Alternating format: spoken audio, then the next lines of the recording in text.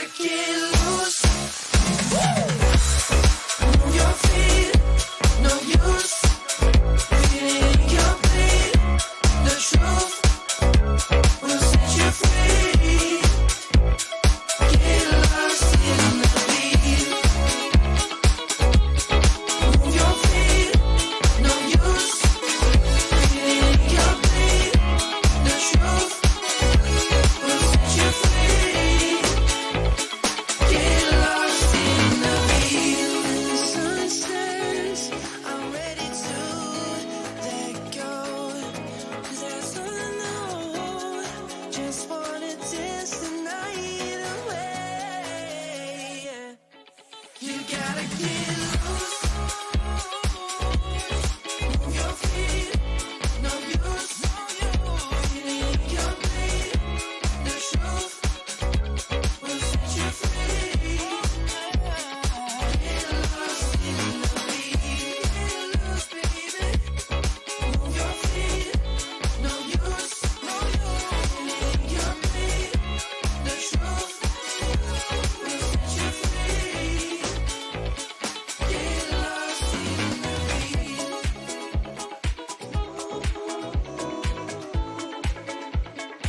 Get lost in the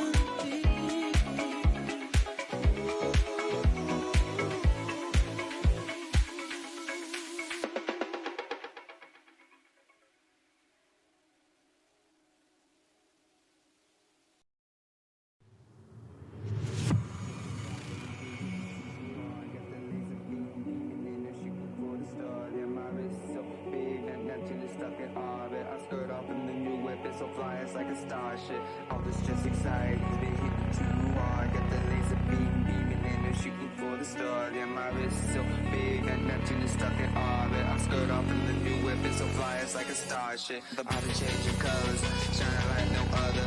Money isn't the issue, it's where I'm from and I'm mothers. I can run the back, into that pad, make it back, no trouble. They've been on my back, so I might let the buzz around and bug them.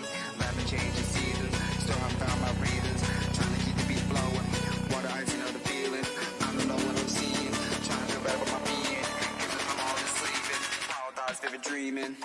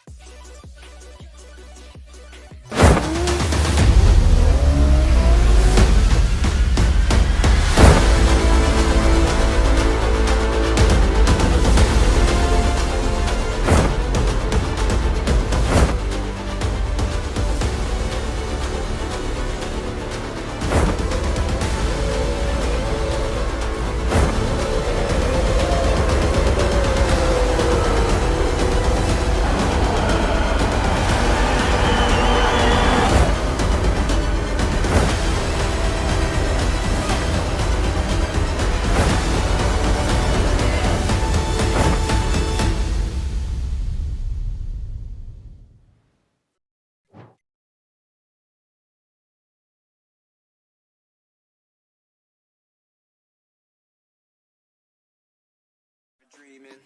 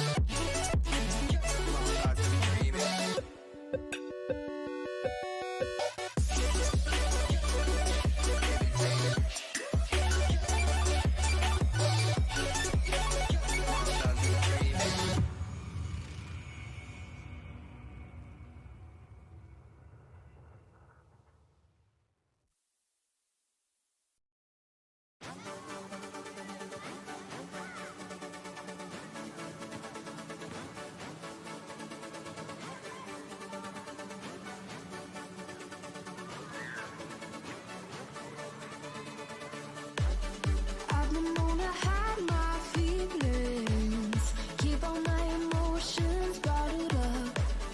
Can't explain why I conceal it. Guess I'm holding back till I find the one.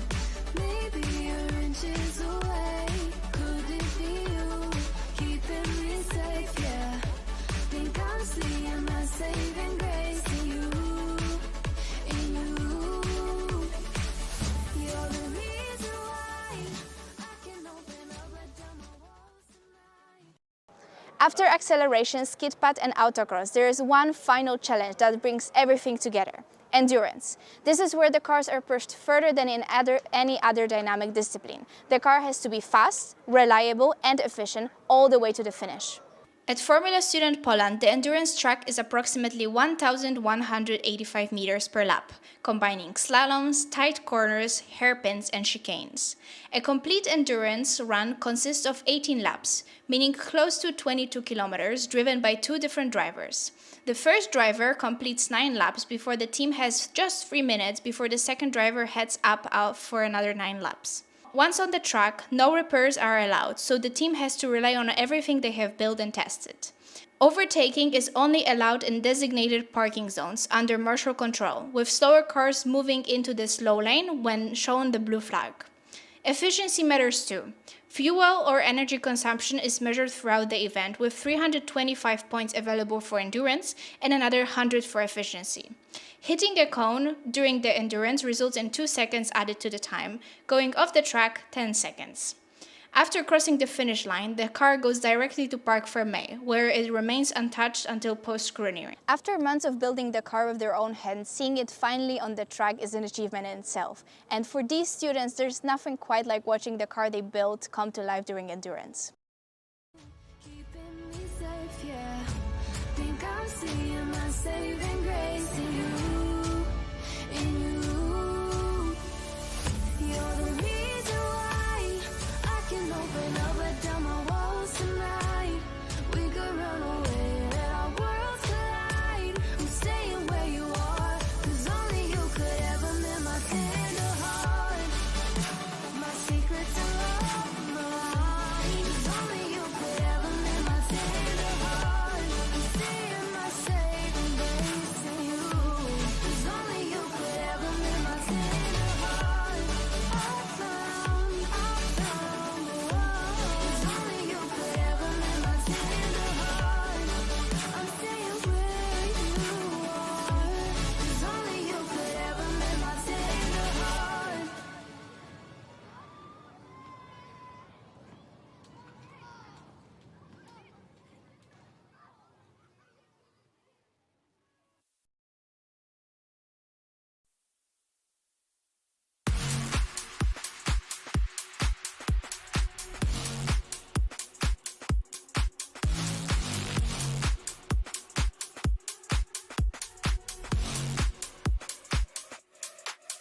Bring it back.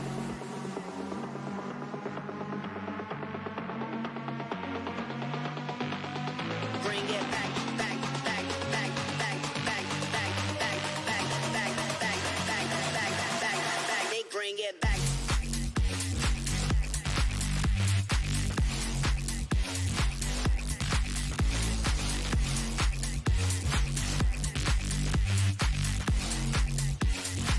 They bring it back, they bring it back.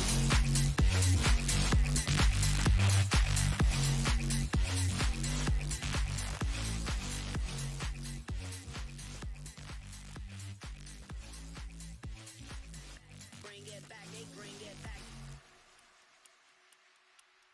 Bring it back.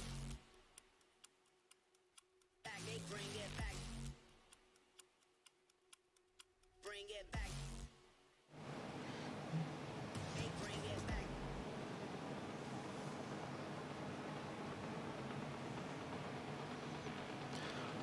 Hello and welcome from Autodrom Słomczyn. This is the last day of Formula Student Poland.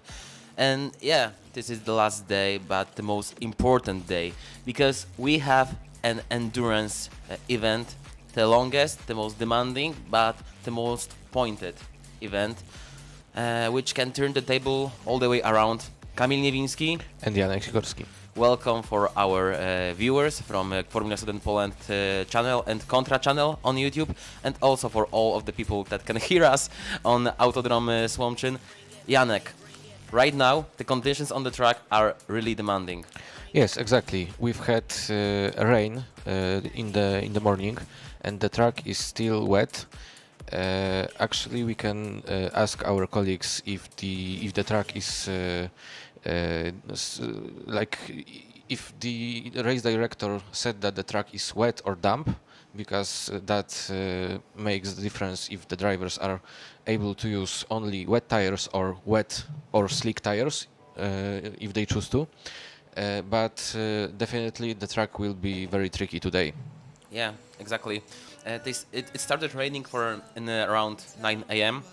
and it started raining again like 10 minutes ago, I guess. So a lot of teams were hoping that the track will be damp at the start of endurance event, but yeah, I think there is no way. I think we'll have full wet conditions, so the teams are forced to use wet tires, because in the damp conditions they can freely choose if they want to start on wet or on slicks. Yes, exactly. And from what I heard from the teams, some of them think that the slicks are much better than the rain tires, wet tires, even in that type of conditions, because the tires can basically work all good from about 30 to 40 degrees Celsius. So they are confident that the tires won't lose that much temperature and that they will work.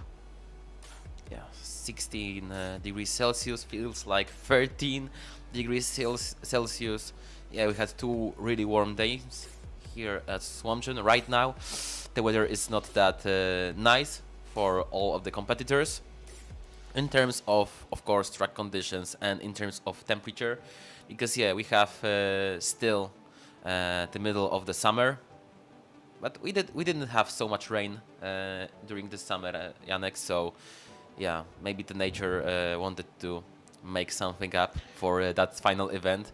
Endurance is demanding even on dry conditions, even on full sun, because it's 22 kilometers trial, which testing not only speed of your car, but also reliability and also efficiency, which is also super important. It can give you up to 100 points. So overall, in endurance event, counting endurance itself and efficiency, you can point up to 425 points, which is almost half of the point you can get in the whole Formula Student event. Yeah, we just got the confirmation that the track is still classified as wet, and we actually have been on the track walk earlier on, and we spotted some places that will be really challenging. We think that the last right corner and last chicane will be the toughest spot on the track, because of those lines and starting grids, and it will be really slippery. First of all, under braking, and then under the throttle when the cars will and the drivers will go on the straight to the finish. So very important place to get a good lap time, because the straight is quite long.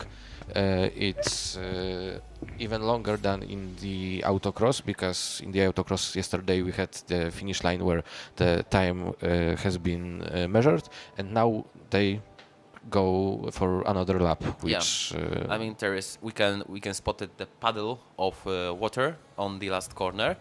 We can also see right now the final standings of autocross. Of course, this is the results without disqualifications, without penalties. But yeah, I think we can surely say that for now the fastest time in autocross has been made by Running Snail Racing Team, which they are the winner from last year whole Formula Student Poland event. So they are defending the title, and right now they are on the good path to go back-to-back win in Słomczyn. Second place for Raceyard E, next German team, and third place for Slovenian team Superior Racing, P4 for AGH Racing, and P5 for Fast Tube. So 3 German teams in top 5. Next we have UWB E-Racing team from Pilsen, Taiwanese team NTHU Racing, WUT Racing on P8, but on P1 in CV category. And this is also quite interesting case because they were firstly disqualified from the event because of leakage, but they made an appeal, and that appeal was approved. So it means that that their time was bring back to the table, and right now they are on P1 on CV category. On P2, Cerber Motorsport from Białystok, Poland, and P3 in CV for CULS Prague Formula Racing Hybrid. And we have the first car to arrive on track, and this is number 888. I think they will... actually, it's 10:20, so yeah, indeed, this is the time for them. So it seems that first 3 teams, 011, 821 and 069, are the teams who skipped their line. So they will be awarded 2 minutes time penalty, but they can end in the final stretch on out of order conditions. Yes, exactly. If the track will become dry, they can probably, they think that they can... You Whoa. can see this is very slippery. PG Racing, which is PG Racing team from Gdańsk University of Technology in Poland, they are really courageous to go in such conditions. You can see that the driver is really fighting that car on the puddle of water. Yeah, exactly. As you've seen, the track is really slippery. Oh, they are stopping. Yeah, I mean, I think you can hear that it might be something with the clutch, because he was given the full throttle and the car doesn't move. But yeah, I think it was just minor issue, and they are continue the run. And yeah, they have 22 kilometers to go, which is 18 laps. Yeah, and 2 drivers will share that distance. After the first driver finishes his half of the race, they will change, and they will have 3 minutes given to change the driver. If they do it in less than 3 minutes, it's fine. If they exceed that time, every second that they exceed over the 3-minute limit will be added to their time. So basically you have to change your drivers quickly to not lose any time on that.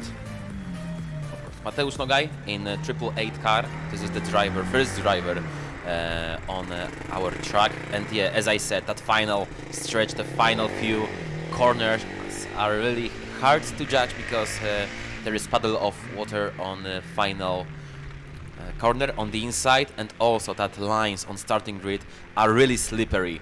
You can't see it on the TV, on the broadcast, but it's really slippery. If you step on it, you can really feel the difference between the line and the asphalt. Yes, exactly.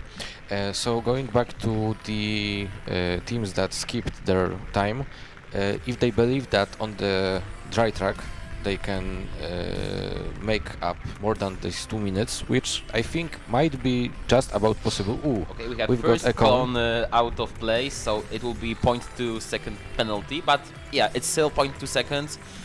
During the whole endurance event, it's not that bad. I mean, the mistakes will happen, because this is the part of endurance racing. The thing is to make as little mistakes as possible. Okay, this is a great control beautiful of the car. Power slide. Yeah, I mean, I don't think it was on on purpose, but yeah, this was the show of great control of the car. So kudos to the driver. Yeah, exactly. The most important thing when your car slides like that is to not lift off the throttle completely, because then the engine will start braking. And it will be basically like if you pull the handbrake. Yeah. Like the rear wheels will lock. So you have to keep your throttle. Obviously you have to modulate it to not give it too much. And as you can see, he's he really cautious on struggled, the he's really cautious on the throttle. Yes, and he struggled a bit on the acceleration from the white lines. PG Racing is one of the best teams in CV category. Their the results so far are quite nice. We have a question on the chat. Is it actively raining? Yes, it is. We have information from our track, from our colleagues, from our site Kontra, that it's still raining. Right now it's even pouring, so yeah, the conditions will not be better for the time being. Of course, you can ask the questions on our chat on the FS Poland and Kontra channel. If you write a comment on FS Poland channel, the comment will be shown on the screen. Also, be active, root for your team, and as you see right now, the comments will be shown. Driver of 888 car is still really fighting, and right now he lost the fight with the weather. He spun on the long right corner, but it wasn't big mistake, just a pirouette, and he's still continuing the drive. Did you see that wheel spin when he was trying to to it's go? Really wet right now, and you see the spray coming from the car. Yeah, so once again, to finish my thought, as you can see, the track is really tricky right now, and I think it's a good strategy from those teams that skipped their runs for now. Just wait until other cars drive on the track and remove some of the water. Maybe it will be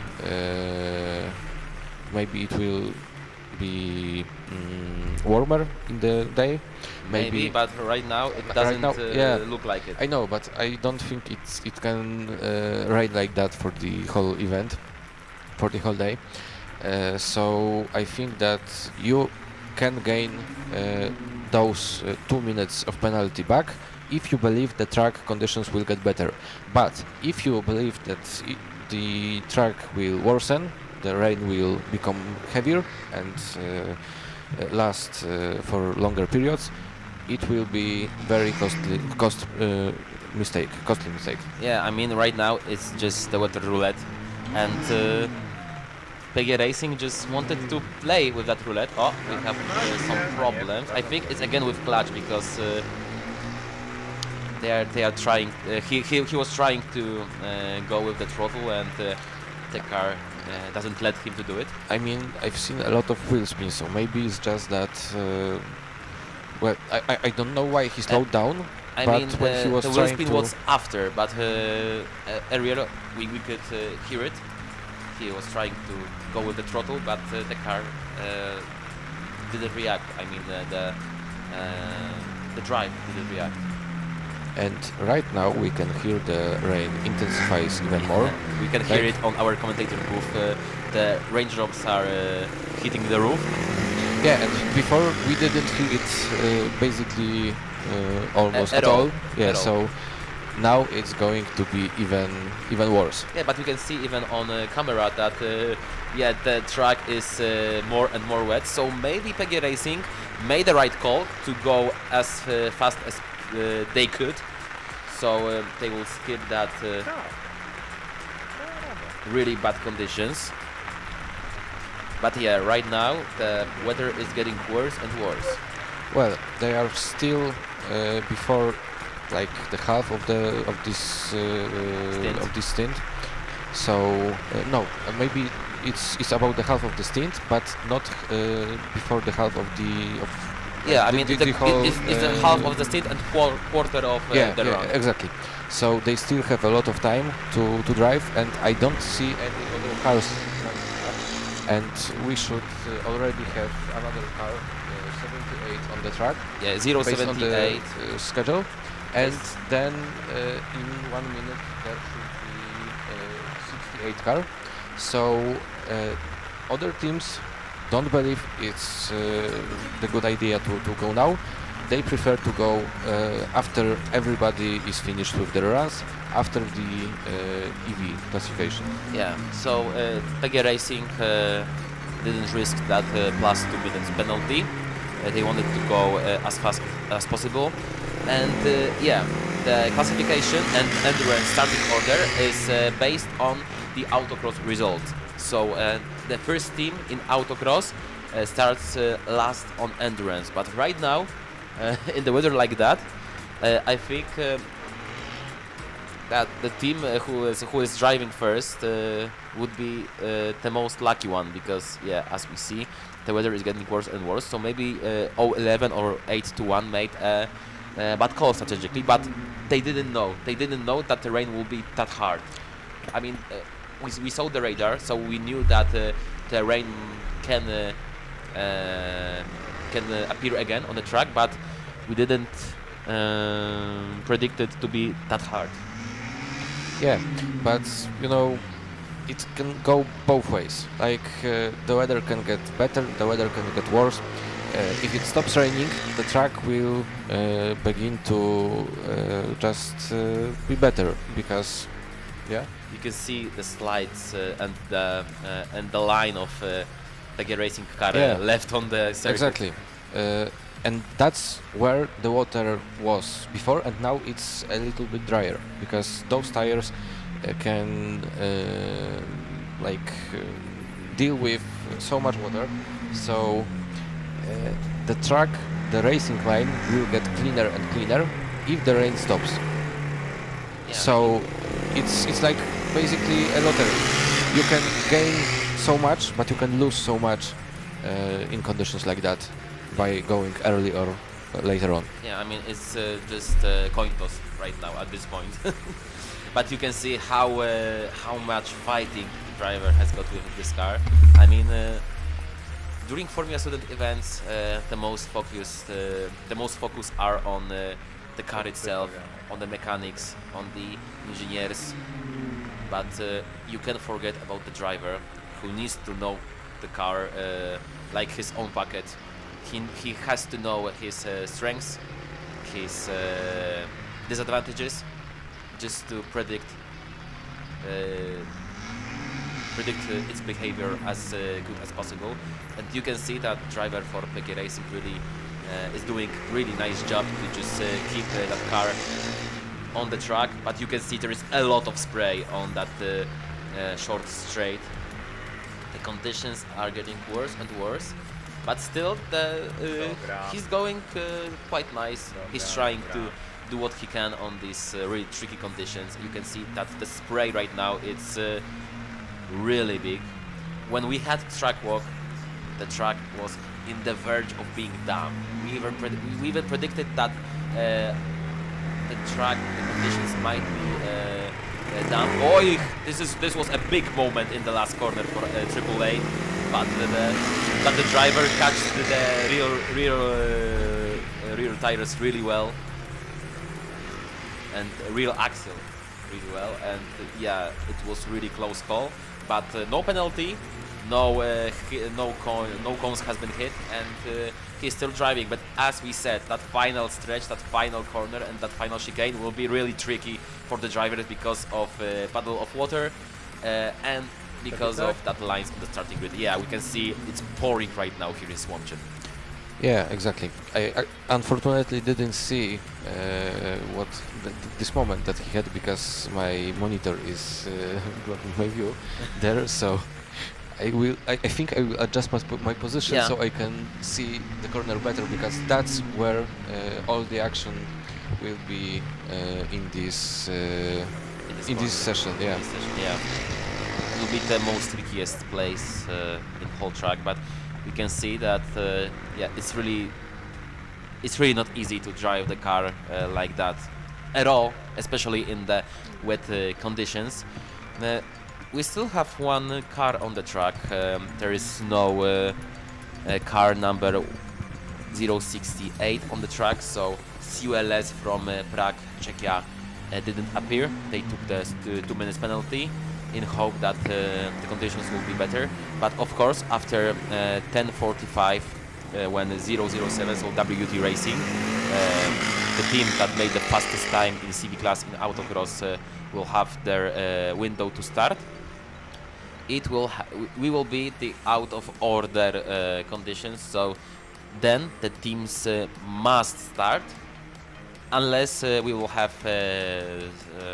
stopped session. But it doesn't think so. I mean, terrain is big, but not that big to pause the session. Yeah, I read in the rulebook that the session won't be stopped due to the bad weather unless it's deemed to be unsafe for drivers to compete. Yeah. Right now But it's hard, but not unsafe. yeah, it's not like we've got a typhoon here. Yeah. It's like you can see, you can drive. There's no standing water that much. I mean, obviously we've seen some puddles, but it's not like you're aquaplaning for the whole track. It's not like you can even keep the car straight. Yes, there are some mistakes that are happening, and there will be mistakes because the track is really slippery right now.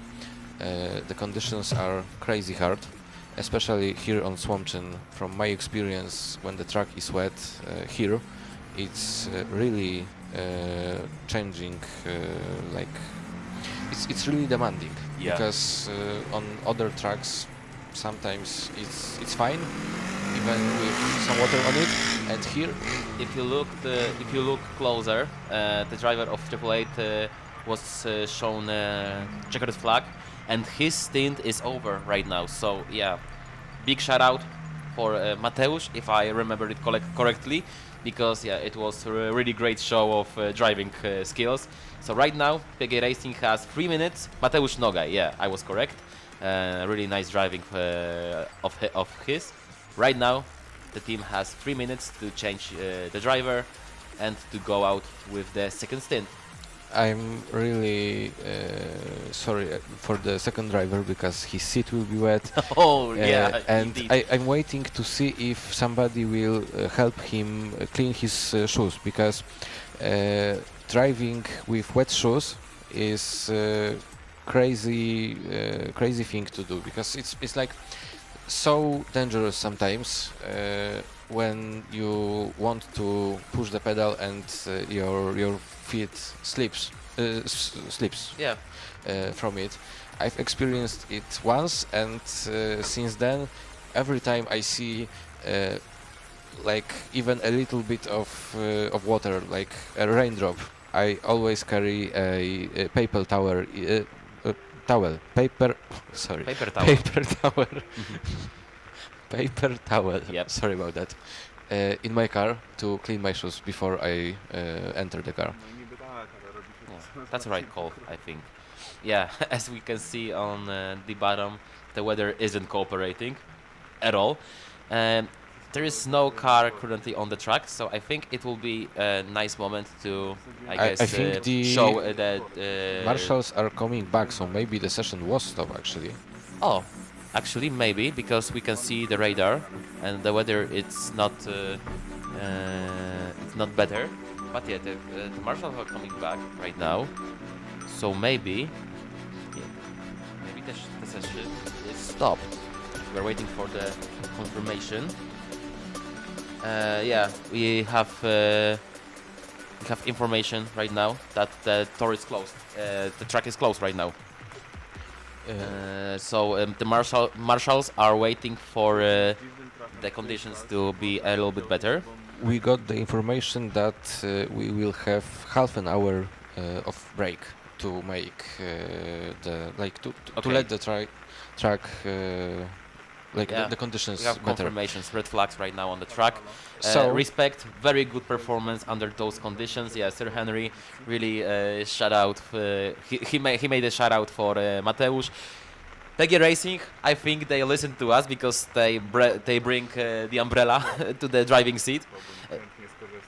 We can, I think, right now show maybe the starting grid. I mean, we have the film with the teams that they are starting during that event. So if director is ready, we can maybe show it and introduce all of the teams that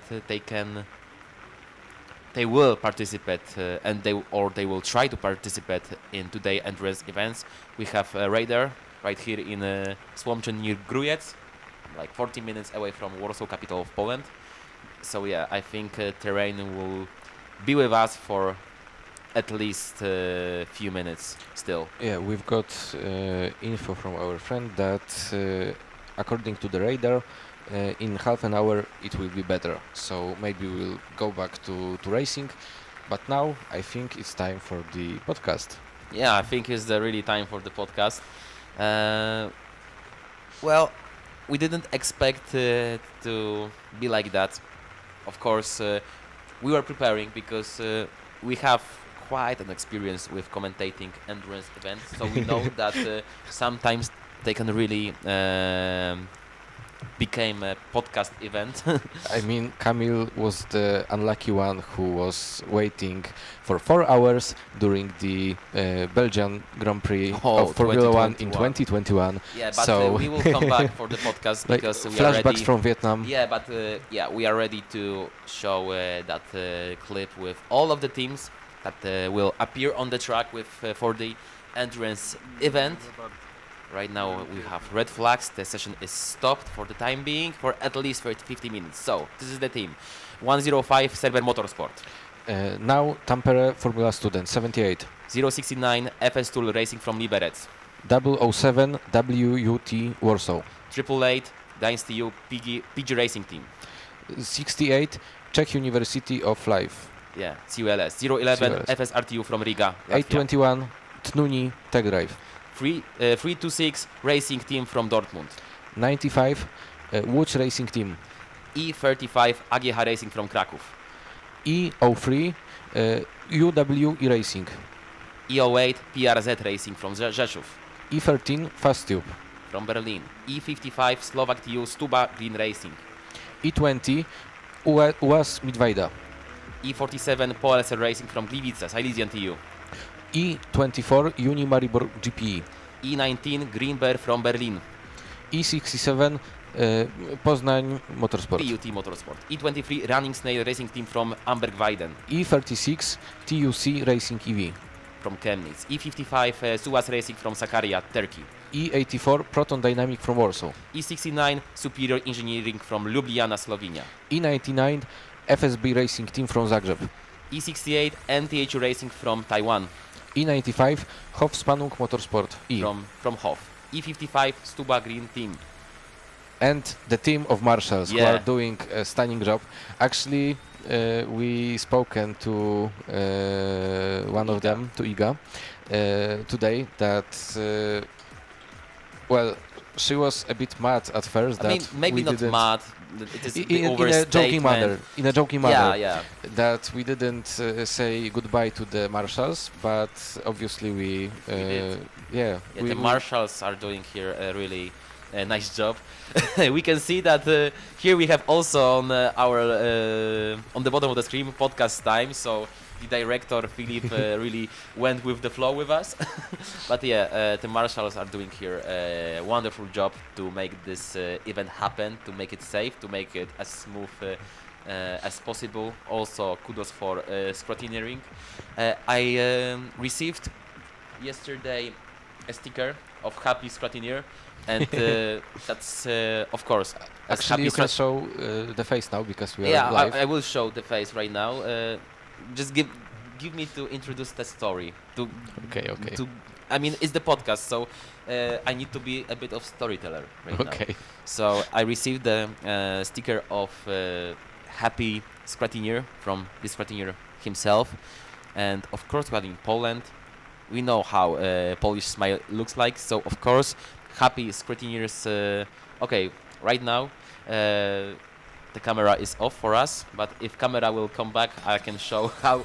Yeah, so the sticker of Happy Scrutineer looks like.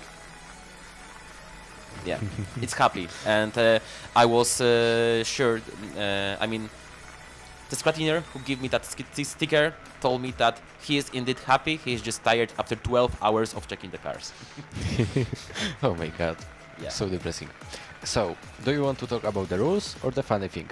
I mean, about the funny thing, but first we have comment on the chat. Dzień dobry, greetings from Berlin. Dzień dobry. Dzień dobry.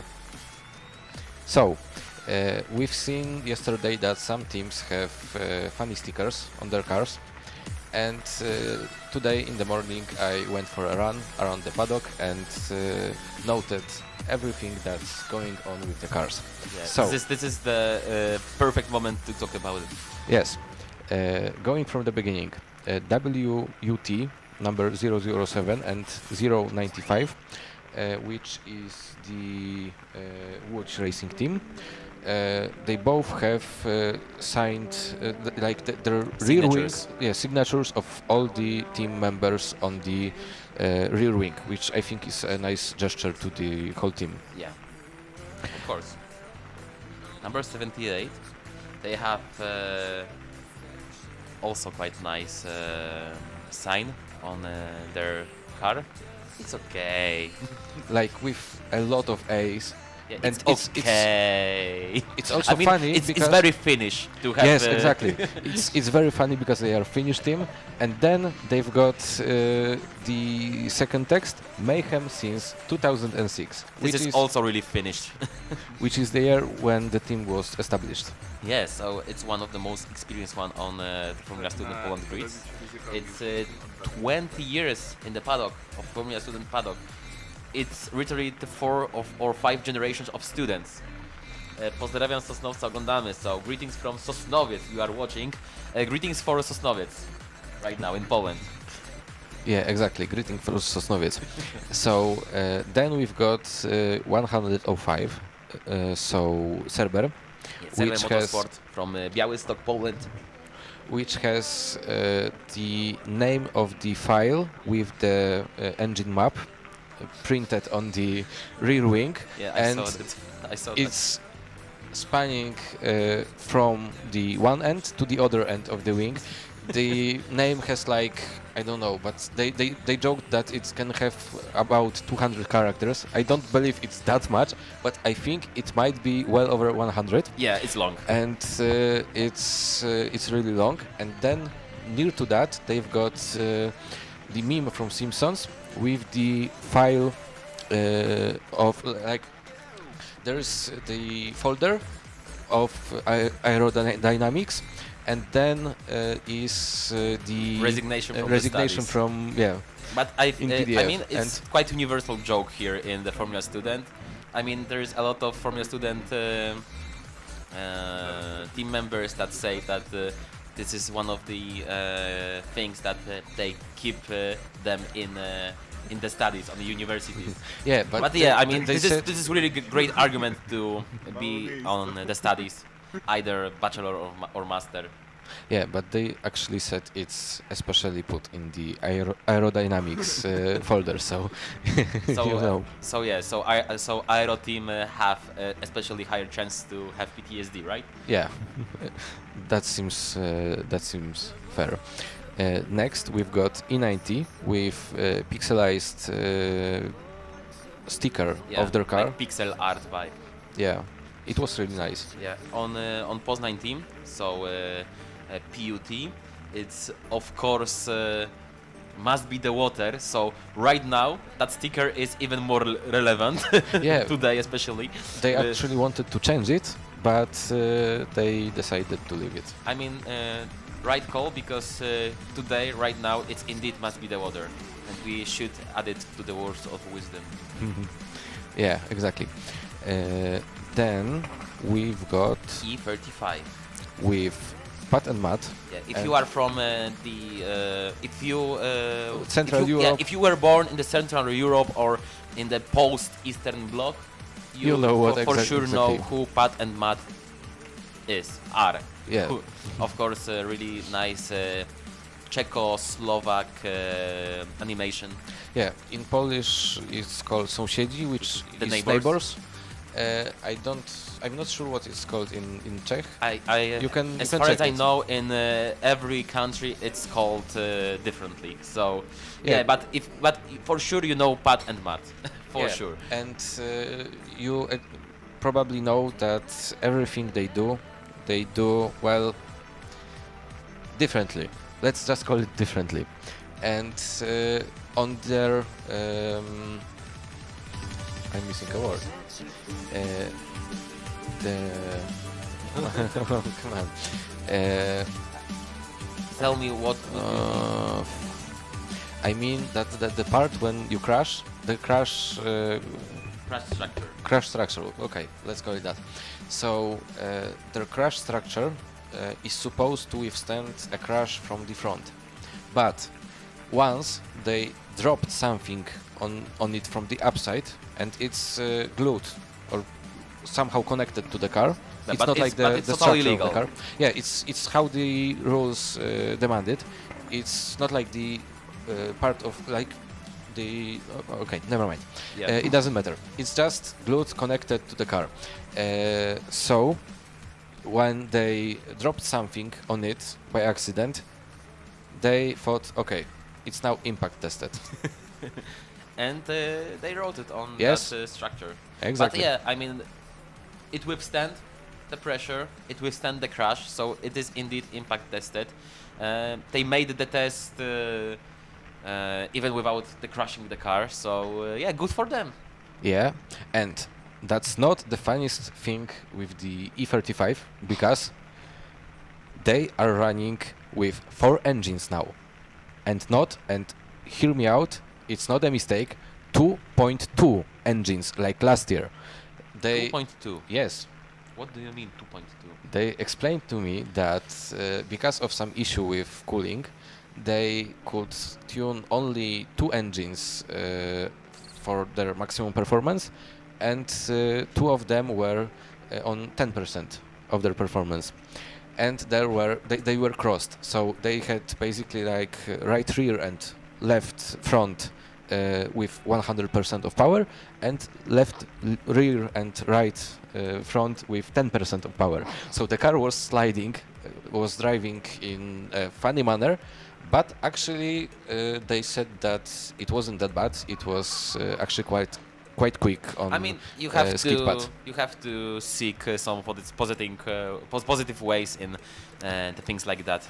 Okay, we have information that the break will last for at least next 20 minutes. So for now, we will go for the quick break because the endurance has a break.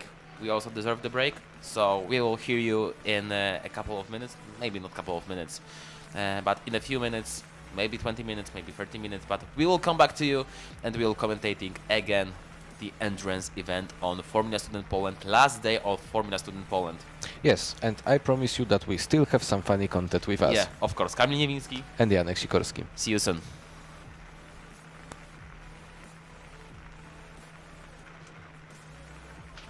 Przerwa się może.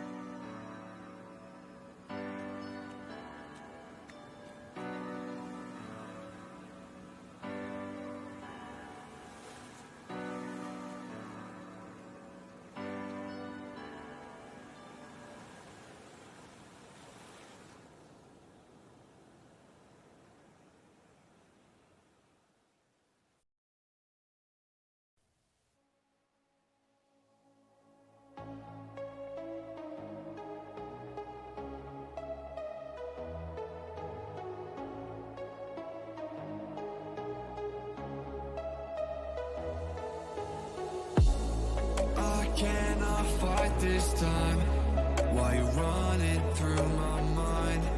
It's getting hard to try and be the only one you need. I can't sleep, it's lonely, trying to be all on my own. I'll never get better if I try to be all alone. If I try to be alone. If I try to be all alone.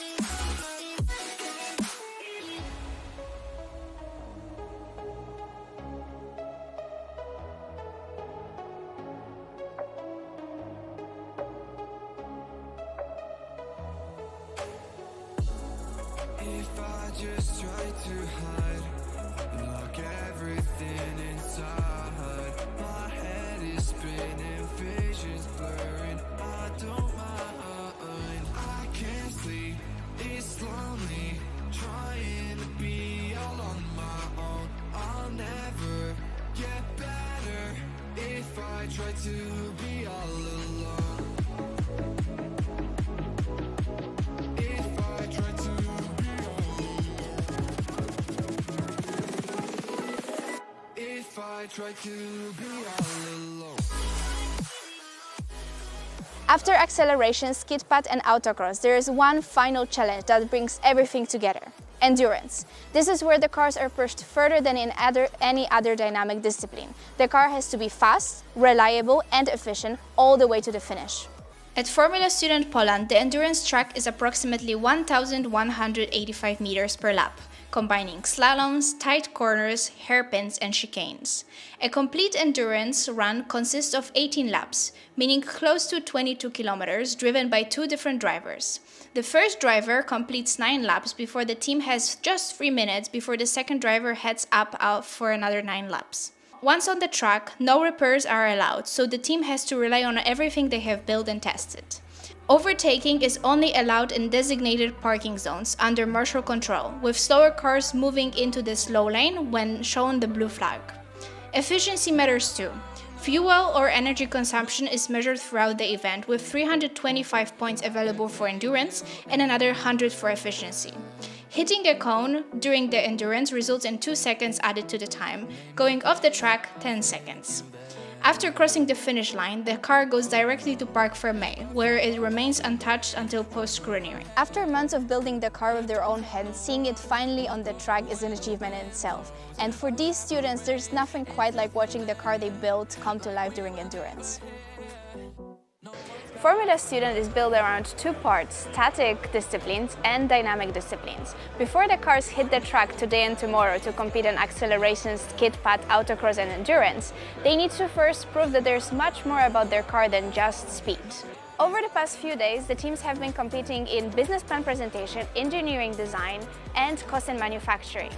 But what exactly are these events all about? What are the judges looking for and what are the teams getting points for? We spoke to the leaders of each of the static events to explain them to us. So engineering design judging is all about assessing how well the team has approached the design of their car. Is the design coherent with good engineering practices and good use of available resources? And is the team focusing on good knowledge transfer and the organization of engineering structure? Basically, during the engineering design, we split into a couple of subsystems. So we have judges assessing separately the aerodynamics, the electronics, for example, electric powertrain or combustion powertrain, and so on and so on. So each judge is talking with the team representatives for each subsection. And usually we are assessing the understanding of a given discipline, the manufacturing, so how well are they using the resources, are the perhaps manufactured parts easy to replace, etc. We are also assessing the validation. When a team is using, for example, a lot of simulation to design the car, it is required, or it's a good engineering practice to validate the tools that they use.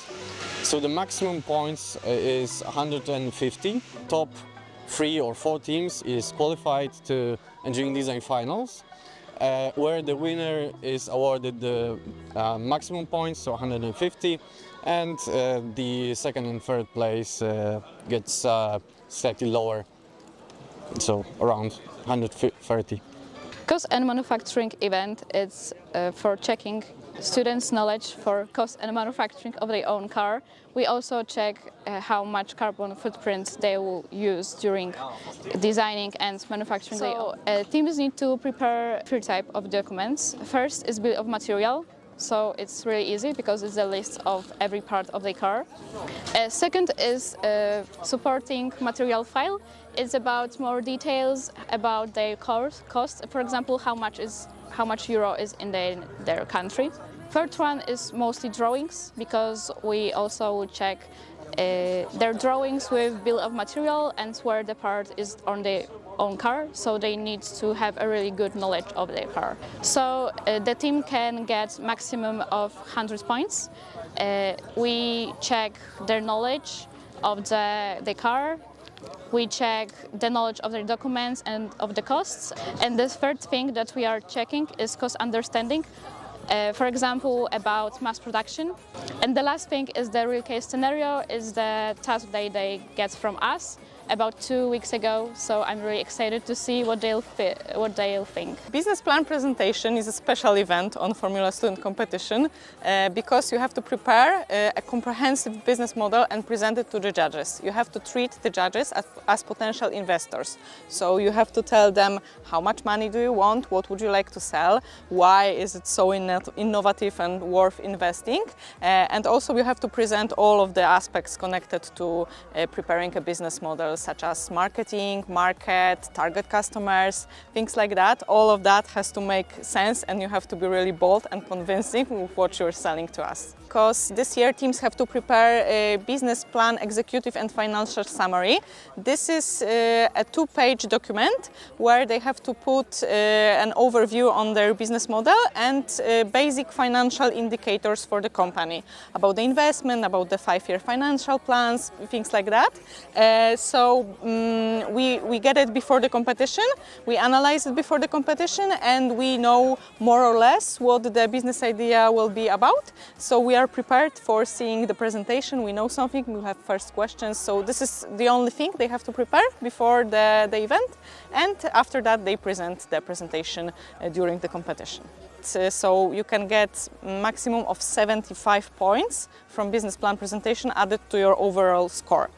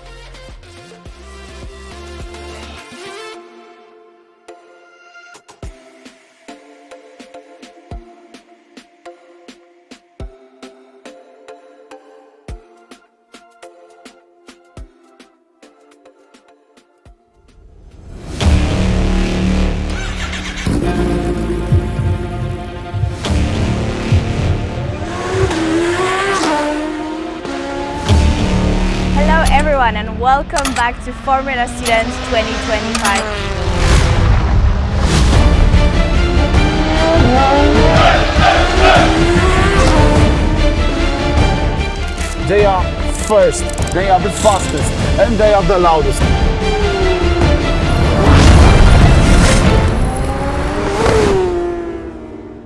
You probably all know where Formula One drivers come from.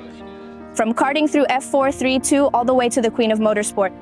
But have you ever wondered where the team members and engineers who build these cars come from?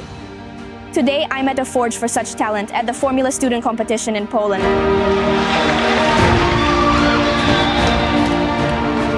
Formula Student is a one-of-a-kind engineering competition. The concept was born in the 80s when someone had the idea to let students build their own race cars and then test them on the track. Today, the competition takes place in 20 countries and attracts hundreds of spectators. But I told her to pass the key. You gotta slow it down, girl, you're moving too fast for me.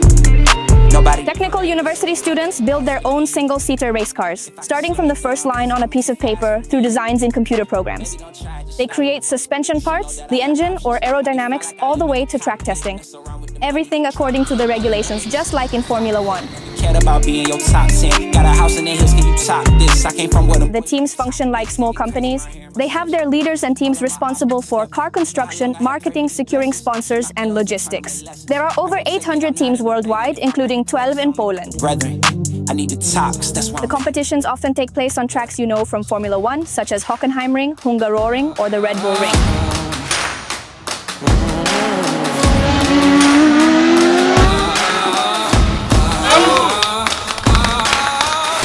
The cars are divided into 3 categories: internal combustion with a hybrid option, electric, and autonomous.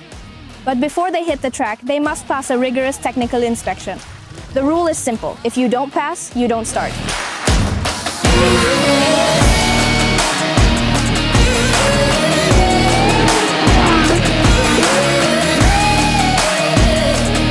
The competition is divided into 2 events: static and dynamic.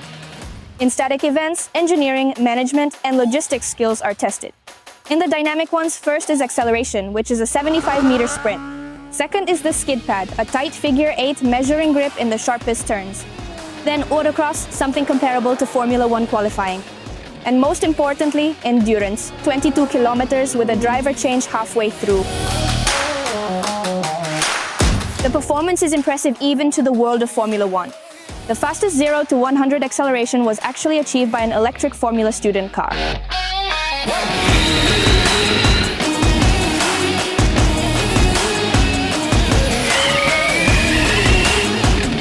The Formula Student competition in Poland takes place once a year at the end of August at the Autodrom Słomczyn track.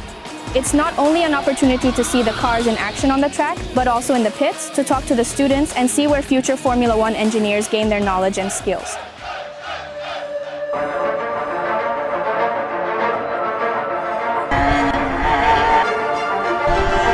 Precision, passion, speed.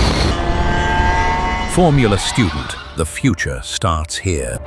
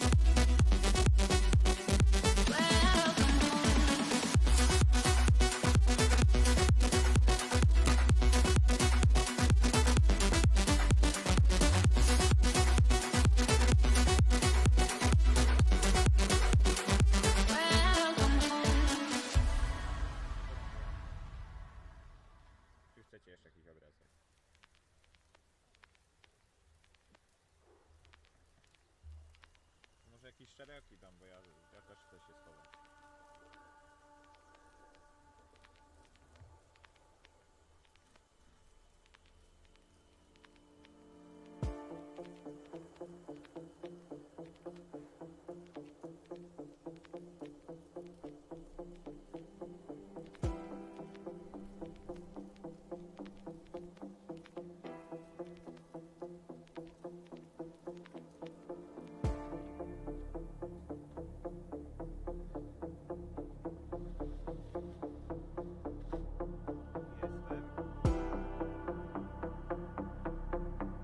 Jeszcze raz.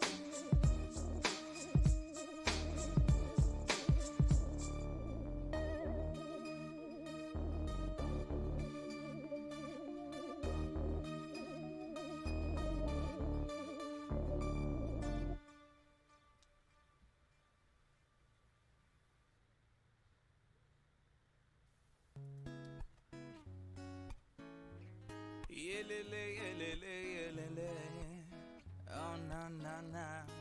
¿Cómo dice? Ella camina como que no pasa nada. Me ignora, ella dice que sobra.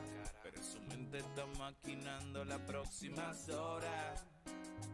No vuelva pa' acá, no va a conseguir nada. Dije yo al espejo pa' ver cómo iba a sonar. Y me pregunta si quiero llevarla, que en su casa está sola. ¿Y pa' qué? ¿Pa' qué? ¿Pa' qué te digo que no? Sí, me hago el duro, pero contigo no puedo. ¿Y pa' qué? ¿Pa' qué te digo que no? Sí. Nadie sabe nuestra relación. Aprovechemos la situación. Escucha, debajo de esa ropa tenía un baby doll. Tiene todo planeado a los profesores. Y yo que después de este encierro estoy como loco. Esta noche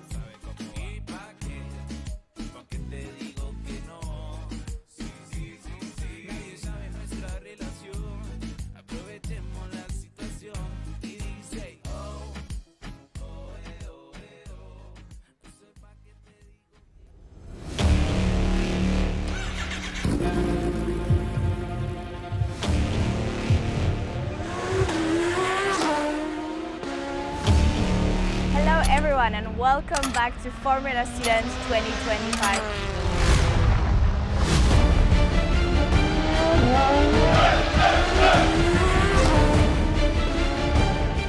They are first, they are the fastest, and they are the loudest.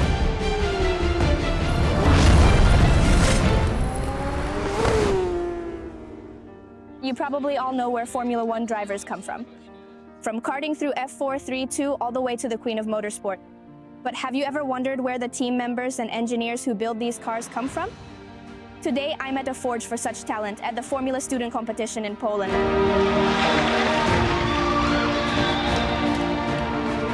Formula Student is a one-of-a-kind engineering competition. The concept was born in the 80s when someone had the idea to let students build their own race cars and then test them on the track. Today, the competition takes place in 20 countries and attracts hundreds of spectators. But I told her to pass the key. You gotta slow it down, girl, you're moving too fast for me. Technical university students build their own single-seater race cars, starting from the first line on a piece of paper through designs in computer programs. They create suspension parts, the engine, or aerodynamics, all the way to track testing. Everything according to the regulations, just like in Formula One. The teams function like small companies. They have their leaders and teams responsible for car construction, marketing, securing sponsors, and logistics. There are over 800 teams worldwide, including 12 in Poland. The competitions often take place on tracks you know from Formula One, such as Hockenheimring, Hungaroring, or the Red Bull Ring.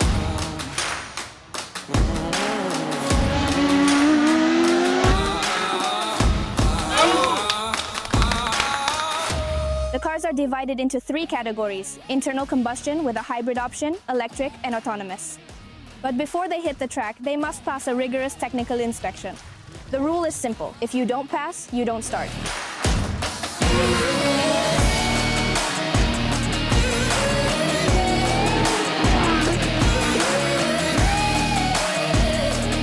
The competition is divided into 2 events: static and dynamic. In static events, engineering, management, and logistics skills are tested. In the dynamic ones, first is acceleration, which is a 75-meter sprint. Second is the skid pad, a tight figure-8 measuring grip in the sharpest turns. Then autocross, something comparable to Formula One qualifying. And most importantly, endurance, 22 kilometers with a driver change halfway through.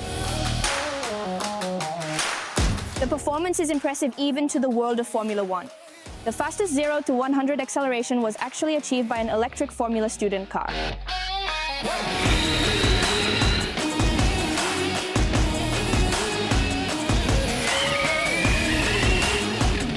The Formula Student Competition in Poland takes place once a year at the end of August at the Autodrom Słomczyn track. It's not only an opportunity to see the cars in action on the track, but also in the pits to talk to the students and see where future Formula One engineers gain their knowledge and skills.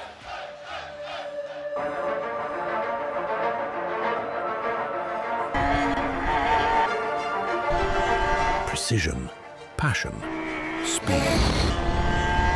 Formula Student, the future starts here.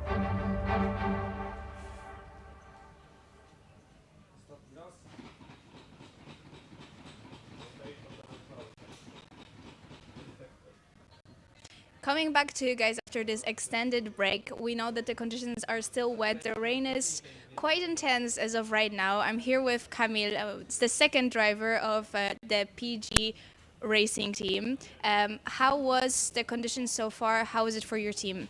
From what our driver said, it was like really wet, but these cars are actually really quick in the rain. Of course, we have to take into account the lower grip, but other than that, those tires are really good at dealing with water.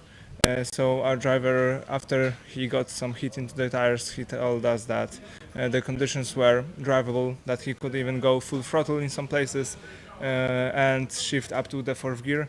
So it was quite quick, but really tricky, out of dangerous places where you had to be extra cautious. During this preparing for the season, do you guys test both of the tires, slick and wet? And how often do you get to actually use the wet on the track? Actually, we don't use wets that much. The only situations when we would test our car in wet conditions is when the rain would start like mid-test, so we would start with dry conditions, for example, and the rain would start. In this case, it's hard for us and it's costly for us to transport everything back to our pits, our workshop, so we just take all the time we have at the track to test everything. But wet conditions are quite rare during summer competitions, so this is something that we don't do really often, but we did some post-season testing in a wet in our previous car during autumn, so we feel that we are quite ready. Good. And when you guys arrived for the driver change when the race was stopped, I saw that you guys immediately brought your tent and put the tent over the car. It cannot get wet. What are the risks of having the car in these conditions, like especially monocog and so on? Technically, the car is waterproof. Everything there should be designed in a way that it can get wet, but during driving the water is like pushed up by the air, and it doesn't like pull up in any place, but when the car stops, the cockpit, the driver area, some concave sections on the car may gather a lot of water, which might be not optimal, because things are, let's say, waterproof, but up to a point. Yeah. So the least amount of water the better. Even rust is a problem for some parts. For example, some bolts are just oxidized, they're not zinc coated, and they can rust with some water. So when the car is wet, it's important to get it as dry as quickly as possible. Mm-hmm. And so you guys had like a leaf blower that you were putting all over the car, and also using duct tape to secure some parts, right? Yeah, like normally it's attached to the car with screws, but it's not watertight then, so we want to keep as much water out as possible from things hidden under the cover, so we put double the amount of duct tape we would use normally, and it's a problem because if it's even slightly wet, the duct tape won't stick, so we had to dry up the car completely and then put the tape over it. Cool. And now we're in the refueling session. So how will the restart look for you? Are you going to just do the last remaining 9 laps, or are you going to do the full 22 kilometers? We were given a choice because we are the only car that was driving, so we decided to redo whole run, just so that we drive in the same conditions as other teams. Also that our car is warm, both the tires and the engine during driver change, because we might even have problems with starting the car after it's been sitting 40 minutes in the driver change area. Do you think the fact that you went the 9 laps gives you any disadvantage in the sense of the car being used, the tires being used more? Yes, we think that our car should hold up. It's been tested and it's been driving for a longer time than 10 kilometers. But there is always risks, like everything wears out. There is an extra risk connected to that some parts might fail after some kilometers, and we've already used them up more. But we decided that it's worth it to have a even playing field with other teams. Very nice. I think we're heading back to the track, so thank you so much for the interview. I'm hoping for the best for you guys, and we'll see you on the track.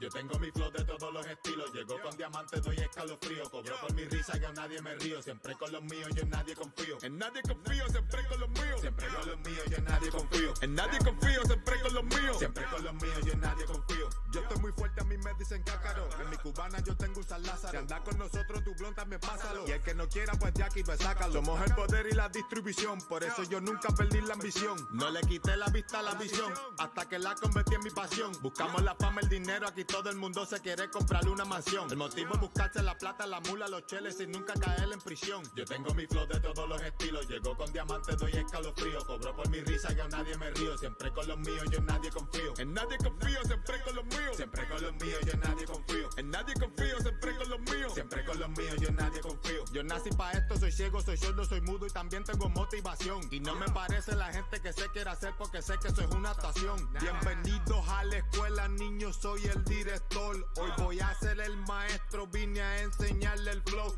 Que nadie se copie, yo soy el dueño del borrador. Descubrimiento del trap, me dice Cristóbal Colón. Yo tengo mi flow de todos los estilos. Llegó con diamantes, doy escalofrío. Cobro por mi risa, yo a nadie me río. Siempre con los míos, yo en nadie confío. En nadie confío, siempre con los míos. Siempre con los míos, yo en nadie confío. En nadie confío, siempre con los míos. Siempre con los míos, yo en nadie confío. Fuerte a mí me dicen cácaro. En mi cubana yo tengo un San Lázaro. Si anda con nosotros, tu blonda me pásalo. Y el que no quiera, pues ya aquí me sácalo. Somos el poder y la distribución. Por eso yo nunca perdí la ambición. No le quité la vista a la visión. Hasta que la convertí en mi pasión. Buscamos la fama, el dinero. Aquí todo el mundo se quiere comprarle una mansión. El motivo es buscarse la plata, la mula, los cheles sin nunca caer en prisión. Yo tengo mi flow de todos los estilos. Llegó con diamantes, doy escalofrío. Cobro por mi risa, yo a nadie me río. Siempre con los míos, yo en nadie confío. En nadie confío, siempre con los míos. Siempre con los míos, yo en nadie confío. En nadie confío, siempre con los míos. Siempre con los míos, yo en nadie confío. Yo tengo mi flow de todos los estilos. Llegó con diamantes, doy escalofrío. Cobro por mi risa, yo a nadie me río. Siempre con los míos, yo en nadie confío. En nadie confío, siempre con los míos. Siempre con los míos, yo en nadie confío. En nadie confío, siempre con los míos. Siempre con los míos, yo en nadie confío.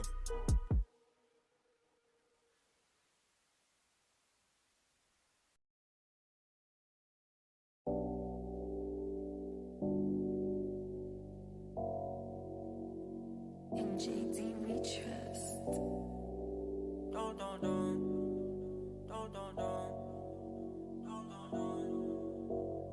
Don't run away from me, cause I've been on my own for too damn long. Don't run away from me, cause I've been on my own for too damn long. Hey, I've been living on that fast lane. All different bitches, I've been fucking with the bad things.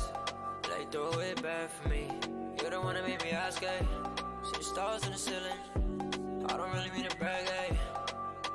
But I've been living my life going the fast lane. So don't you run away, I'm in my ways. Stuck in my own thing, oh. You don't need no one else for me, but you say way off the liquor makes me think like you're just out there with somebody. That's not. Walk into the night to the morning. When the sun comes up, you'll still be mourning. Different positions while you're yawning.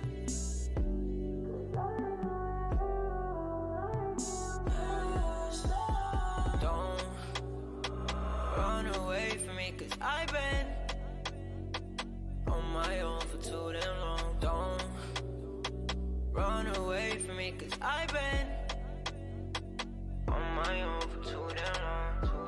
I've been living on that fast lane. All different bitches, I've been fucking with the bad things. They throw it back for me. You don't wanna make me ask, eh? See the stars in the ceiling. I don't really mean to brag, eh? But I've been living my life going the fast lane. So don't you run away, I'm in my ways. Stuck in my own thing, oh.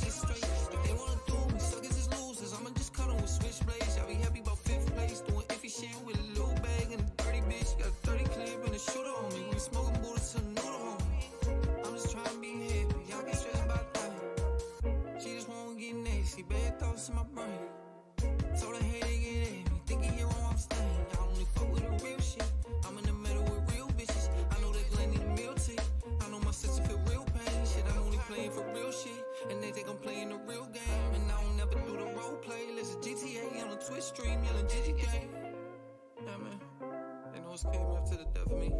In and out the metaverse, my obituary gon' be NFT. My fans gon' make money with me long after I'm gone type shit. I'm on Parsifal, what's the oasis? Only I got less patience and more reason to make it. Oasis.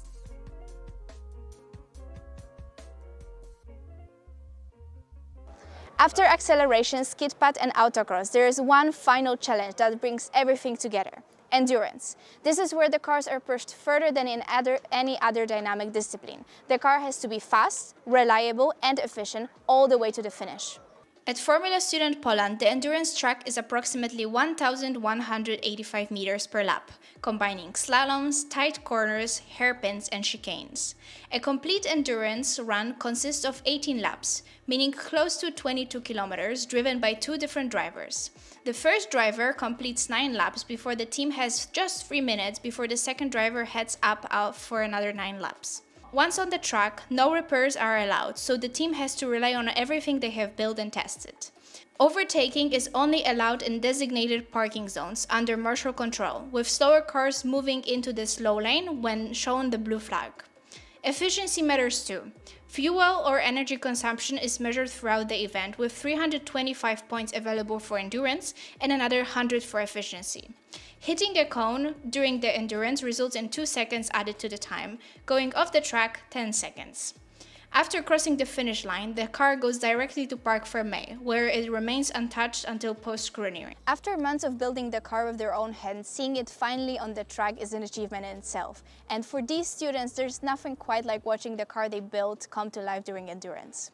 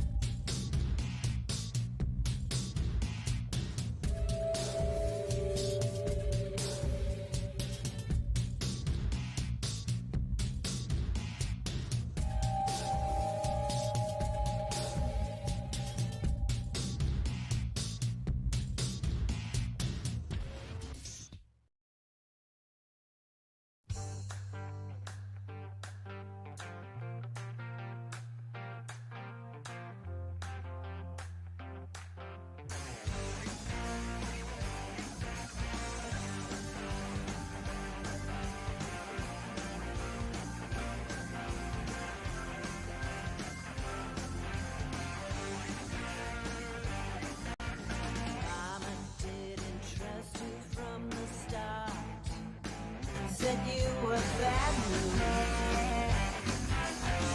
She'd seen your kind before and knows the score, but not like I do. How could it be so wrong when it feels so right?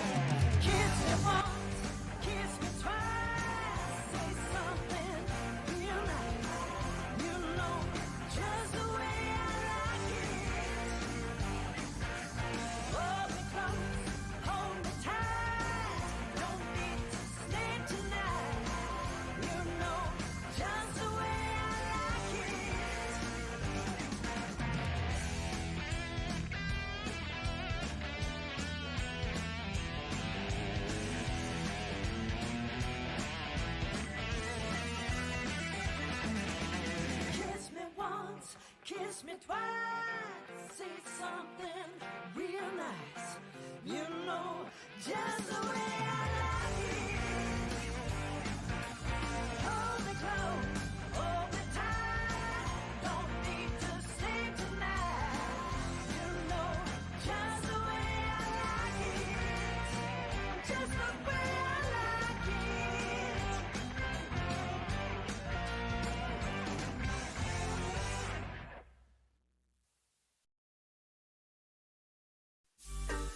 Nacimos en el barrio de los pobres.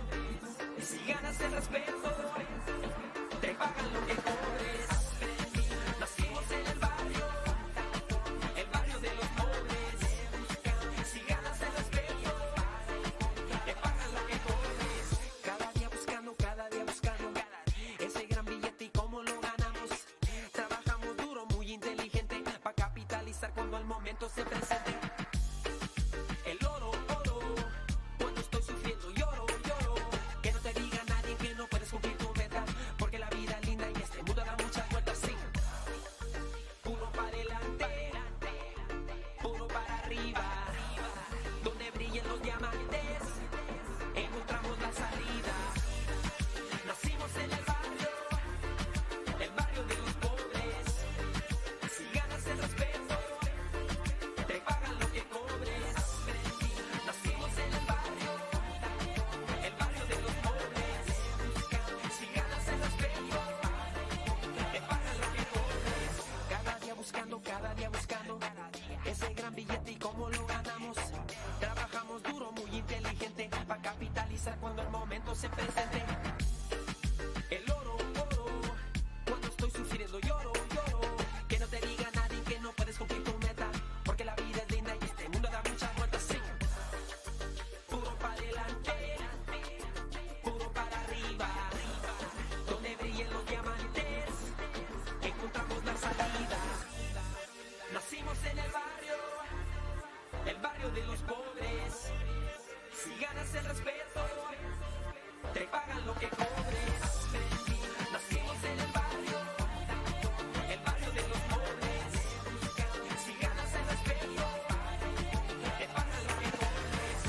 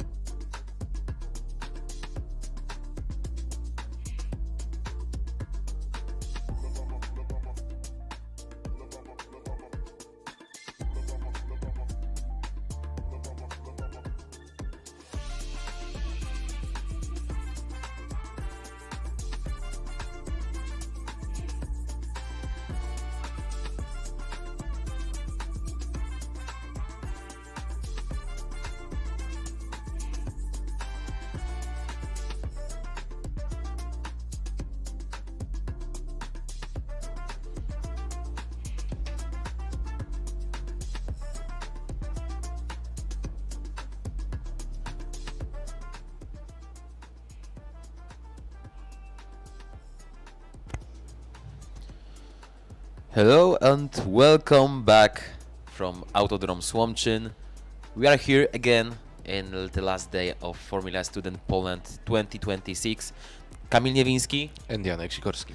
We are coming back after almost an hour of break because of bad weather condition. As we could see on the radar, the weather is getting just a bit better. The rain is starting to end, and we are not planning to have any other rain in the time being. So yeah, in just a couple of minutes, PGR will restart the run because of the weather condition, because of the bad weather condition.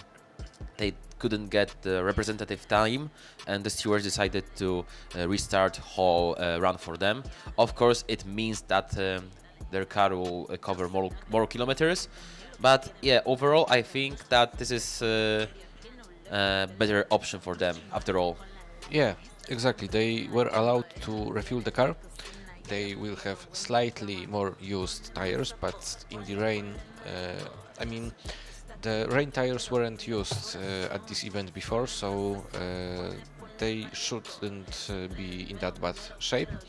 Yeah, as you said, their car will cover few kilometers more, which can have a negative impact on the reliability of some parts, but we hope that there won't be any problems. Yeah. We have greetings from Finland, we have the fans from Slovenia.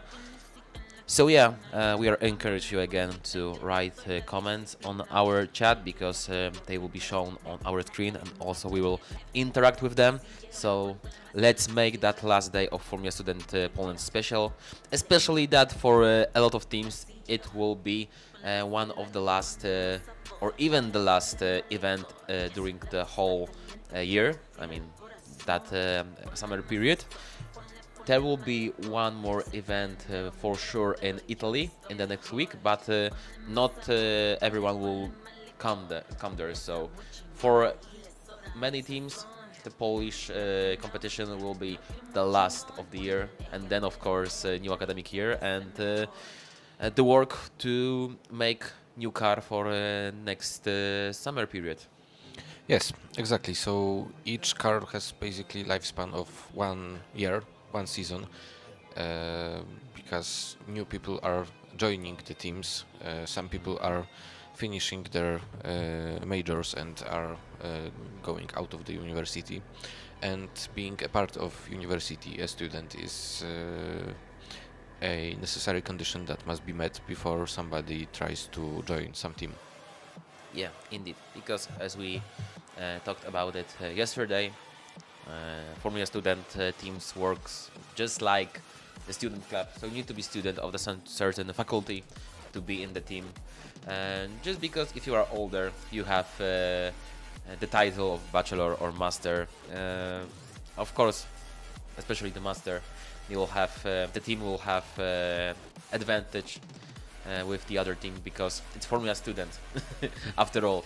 I mean, the Formula Student, the main goal is to prepare the people to be a part of a racing team, to be part of mechanical companies, car manufacturers in the future. So yeah, it's just like the next quite big activity as being a student.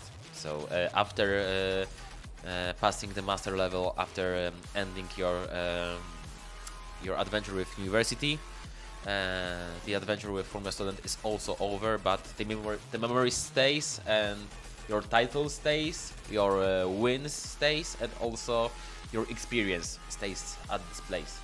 Yes, we can see that marshals are back on the track, so we are hoping that we can resume the event shortly. Yeah, we've been told that around 12 p.m. we would start the competition again. We are starting, of course, with car number 888, so it's PG Racing. The car has passed 9 out of 18 laps before the session was stopped, and in that moment they were the only car on the track, because 3 cars before them, so car 11, car 821 and car 69, they chose not to drive in those conditions. I wonder if they will get those penalties, because when you skip your time, you get 2 minutes penalty. But as far as I know, the penalty will be in place, because we stay in the queue, and right now the first in the queue is PG Racing. Those 3 teams has passed their line. They will be starting in out of order conditions. So yeah, they will have a bit better track, but they will get plus 2 minutes penalty. So after all, we can say that probably Triple Eight made the right choice, because when the session is stopped and when they are going to have like the second run, the track will be in like quite similar condition to what it will be in, like, I don't know, half an hour, 1 hour from now. And they won't have that 2 minutes penalty. So the other teams won't gain that much from going later, but they will have a setback of 120 seconds at the beginning. Yeah, so this is a bit of roulette, a bit of coin toss. PG Racing chose to try in those conditions. Yeah, the car really fight with the driver, but after all went well, and after all, they still have to restart the session. We have Iga here, one of our marshals, who is waving to the camera. Yeah, the marshals are coming back to their spots, so it means that we're gonna resume our session. And shortly. we have a green flag. Sprint, Iga, sprint. Out to safe place. That's a pretty fast getaway from that line. So right now, we can resume the session, and PG Racing can go out of the pits, literally the pits, no, from the paddock, because they were staying at the pits for that whole hour. They could, of course, refuel the tank. They could, if they want, change the tires. Of course, it's still pretty wet, so it's of course wet conditions. It means that teams are obliged to use wet tires. Of course, if it would be damp conditions, they will have free will to choose either wet tires or slick tires. And of course, on dry track, they need to use slick tires. Yeah, but I think for now the conditions are. There is no discussion. Wet. There is no discussion at all. It's still not a point where we can think about changing it to slicks. So formally, the endurance event is up since 2 hours, and we still don't have any car on the leaderboard. So yeah, this is a good start. Of course, this is Formula students, so if you are a student, you're gonna be someday a bit late. Yeah, 2 hours, 2 minutes. I mean, the students' quarter is already way past. Yeah, so there is something in the Poland called the student quarter. So the student can be late for 15 minutes to their lecture or workshops, and still have normal. How to say that? Frequency. Yeah, like no, not frequency, but attendance. Attendance. Yeah. But it also sometimes works the other way around. Like when the lecturer is late more than 15 minutes, then everybody just make a list that they were there and get the attendance. So it goes both ways. They can go away from that. And that feeling when the tutor or lecturer comes after 14 minutes. You know, I had there is no more disappointment in the life. I had something similar, but it was actually more like 40 minutes, 45 almost, and we already made the list. Left it on the door, and when we were going downstairs, we met the professor. And so we had to go back. If we decided to do that, like, I don't know, 2 or 3 minutes earlier, we would probably go and not meet him. So yeah, bad luck for you. Right now, I mean, I think that that green flag wasn't for the session itself. I think the green flag was for Iga, to be certain, because we still don't have green flags all the way in the circuit. We still have officially red flags. But yeah, after all, I I think we will start in just a moment, but until we are still in the red flag condition, we will have a quick interview by Zuza Warecka with GT4 driver Kornelia Olkucka. Thank you so much, guys. I was, as you said, joined by Kornelia Olkucka. So good to have you on the track with us. I know we spoke 3 years ago and we're speaking now. How do you think Formula students changed from the second editions to the fourth one? Hi guys, first of all I am very happy that I am here again.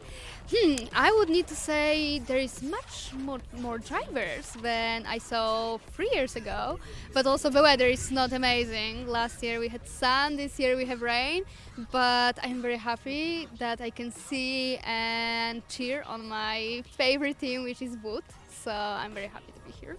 So you personally drive in Formula 4 and now in GT4. How is it? Wow, it's amazing experience, to be honest. This car is completely different to Formula 4 car. It's like we have additional like ABS system and traction control, where in F4 we don't have it. Plus the car is much heavier than F4. So no, it's amazing. I love this car. I love that I am driving right now the GT car, and I need to say that we drive the season 2 series. One is GTC and the second one is Italian Championship. And in the GTC, in my debut, I am 4th in the general classification, so it's very, very good. Congratulations. Whoops. Oh, we have some wind over here. Yes, exactly. Very cool. And I know that the team that you are very close to is WU team. I know they also have your logo on the monocoque. I wanted to ask you because were you able to ever sit in the Formula student car? Yes, actually 4 or 5 times every year when we are or here or when we have Warsaw Moto Show. I am sitting in our car, let's say, and I am just enjoying it. I am not able to drive yet because when I have testing, they have testing, so our conflict of schedules. But I think soon enough I'm gonna be able to drive this car and show our drivers how to take corners and that stuff. From your perspective, how does the Formula student car differ from any other cars that you have driven? Is it easier? Is it harder for the drivers? I think when you drive a Formula 4, the Formula student car, and then let's say you're gonna switch to another car, it's easier for you because you learn how to take corners, how to brake and that stuff, and I think you learn a lot since it's the same as karting. I would say you learn a lot in karting, then it's easier for you to come up to like Formula 4, to the GT cars. So I need to say, for somebody who is not driving professionally, Formula student teaches you how to behave also on the normal road, so I think it's amazing. You also drove a lot during your karting days on this very track, Autodrom Słomczyn. I wanted to ask you tips for the drivers. We have very wet conditions. I know this track is, as it is, slippery, but probably with wet conditions it's even worse. What do you think they should look out for? So first of all, to be careful on the curbs, because curbs are very, very slippery, and there is also a lot of water inside, like right here as I'm looking, there is a lot of water there for sure. And also you need to be aware of the puddles of water, because some corners have elevation, like downhill, so it's like the puddle of water is basically there, so you need to be careful for that. So for sure will be this corner, the corner after the straight. So yeah, that's the corners you want to look out for. Very cool. And Formula Student Poland, how, like, what's one word that you would describe it with, and what's like one thing that you would say to the teams when they want to head to professional motorsports? So first word I would say it's learning opportunities, because if you build your own car, then if you want to be the engineer, the mechanic for Formula 4, for GT car, you learn a lot of basic stuff here, and then it's easier for you to, okay, I know how to, let's say, switch something inside. So it's just easier because you learn basic things here. So I need to say Formula student is giving a lot of opportunities, not only with driving but also with learning how to build the car and just how to manage it, let's say. All right. We spoke with Aldona from 11 Sports yesterday and we asked her if she ever hears about Formula Student in the F1 paddock. She said not yet, but she hopes it will become more and more visible. How about in other series? Have you come across a lot of people who previously were in the teams and now are in professional motorsports? Not that many, I would need to say, but me and my team, as I was speaking with my boss, I was laughing to him today that, oh, you came because there is Ljubljana car, and I was laughing to him and he was like, yeah, we are picking up the parts from here. No, so I need to say much more people are coming from this paddock to Formula and GT paddocks. Not that many, but from like Poland, from WAT, most of the people I know, they are from here, so we hear the car going. So yeah, I need to say much more people are coming around, so yeah. Perfect, Cornelia. Thank you so much. We just saw PGR coming back to the track, so we're going to give it back to the commentators now. Thank you so much. Thank you. Thank you, Zuza. Thank you, Cornelia. We're coming back in the action, in the middle of the action, because PG Racing is coming back to the track, and we can see clearly, Janek, that the conditions are far better, but this is also because of the work of marshals. We right now see in the last corner that one marshal is still sweeping that puddles of water from the track. Yeah, exactly. It might look a little bit funny, but it's the standard across the whole world, and actually, yeah, we can see it right now. Yeah, it proved to be the most efficient way. We've seen some specialized tracks, like in like China or America, sometimes that didn't do its job that good, but like the simplest solution is the best here, so yeah. We hope that it helps with the conditions on the track. Yeah, of course. Right now, the PG Racing team is on their first lap of their second run. Of course, the first one was cancelled because of the bad weather condition. Yeah, we can see clearly that the spray behind the car is far less. So I think it will be as well good grip, at least better grip than it was in an hour ago, or even 1.5 of an hour ago. I would say exactly 2 hours, because they started the first run at 10:20 and their second run at 12:17. So yep. It's almost exactly 2 hours. Yes, indeed. And as we can see, the car is much more stable than it was at the beginning of their first run. I don't know if they got a possibility to choose if they want to continue previous run,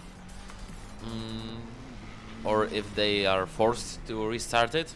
But after all, I think it's the better way for them, because yeah, the last laps was at around 1:45, I think, and right now that out lap, that first lap, was 1:40 already on the cold tires. So you can see clearly there is a big difference in terms of pace.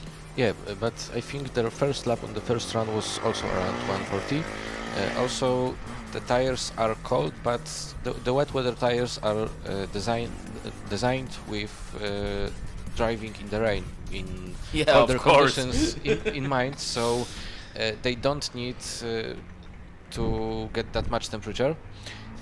Some of them can work even in negative temperatures, so it's not a big concern, because I mean, even if the tires are warmed up, they will be cooled at the next puddle or the damp part of the track. So yeah, it doesn't really change that much.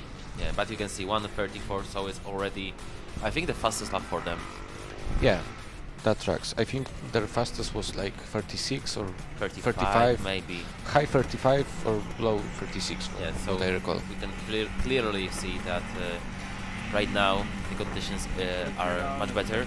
There is no rain right now. I mean, there is a lot of standing water, not that much of course, but still there is a bit standing water. And as we can see, PG Racing will finally not be alone on the track, because we have another competitor, we could even say finally, and this is Tampere Formula Student team from Finland. Etu Snellman will be on the track. They are just waiting for official start on the green flag from the steward, and they will begin their first run during the endurance competition. I think they will wait to let the 888 car pass, so they don't. Oh no, they just started. Yeah, green flag, and away we go. They waited, I guess, for the right time. Yep, and they started. Of course, Tampere, the car that was at P4 on the combustion vehicle class. That's why they started right now, because autocross that took place. And we have first cone already. Yeah, first cone, and we want to clarify, because I said that one cone is 0.2 seconds. It was like that during acceleration and skid, but we have problems with Tampere already. We have yellow flags right now. 888 are allowed to pass it, and yeah, the driver shows the steward that he needs to be pushed from the curb, and we are hoping that the Finnish team will continue their run. Right now there are green flags for PG Racing, so they can continue the run on the full pace. I think the Finnish car's engine has stalled. I didn't see what happened, unfortunately, but it looks like the car is back on track, and you see it here that he's still staying in the middle of the road. But he's on track and not on the curb. And yeah, okay, so it's even worse, because 888 is in the final sector already, so he'll be in that place in no time. And right now I think the Tampere's car is being pushed out of the circuit. Yeah, I think there was a trial to resume racing, to go back on track, yep, but unfortunately right now is out of he the is circuit. pushed out of the circuit. So after half of the lap, yeah, it's officially DNF.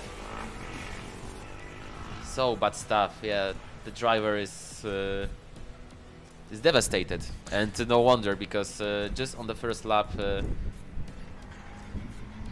their adventure has ended. But it's good information for 888, because they have a clean track, so the driver of Gdańsk team can only focus on the driving.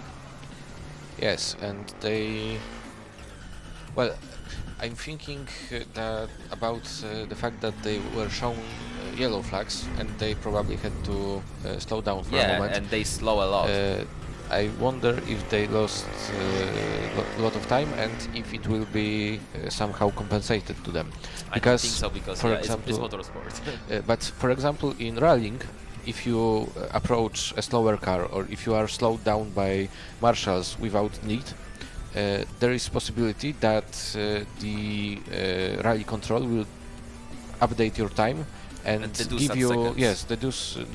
The time that you lost, that you shouldn't lose. So maybe it's possible to do so here. I don't know, maybe. I read the regulations and the rules of Formula Student, but I haven't seen anything about it. So I think that someone who is more experienced will have to help us with that. PG Racing team continues their drive. Next up in the queue is number 068, which is CULS Prague Formula Racing Hybrid. As the name can suggest, is the team from Prague, from the capital of Czech Republic. And we can see it right now coming just in front of our commentating booth. P3 in a combustion vehicle, David Koudelka in the wheel, and he is good to go already without waiting. There is a lot of wheel spin at the start just to warm up the tires, and right now the Czech team are starting. There is an umbrella on the track. And one of the marshals almost ran in front of the car. It was quite dangerous, but fortunately nothing really happens, and yeah, David can just focus on the driving. In the meantime, the car 888 set 1:31.981 lap time, so they are improving with each lap. Yep, quite a lot actually. Yeah, but Autocross set up the grid for endurance, and the first car in Autocross starts the last, just because of to have optimal conditions. 68 is going very slowly. Yeah, very slowly and out of circuit. Right now we can see that he's back on the circuit, and just in the exit of first hairpin they stopped. They stopped. So this is the next car. Oh, they moved again, but this is the second car in a row that has big problems, and now they spun on the hairpin, on the chicane. Sorry. Yeah, there is a big of the issue, I think, with the car. They are still running slowly, but yeah, we will see if they will be able to continue. No, they stopped again. There is yellow flag on the circuit, and again, this is the second yellow flag for 888, and yeah. I think the driver will be a bit irritated because he has to go slower, not because of his fault, but yeah, just one mini sector, one hairpin, and he can come back to the normal, proper speed. But the fact that two of the cars that were behind him in the queue are out means that the two rivals that theoretically were faster than them are out of the race. Yep. So they can probably, probably the driver is irritated because he is out of the rhythm for a moment, but from the team's perspective, that might not be a bad situation for 888. Yeah, Mateusz Nogaj is again in the 888 car, and 68 is still trying to continue their drive, but yeah, it's just like 100 meters and they're off. And this is the second cone hit by 888. Yeah, and the previous one was by 78. Okay, sure. And the previous one for 888 was in the first run, which was interrupted, so I don't think it will count. Yeah, and by the way, I told that it's 0.2 seconds, and it was indeed 0.2 seconds on acceleration and skid pad, but here on endurance, one hit cone, it's plus 2 seconds to the overall time. So yeah, I mean, it's a much longer event, so the car must be a little bit harsher and adequate to the amount of time and kilometers drove by each car. Right now, PG Racing team is at lap 7 out of 18, so this is 7 out of 9 laps for Mateusz, which then will be changed by next driver. Right now, still they has to go slow because the Prague team is stopping at the circuit again. This is like fourth yellow flag caused by them, and they still refuse to give up. Yeah, I mean we have to admire the will of fight, but yes, right but now not they are just a cost. bit. I mean they are now a bit of a danger on the track. Yes, and they are interrupting other teams' run. So I think even if they even if they will be able to move at that pace, I think they will just get disqualified sooner or later. Yeah, right now they are still staying. They can't move. So yeah, there is two stewards. But I think it's like the driver refuses the help from the stewards to go out of the track. Yep. Of course, we have yellow flags. And I think the stewards has to make the decision, and especially the driver of the 78 has to make a decision.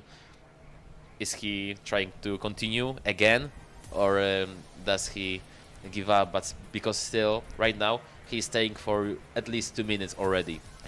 Yeah, he probably, if they have radios, is on the radio with their team manager, and they are trying to figure out what to do now. Yeah, because again, 888 it's again approaching, and Mateusz again has to slow down and I think is the fourth lap in the row that is interrupted by yellow flags for him. Yeah, but it's the final lap for him. Yep. And now we will have the driver No, change. actually, it's 8th lap out of 18. Yeah, it's official. He's on the 9th lap now. It's on the 8th lap, I think. I've got 8 times. Yep. Okay. In the live timing, so okay. he's on the 9th lap. And yeah, we've got a indeed, checkered flag. It's checkered flag. So right now, the 888 car will come back into the pits, and they will have 3 minutes to change the driver and continue their run. And by now we should have another car, at least in the queue, maybe even at the start. Yeah, but I but don't we see it. don't have it. So maybe the car number 105, which is of course Cerber Motorsport, second place in autocross. Maybe they want to start as late as possible. They want to take that 2-minute penalty and continue the drive as late as possible. Yeah, right now we've got the driver's change. And just to briefly remind you how that works, the driver that ends his run goes into the pit lane, and there the team has 3 minutes to swap the drivers. If they do it in less time, it's fine. If they do it in more than 3 minutes, it's like every second after the 3 minutes mark. He's going. Yeah, the Cerber Motorsport will be on track. With a bit late. Yes, but still. I think it's. But you know the schedule is shifted right now, so maybe this is the time for Cerber. They should be here 2 minutes ago. Yeah, but it's not the actual order in terms of the time, in terms of windows. But yeah, they're ready and they are up and running. So we have right now officially 2 teams on the track, 2 Polish teams, PG Racing and Cerber Motorsport, one from Gdańsk and one from Białystok. And as we can see on the chat, we have quite a lot fans from Podlasie region. We can see the driver being fastened, yeah, by his mechanic. The wheel goes in, gloves and steering wheel is something really gloves important. And steering wheel. Somebody tell them to give it to me. Yeah, but they're... Yeah, I think they will be in the 3-minute window with no big problems. In the meantime, the Cerber team is on the track. Yep. And they are doing, I think, quite okay. I mean, it's just a warm-up lap. It doesn't look very fast. Okay, I see there is a flag, and I think it was the stripped yellow and red, which means that there is something on the track. I know what is that something. It's still the number 68. But it's outside of the track. Yeah, but it's still at the outside and quite close to the track, so that's why the marshal has to wave that flag. I mean, maybe there was some leakage of some oil or lubricant or something like that on the track. And we have 888 out of the pits with new driver. So yeah, they are not so far away from Cerber. So maybe 15, maybe 20 minutes, but we see that they are stopped by Marshall. So maybe just to create a bit of the gap. But right now, the green flag was waved. Yeah, actually it was quite slow outlap for Cerber because it was just 1:47, so 7 seconds slower than PG Racing team. But you have to take into account that the 888 driver was already on the track before, so Fair he enough. kind of knew how the conditions are. I mean, obviously the condition changed. There was much more rain in that period, but he already was somehow familiar with how the car is. So it was definitely easier for him to go back on track than for Michał. Niechciałkowski. Michał Niechciałkowski is the driver right now for 105 Cerber Motorsport from Białystok, Poland. We have a lot of new comments. We have people rooting for 888, also for 68, which is DNF'd from endurance race. Also, we have Darius Kratinier #1. Yeah, greetings from for Darius. We saw that 888 went for that blue gate, so maybe it's like Joker lap, maybe for the penalties. I mean, I think they it's 105, and I think they made a mistake. I mean, maybe he tried to go straight. I think he maybe he just missed his braking point or something like that. I didn't see it clearly. I just saw him going wide instead of inside the cones. Yeah, we have an interview by Zuza Warecka with the driver of PG Racing Team, Dariusz Nogal. So up to you, Zuza. Mateusz. I'm joined by the first and so far only driver to have completed the 9 laps of endurance. How was the run for you? Hello. Yeah, it was really good. I gained a lot of confidence in the car after a couple of laps. Weather, honestly, like track conditions were, honestly, I was quite impressed how the car felt and behaved. So yeah, I could go with I could even push even further and carry a lot of speed throughout the corner. So that was very surprising. You also did the first 9 laps, so I mean, honestly, you completed a whole endurance by yourself. How did the two runs differ? Was this one better? Honestly, they were pretty the same, I would say. In terms of track conditions, this one felt maybe a little bit better, a little bit grippier, but yeah, overall, the same. Okay. And we saw Cool stopping quite a few times. We saw Tempera also stopping. Did the yellow flags impact you a lot? Was it also like added stress to you? No, maybe not stress, but of course time to overall time of the endurance. I had to slow down a lot for a couple of seconds. So yeah, that's a huge impact for our team, of course. Hoping for the best. I won't keep you long. I know your whole team is cheering on the stands, looking out for the second driver. Maybe we also catch him when he completes the 22 kilometers and it all goes well. Thank you so much. Gonna give it back to our commentators because we have quite some action on the track.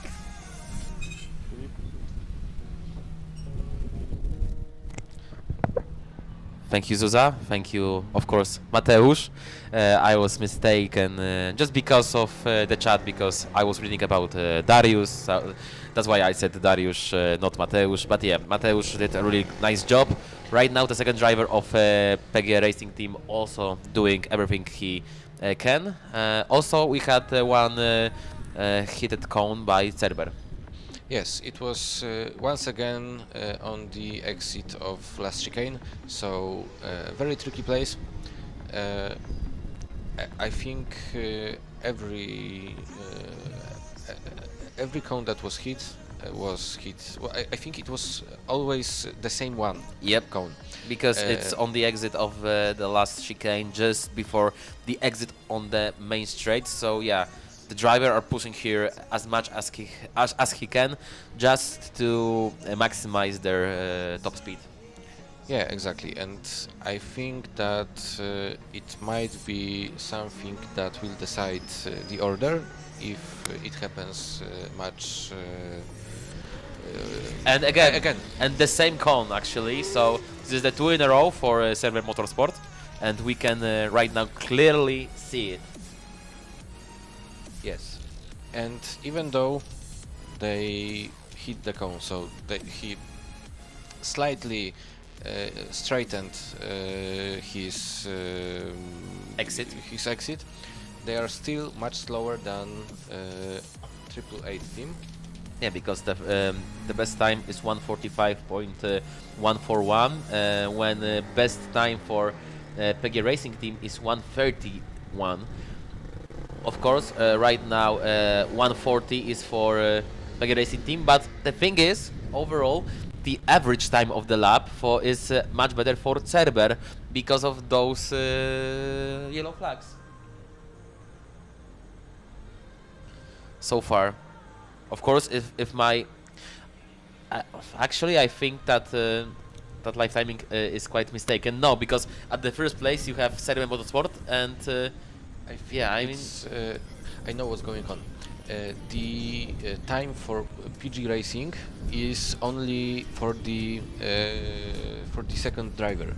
So they didn't. They don't show us the times from the first driver. And now. also, I see So that the time in the pits is also counted to that average. Yes. So their average is now bigger.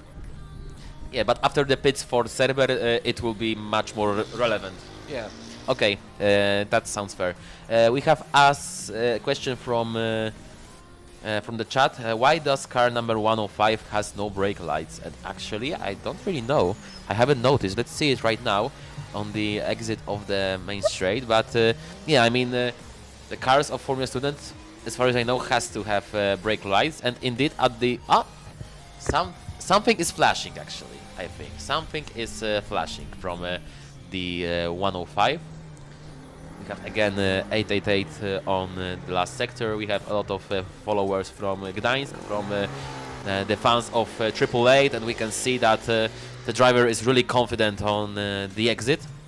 And in terms of times, he, I think, started to find the rhythm, because the last time was 1:38.473, so under that barrier of 1:40. This is the first time, and yeah, maybe the next lap will be even better for him. Yes, and we didn't see 007 on the track as well, and they should be there for quite a bit of time actually. So let's just hope that it's only the matter of fast cars don't brake. I mean, fair enough. I mean, if the car is fast in the endurance, if you want to be fast, you can't brake. In Poland, we say Kubica by nie hamował, Yeah, which means Kubica wouldn't brake. yeah. So yeah, but back to the 007. I hope it's just the strategical and not some problems, because they were super quick yesterday. They actually showed some true pace that put them in the mix of electrical vehicles. Yep. So we were very impressed by their performance yesterday, and I hope we will get to see them on the track today. Oh, there is a lot of corner, a lot of cones. 3 of them? Yeah, 3 of them, even 4 of them. So. But I don't think the yellow one is counted, because I think it was placed not standing but lying on its back. But I think okay, maybe it was put up by the steward, so I guess it will be again. So it will be 4 cones. So I don't know if the penalty will multiply, but if it's multiplying, it will be plus 8 seconds for PGR. But I'm not sure about that. But yeah, still, 888 will be the benchmark for every other team from combustion vehicle class, because if any cataclysm won't happen, they will be the first to end the endurance competition today. They have, I think, 4 laps left. I think we have the rain back. I'm seeing some puddles and drops on them at the pavement. Actually, so but it's still just light rain, so I think it won't interrupt the competition, but it might be quite challenging for teams that skipped their run at the beginning, because yeah, they will have plus 2 minutes and the conditions won't be that much better. yeah, exactly. But it was a big gamble from, well, actually from both of the sides. So the 888 team gambled that the conditions will. Wait, I need to think what I want to say. But the The 888 car team wanted the conditions to worsen, and the other side, the teams that chose to skip their queue, were hoping for a better conditions later on. So it's a gamble on both sides. Yeah, I have a confirmation that is the 2-second time penalty for each cone hit. So yeah, it will be a quite big penalty for PG Racing for those 4 cones. I mean, I'm not sure if they will be counted as 4 because 2 of them came together and were placed on the. Okay, so side. maybe 6. So maybe 3. 6 seconds. Yes, maybe 6 seconds. Maybe 6 seconds, but it still will be quite a big. We can see that 888 started to being closer and closer to Cerber Motorsport.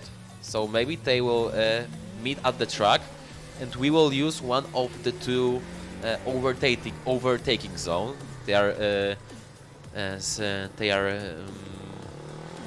marked with blue cones.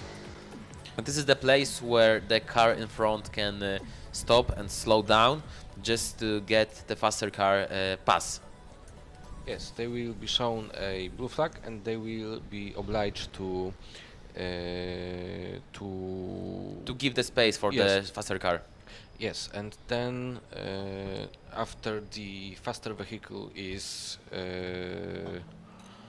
passed, the slower car will get the green flag for them that they can go back to the racing. We can actually see that Prague team number 68, if I remember correctly, they are still on the track, and we can see the blue flag.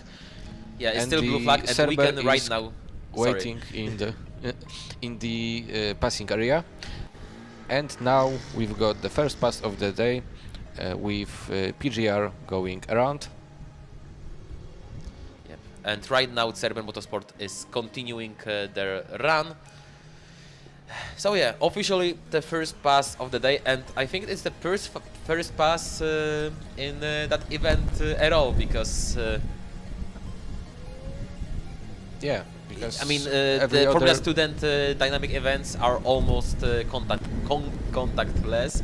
Also, endurance is also contactless, but there is no possibility to 2 cars to meet on the circuit. We have a big slide for 888 on the last corner, but the driver catch the car really well.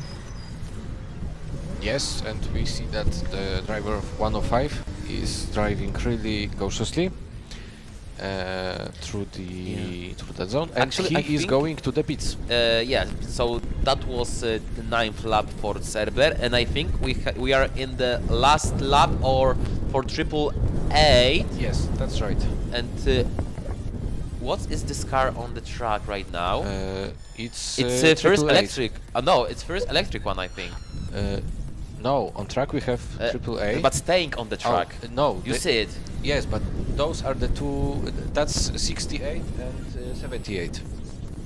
You think it's still 78 yes. staying there? Yes, yes. Okay, because I was a bit misled by director, because I think this is a new car. But yeah, that checks out, because Tampere and Prague is out of this race.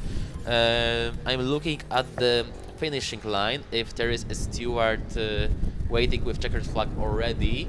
I also see that 007 is coming from the pits, so the leader of the CV after autocross will start their official run right now. It's so late.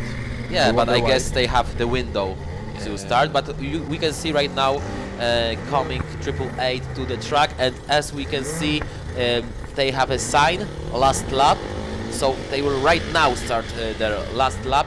Mateusz Drabarek in WUT Racing car 007 from Warsaw University of Technology. And at the start we can see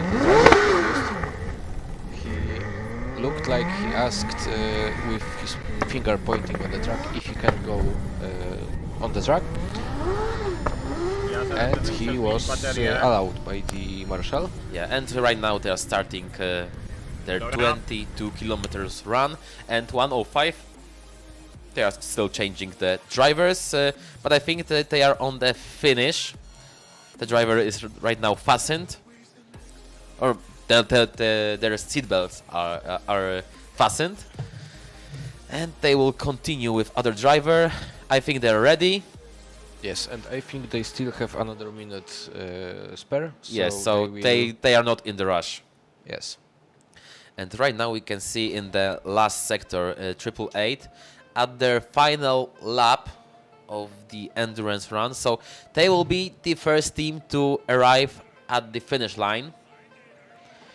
And we will see how fast they would be and what time will be set as a benchmark for all team. We have already 888 on the last sector. They will right now come into the last corner, gently into the final chicane, and 888 will be right now crossing the finish line. And we see the checkered flag. Yeah, I don't know why right now we are on this screen, but yeah, 888 is right now coming into the pits. There was a shouting, there is clapping in the paddock. Yeah, we have first finisher of endurance event officially. And their time is 34 minutes, 42 seconds, and 457 thousandths of a second. So this is right now the time to beat.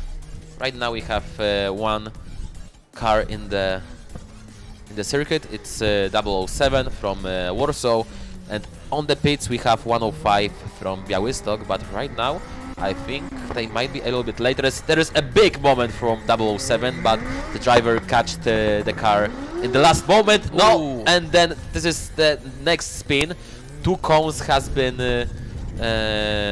hit, and there will be a lot of more cones, at least 3 and 4. But I mean that 4th one, maybe not. But yeah, they had to make a U-turn to go back to the nice and proper direction. But yeah, there's at least 3 corners hit. We have at least 2, 3 from that place, and I think 4. And even more 5. 6. And 6. But yeah, look at the screen, because we have seen the problems with 105. They were disqualified actually. So Serbian Motorsport has been disqualified after the half of the running. We don't know what happened. Yeah, because of that stoplight that doesn't work. They were disqualified because of that. So yeah, our viewers who were had an eagle eye. Indeed, all of Formula Student cars has to have their stoplights work. If they not, yeah, this is the car that's it's not with the regulations, and it cannot drive. I mean, simple as that. I mean, we talked about it yesterday, that in motorsport sometimes the least important or the cheapest parts can destroy the whole effort from the team. So well, I think that's kind of this situation. So very sad. Fast and Furious Słomczyn drift. Yeah, indeed. Yeah, but 007 is going still on the track, and they are approaching this last chicane for the second time, and now he drove here very carefully so as to not make the same mistake again. Yeah, WT Racing quite shaky start at the first lap, but right now it can be only better for him. So we have 2 cars DNF'd, 1 car DQ, and 1 car finished. So right now we have 25% of finishers. Yeah, I mean, this is endurance. Welcome. You have to be a little bit of lucky. You have to have luck with your car, and also you have to be really cautious about everything in terms of driving, in terms of being able to preserve your car, to manage the usage of fuel, because yeah, efficiency it's next 100 points that you can get from being the most efficient driver and the most efficient car. Mateusz Drabarek still in the WT, of course, and I think he's starting to getting a little bit more pace right now. I mean, they've already lost 40 seconds on the first lap with that spin, and that's not counting the penalty, so it will be like over 50 seconds lost already on the first run, so it won't be easy to recover from that. On the second lap they also lost like 10 to 15 seconds, so yeah, they've already got about a minute of gap to the PGR. And so right now, as we can see, we are starting to get the cars in the out of order procedure, and 69 will start. So Michelle Jandowa, female driver from Liberec, will start the run for Czech University, and she has already green flag. So Michelle is starting the run. Number 69, so FSTUL Racing, Technical University of Liberec. They have quite nice memories from Poland, from Słomczyn, because last year they had second place in overall and class. We've got another spin from 007. Sorry for interrupting you. Yeah, indeed, this is a spin and quite severe, but I think they are continue driving. But yeah, you can see that the conditions is really catchy, really deceiving, and this is the second quite big mistake for the WT driver. But yeah, the conditions are not easy at all. Greetings from Finland. Again, thank you very much. But yeah, FSTUL Racing was second on the last year FS Poland in the overall CV standings, and 2 years ago they were first on overall statics standings. So yeah, this is a quite universal team with both statics and dynamics. So far, if I am correctly, they have mixed luck, because they had 15th place in acceleration, which is P6 in CV, and also on the skid pad they were P2. So yeah, skid pad went much better for them, but in a bit more important autocross trial they were in P5. So they have something, a bit of catching to do today to be able to fight for the win. We can see that Michelle is really fighting that car on the exit of that fast ride. But yeah, she's right now quite gently through the chicane and exit for the straight. And this is second lap finished by her. Yeah, if you take a look, we can see that the 68 car that was stopped on the track is already being covered, so it won't get that wet. Also, we have time from FS2 Racing Hybrid. It's 1:54, so it's about 15 seconds slower than PG Racing team, sorry, on their first lap.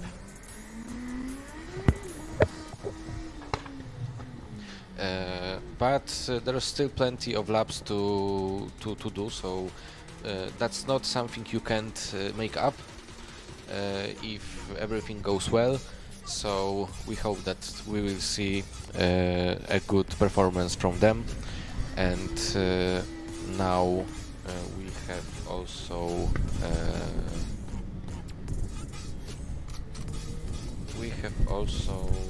wait. So you are doing the search and I'll just focus on the track. 007 is right now on the last corner. You can see that it's still very slippery here because of the water and because of the lines on the starting grid. But yeah, I think the driver is starting to get some kind of the rhythm. We have also confirmation that the start of EV part of the endurance race is right now at 1:30 p.m. So in just in a half of an hour. So then we should see the first electric vehicle to go out to the circuit. That's not a long time. If any team were to start now, they wouldn't be able to finish their run before then. So I think we won't see any of the other cars on track. And we haven't seen 11. We have another spin for 007, I think. Yeah, it looks like that. We haven't seen 8 to 1. And 011 as well. Yes, I said about them, and Yep. I think that's it. Yeah, because 7-8 was broken, 6-8 was broken, 105 has been disqualified, and yeah, that's it. So yeah, I think this is two cars that didn't even participate in the endurance event. Maybe it's some kind of mechanical issue, I don't know. But yeah, I think it will be that 4 cars right now on the timetable. It will be the only 4 cars in the whole classification, and we can see that the driver from I think Cerber is again in the blue flags condition, and right now Liberec has passed him. Yes, and now he's waiting for the green flag, which still isn't shown. Yes. Oh, and we have a stall engine. I Yeah, think. but yeah, or maybe a little bit of pause. Sorry, it wasn't Cerber. It was 007, so WT Racing from Warsaw. And we have a cone, and it's once again the one in the last chicane, and I think it was hit by 007. Yeah, I think so.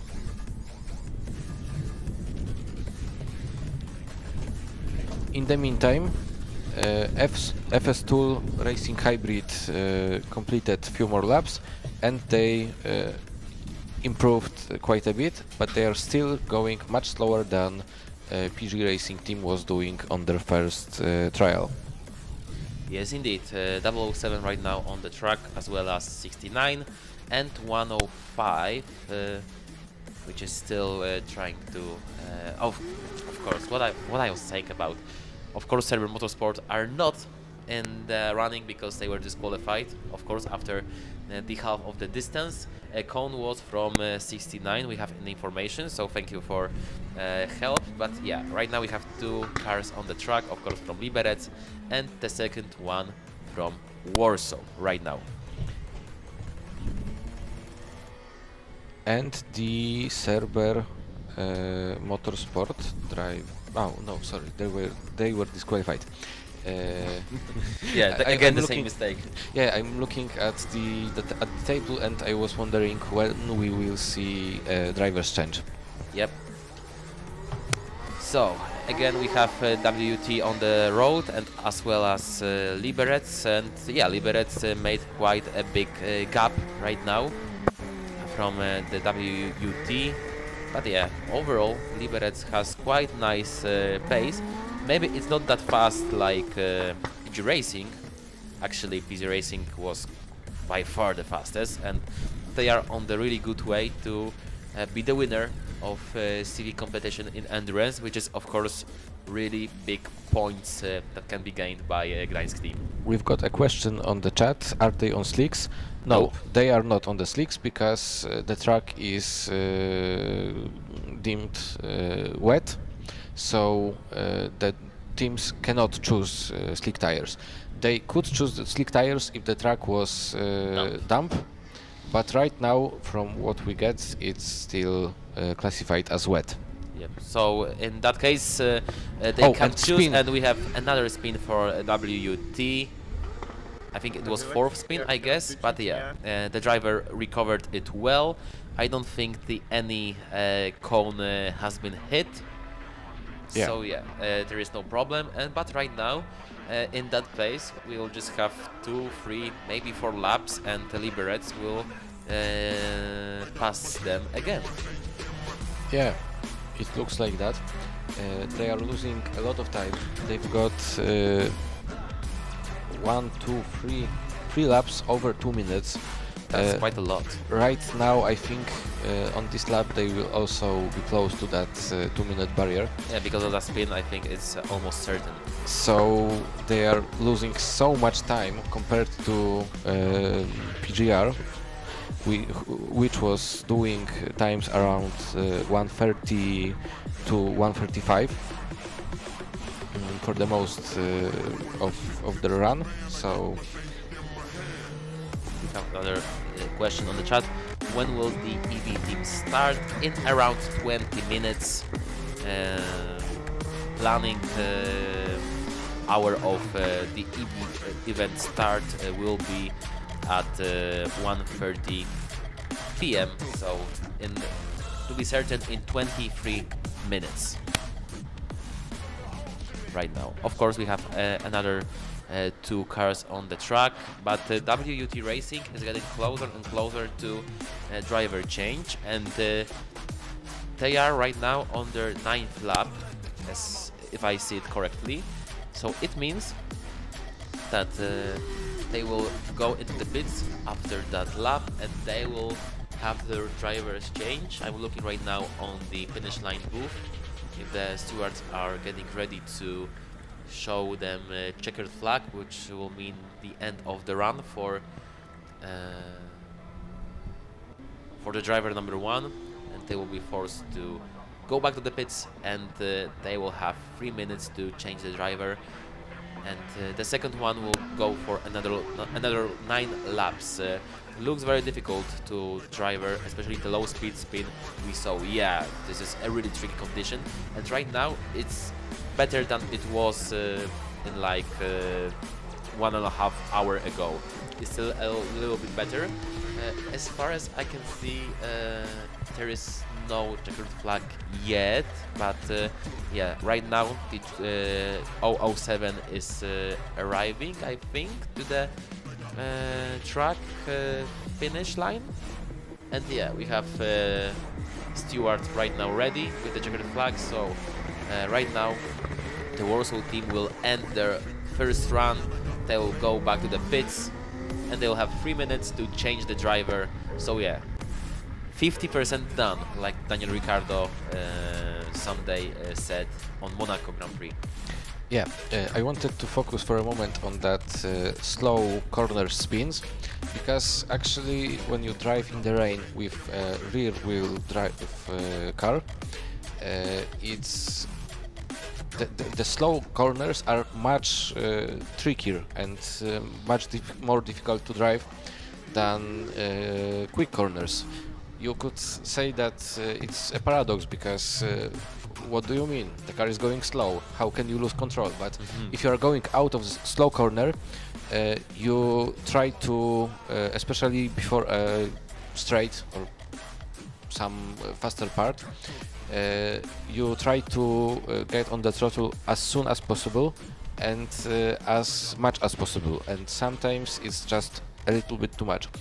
Just to say one thing, I was right about the 2 minutes mark by just 195 thousandths of a second. Yeah, 2 minutes, 0 seconds, and 195. Yeah, you should go to play Eurojackpot. Maybe. Really, really. Yeah, but I will just say 3 words to short that monologue of Jan for dummies. Downforce, go broom. Yeah, the explanation for the dummies. But yeah, the more downforce you have, the more grippy you are, and that car has a lot of downforce from both front and rear wing, and that's why they paradoxically have a lot more downforce on the medium and high-speed corners. Yes, and in the meantime, the car number 69 is on the track, but 007 is in the pits. Yep. And we are still waiting for them. That We checks can out. see them, and I think it's it's taking a bit long time. No, I think it's just about the half time of those 3 minutes period. Yeah, they're working really intensively, whole team, to change the driver. Of course, everything is they have to do everything with the scrutineer in their back. Yeah, you need static downforce at those speeds. Keep fighting, guys. Yeah, there is a lot of activity today on our stream, and we are really grateful. We are still inviting to go to our streams in Formula Student Poland and Kontra channels on YouTube. If you want, you can invite your friends. There's really nice competition here at Autodrom Słomczyn near Grujec in Mazowieckie region, Mazowieckie Voivodeship. Michelle Jandowa is still on the 69 car from FSTUL Racing from Technical University of Liberec. Right now we see that 007 is exiting the pit lane, so I think they made it in the 3-minute period.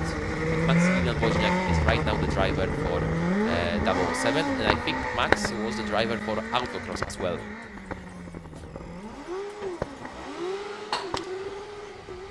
Yeah, that was beautiful. Yeah, that sounds, it's really nice. I hope you guys could hear it, because we are here in the commentator booth. And we have already one cone hit by the yeah, but second actually driver. it was before the measured time, because they had to go to the finish line, so that's why the marshal haven't shown it with that characteristic gesture to the up, just the stewards to know that the cone was hit and it should be a time penalty. So I think it won't be plus 2 seconds for 007, because Yeah, it wasn't measured. We will have to wait for the verdict, but I'm interested to see if the second driver of the 007 will be in a better, will show us better performance than the first one, or is it just that the car is set up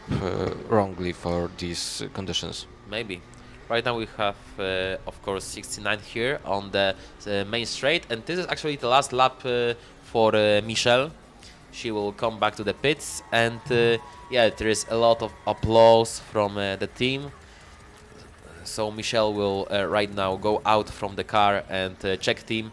We will change the driver and continue the running right now. Yeah, and we can compare the outlap of the second driver. Yeah. We have also the confirmation that so far both pits were on time, because car 888 has passed their pit stop in 2 minutes and 7 seconds, and car 007 in 2 minutes and 21 seconds. So yeah, they passed that 3-minute mark, because the 3-minute mark is maximum time for the teams. If they will make everything quicker, it's better for them. Yeah, I just wanted to say basically the same thing, because in the live timing we can see time 3:46 and 3:47 for 88, 88 and 888 yes, or 888. triple eight, yeah, and 007 respectively. So basically there was no difference on the driver's change and outlap combined by them, and we can see a lot of sliding from 007 now. Yeah, but we hear that the driver is really pushing that engine to the max. I think that one cone might have been hit, because Maybe. you can see that there are 2 cones that are lying, and one is standing in the second and last part of the chicane. And yes, we can see the marshal going to. And he will be checking if. I think it will be not counted as a penalty because there is no signal from them. Because so maybe it was just hit for a bit. And yeah, there won't be any bigger trouble. Yeah, but even if they won't get any penalty for that, we can see that they are the team that constantly hit some cones, so they are definitely struggling in these conditions. And yesterday they were quite literally the fastest, so it's concerning. Yeah, it's concerning. And we have another cone hit at the exit of the last chicane.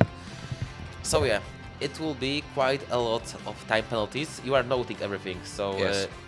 Can you summarize right now how many cones has been hit by Warsaw? In the worst case scenario, about 10. So it will be 20-second time penalty. Yeah. Worst case scenario, of course. If we count those that weren't risen up, and the one that was before the start of the second run, but in the best scenario, it's going to be 7. Okay, so at least 14 seconds will be added to their time. Yeah, so that's already quite a big difference. But we can see that the driver of the 007 is doing really similar times to what did the driver of PG Racing. Yeah, I mean, the best thing is that there is no mistakes so far, apart from that one corner. So yeah, it's a quite of improvement, but yeah, he has a lot of catching to do, because at the end of the run of the first part, they were the slowest one.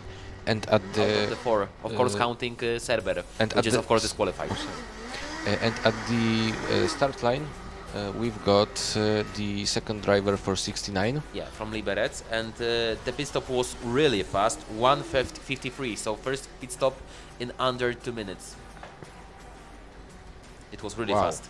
And Václav Kosnar is right now the driver for Czech team from University of Liberec. So yeah, we are still have 2 cars on the track. So maybe if we have right now middle of their stints, so there is no pit stop, there is no checkered flags, and we are just 11 minutes from the start of EV section of that competition.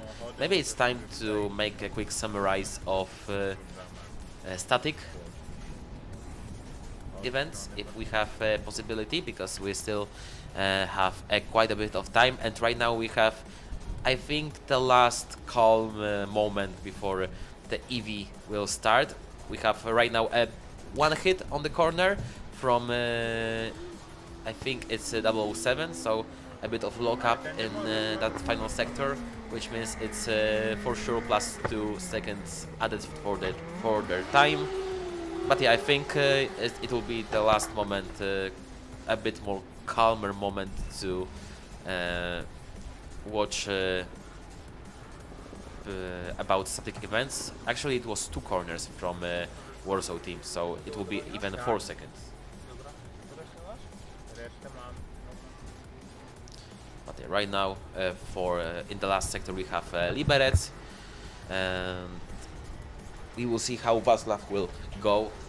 Right now, the tempo of Liberec is quite nice. It will give them second position. Second FS2 driver is Michelle Jandova. I mean, on our graphic we saw that she was the first driver, but if it's like that, then yeah. So the one thing is certain: the 2 drivers of Liberec is Václav and Michelle. Regardless of who's driving now. Yeah, who's driving now. Yeah, and they are doing quite a nice job. Yeah, right now they're driving steadily. I mean, it's stable P2, and P2 for them will be a really nice achievement because it will give them a lot of points actually. Yeah, we don't know how many exactly because it will be counted based on their performance relative to the winner.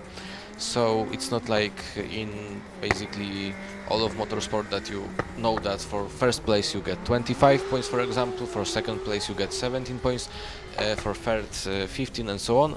Here we compare performance relatively to the best result. Yeah, so the bigger will be the advantage of PG Racing, the more points they will get in relativity to other teams, because they will get that certain 325 points for winning the endurance, and the bigger will be gap to the other teams, the less points they will give. They will get. I think it's a really good system that ensures that everybody is pushing from the beginning to the end, and now I can see that there was a cone hit in the entry to the hairpin by 007 once again, so I think they are trying to get as many penalties as possible, because I don't know what else they are trying Maybe to do. Maybe in the paddock there is also a standing for that. Or maybe there is some kind of competition. If there isn't, we can make a graphic and like we can get the Kontra award for the most penalties in endurance race. Actually, it's not that bad idea, but we will have to talk about it with referees, with stewards. But yeah, I mean, it's quite creative idea, so why not? Maybe, probably. Right now, Liberec is at second place. Of course, Cerber it's not in the running.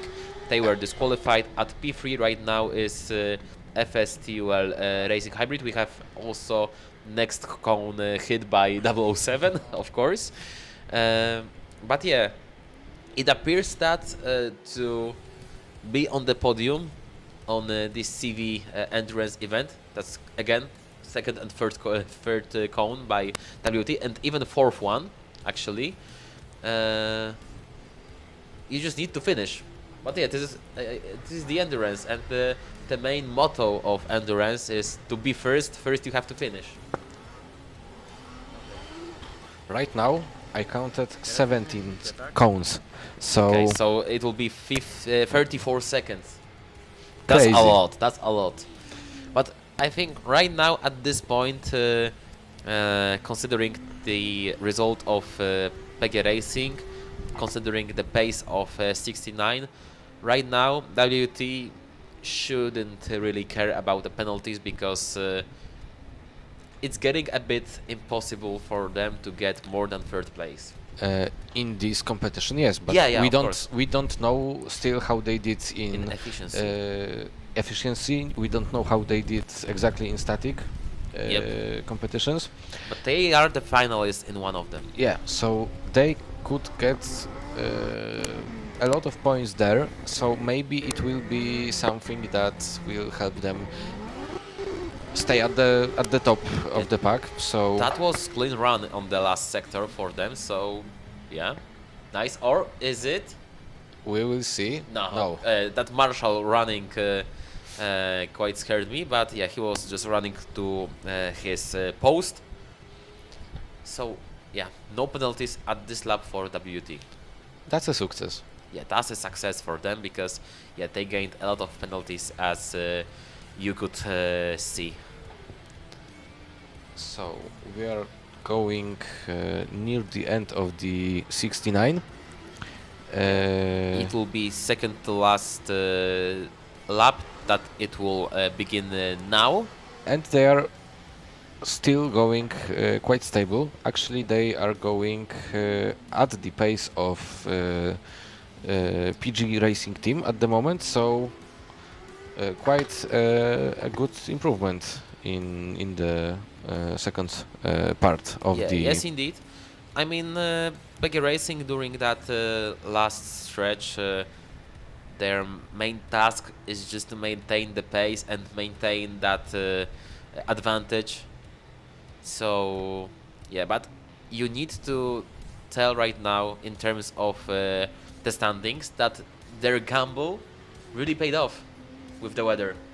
Yes. Because they started, of course, in that pouring rain at the beginning of endurance, but because of that, they were the first to start the running here when the weather was much better. So that's why they was managed to have a clean track. Of course, they had a lot of yellow flags, but even with those yellow flags, they are cruising to the first place. Actually, I just remembered that it's not that simple that 69 will get the second place, because they are running out of order.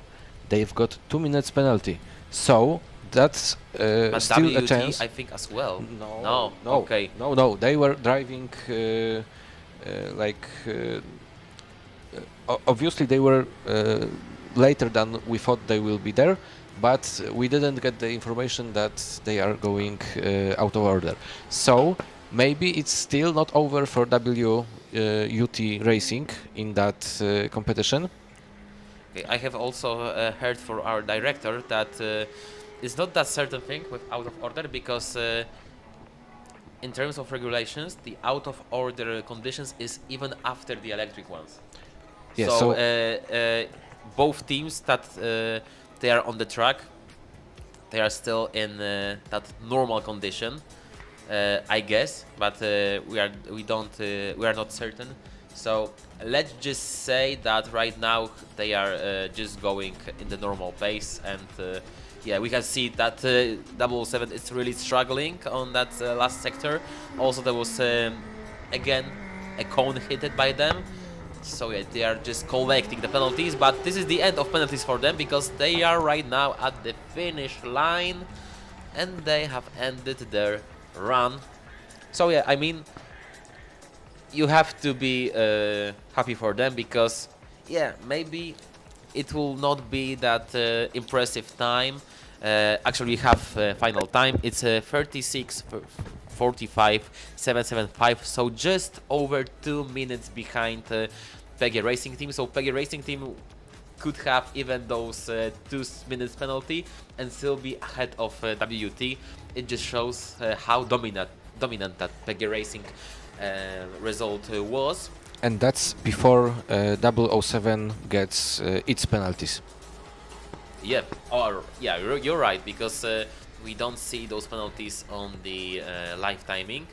But what we can see and what we can say is that if they would pass scrutineering, they will have a guaranteed podium during the endurance of CV category, which is still quite a big achievement.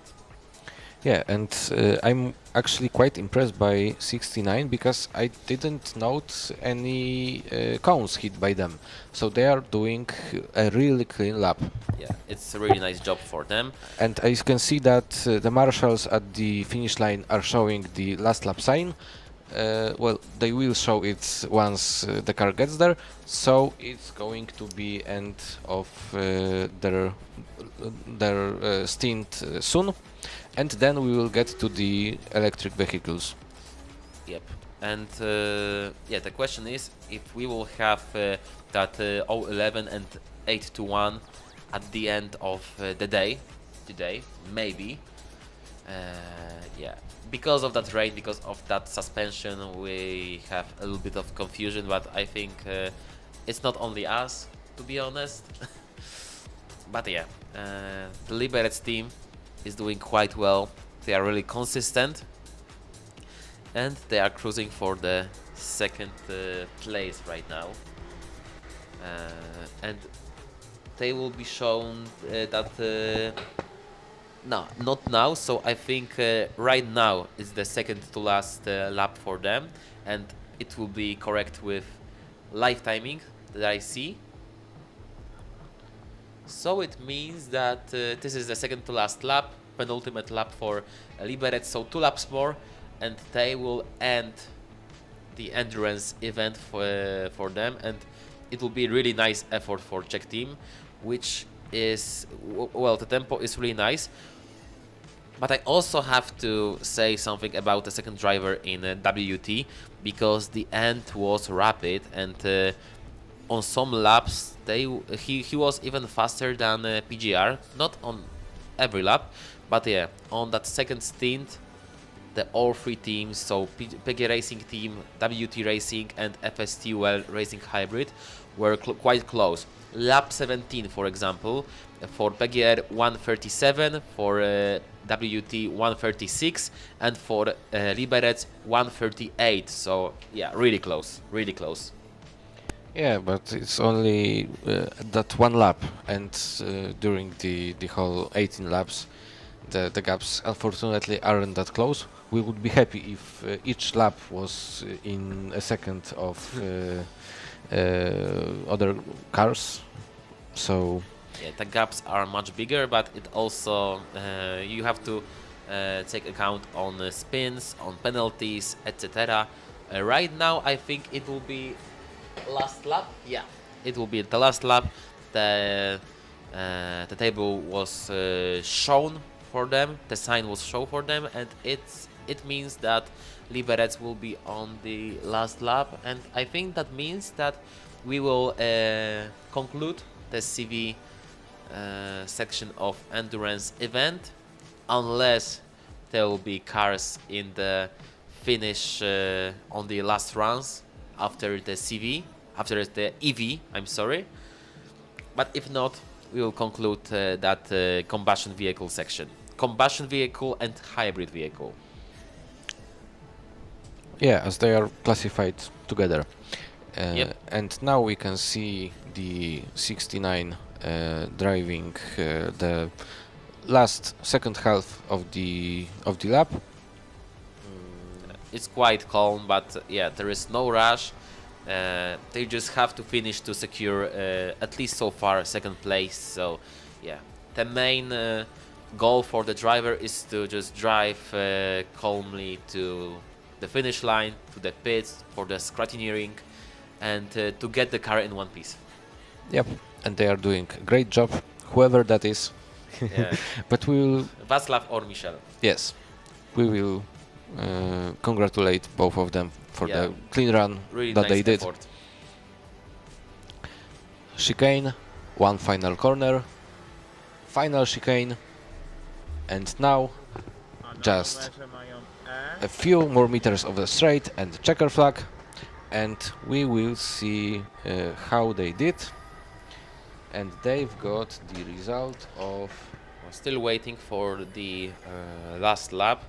It's 30, 35, 47 and 373, so just over 1 minute behind PG Racing and 1 minute, almost 1 minute ahead of WT Racing. So far PG Racing is the fastest in CV section of endurance event. The second place goes to FSTUL Racing Hybrid, and the first place is for WT Racing.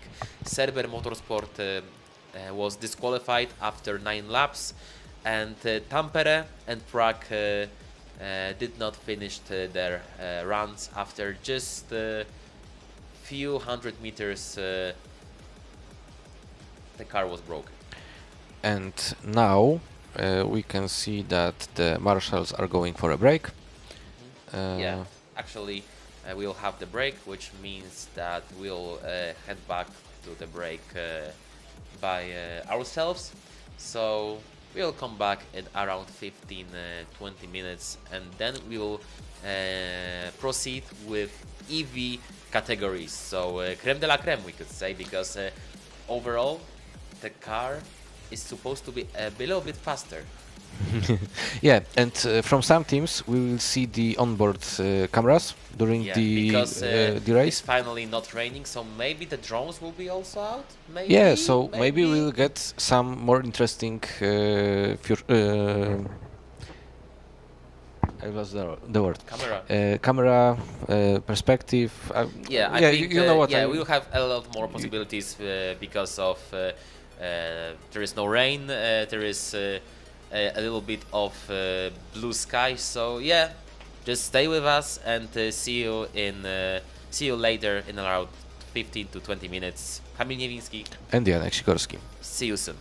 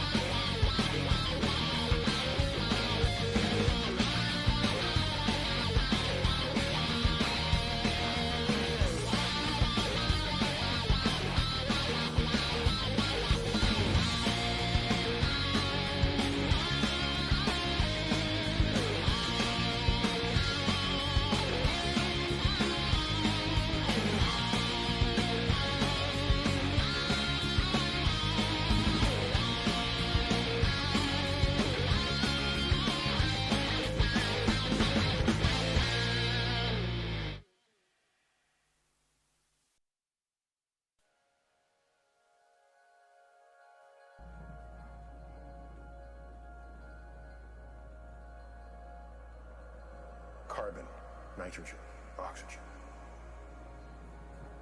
and all the fundamental ingredients of life itself, the atoms that make up the human body, the high mass ones among them. When I look up at the night sky, and I know that, yes, we are part of this universe, we are in this universe, but perhaps more important than both of those facts is that the universe is in us.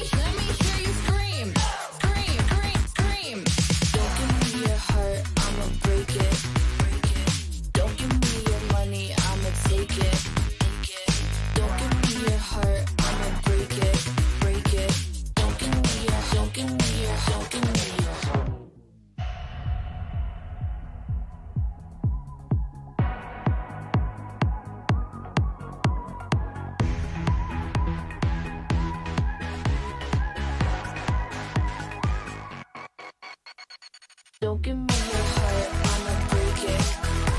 Don't give me your money, I'ma take it. Don't give me your heart, I'ma break it. Don't give me your heart, don't give me your heart, I'ma break it. Don't give me your money, I'ma take it.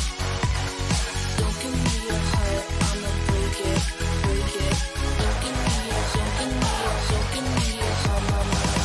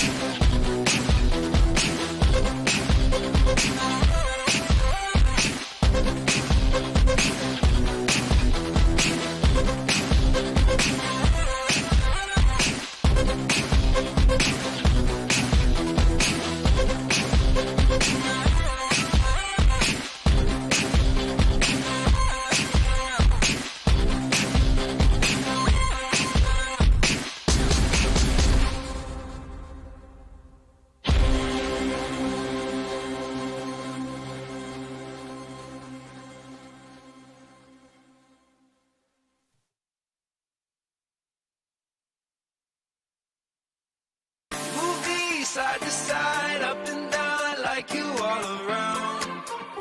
I like you all around, round. I want you close to me, on your feet, never coming down. We're never coming down, down. Got me floating to the ceiling for you. I just can't explain this feeling for you. Got me floating to the ceiling for you. I just can't explain this feeling for you. You best move me side to side, up and down. I like you all around. I like you all around, round. I want you close to me, on your feet, never coming down. We're never coming down, down. Got me floating to the ceiling for you. I just can't explain this feeling for you.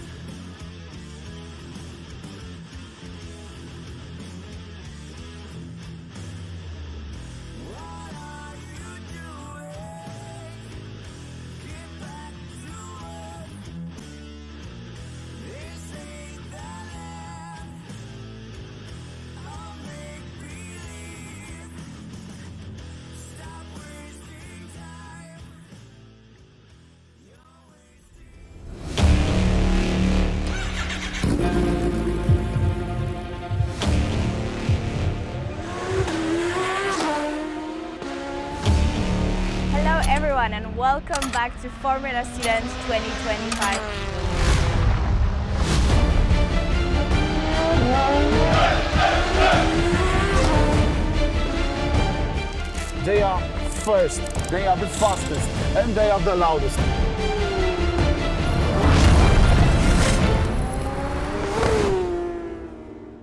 You probably all know where Formula One drivers come from.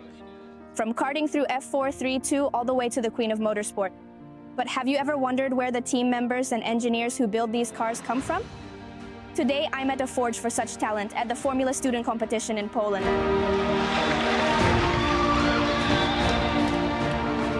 Formula Student is a one-of-a-kind engineering competition.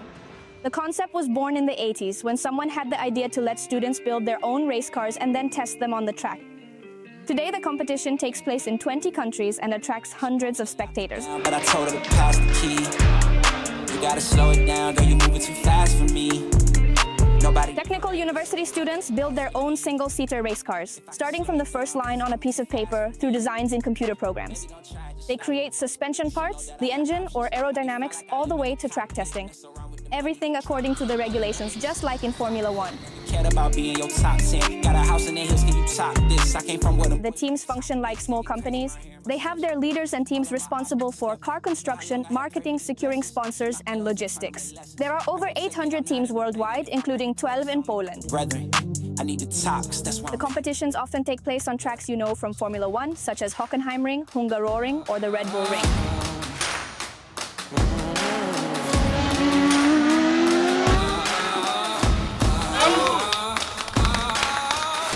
The cars are divided into 3 categories: internal combustion with a hybrid option, electric, and autonomous. But before they hit the track, they must pass a rigorous technical inspection. The rule is simple: if you don't pass, you don't start.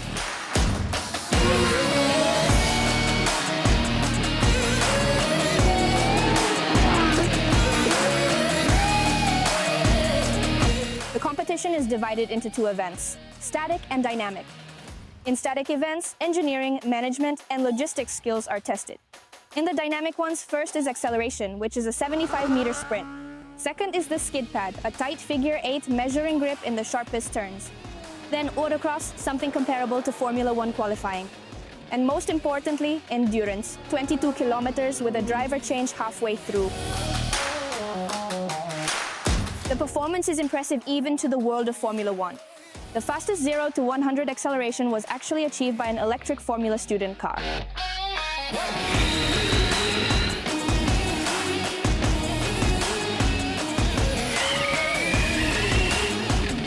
The Formula Student competition in Poland takes place once a year at the end of August at the Autodrom Słomczyn track. It's not only an opportunity to see the cars in action on the track, but also in the pits to talk to the students and see where future Formula One engineers gain their knowledge and skills.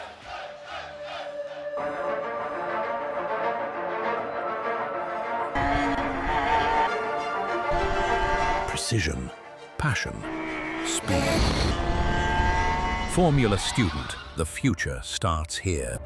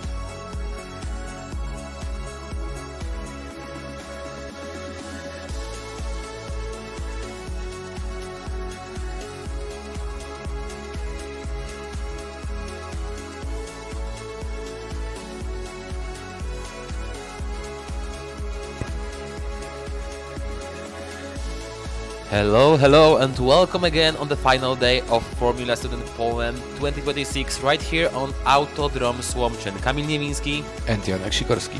Welcome again after that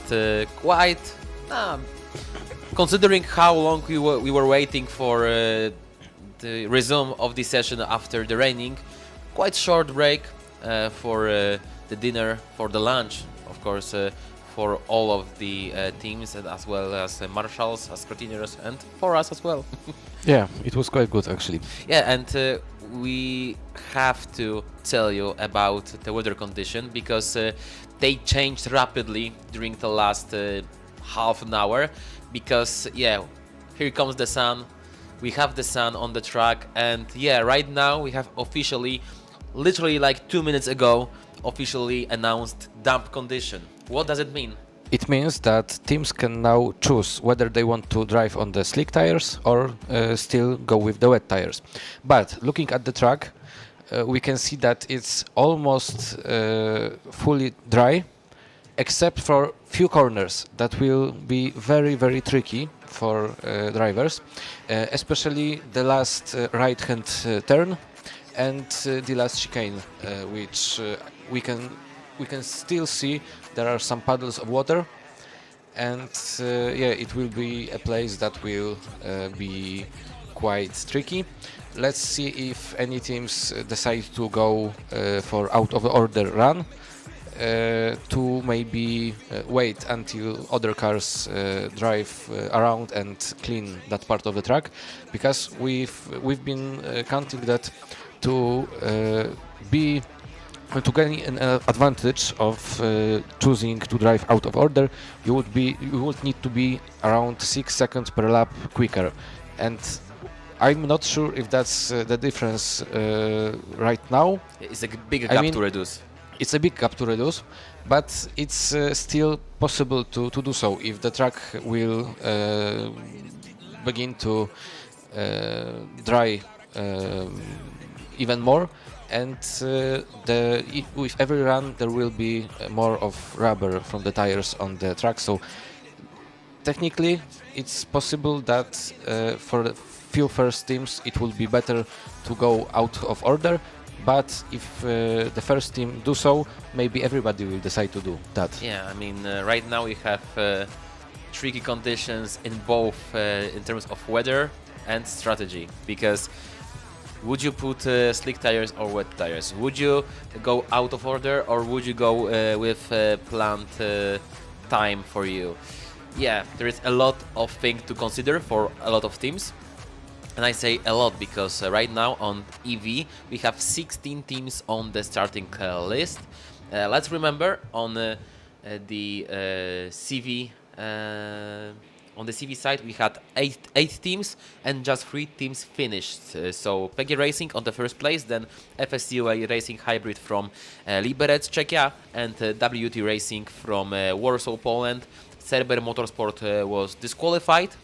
Teams from Tampere and Prague didn't finish their runs, and we had also 2 teams that at least so far didn't appear on the track, which is number 11 FSRTU from Riga, Latvia, and number 821 TN Uni Tech Drive, so from Alexander Dubček, University of Trenčín from Slovakia. Yeah. And now we've got 18 Celsius degree on the track. So it's quite warmer. Yes, at the beginning of the first session I think it was about 13. Yeah, I mean, and then 15. It was feeling like 13, but the temperature was I think 15. Okay. Right now it's 18 and feels like 17. So yeah, it's quite up, and also the asphalt will be much warmer. So it will be really important for the slick tires. But I think the wind has picked up with gusts up to 20 kilometers per hour. Yeah, it's still not that. It's still 2 times smaller than yesterday. Yesterday here it was really windy. Yeah, but looking at the flags ahead of us, I can see that the wind is changing its direction quite rapidly. So it will be difficult for drivers to predict what it's going to be, but the racing drivers are accustomed to looking at the clues in the near the track of what the conditions are, so they will probably be looking at the flags and try to gauge if the wind is blowing in the direction that favors them or not. We have rallycross right now on the track. Yeah, no matter if it's asphalt or grass. I mean, Słomczyn is indeed rallycross venue. We can see on the right side that we have that gravel part of the track, which is used, of course, during a rallycross event. Yeah, actually we've got two gravel parts on the track. One of them is used as a joker lap, and we've got the second one, which is at the end of the lap. We've got here the national championship of Poland in rallycross. Like most of the runs are taking place here. Yeah, that's the racing line. Good stuff. Great job.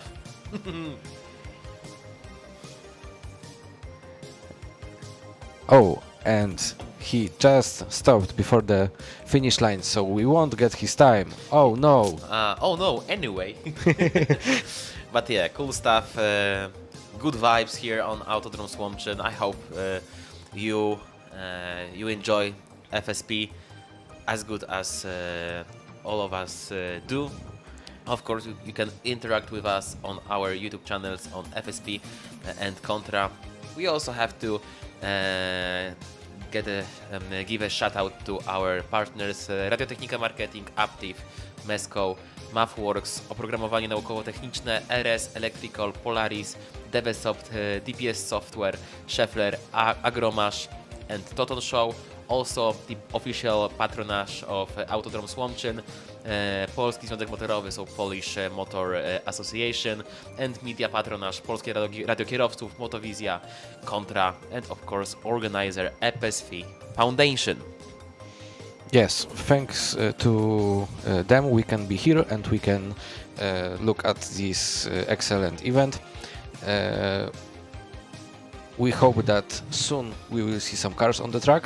And also we advise you again to interact with us on FSP chat on YouTube, because your comments will be shown on our live broadcast. We have also flags, which is quite standard, I think, in terms of motorsport. Of course, black flag is disqualification, red flag means that session is stopped, black flag with orange dot or meatball in the motorsport slang means that car needs to go to the pit because of mechanical issues that may be dangerous for people on track or for track itself.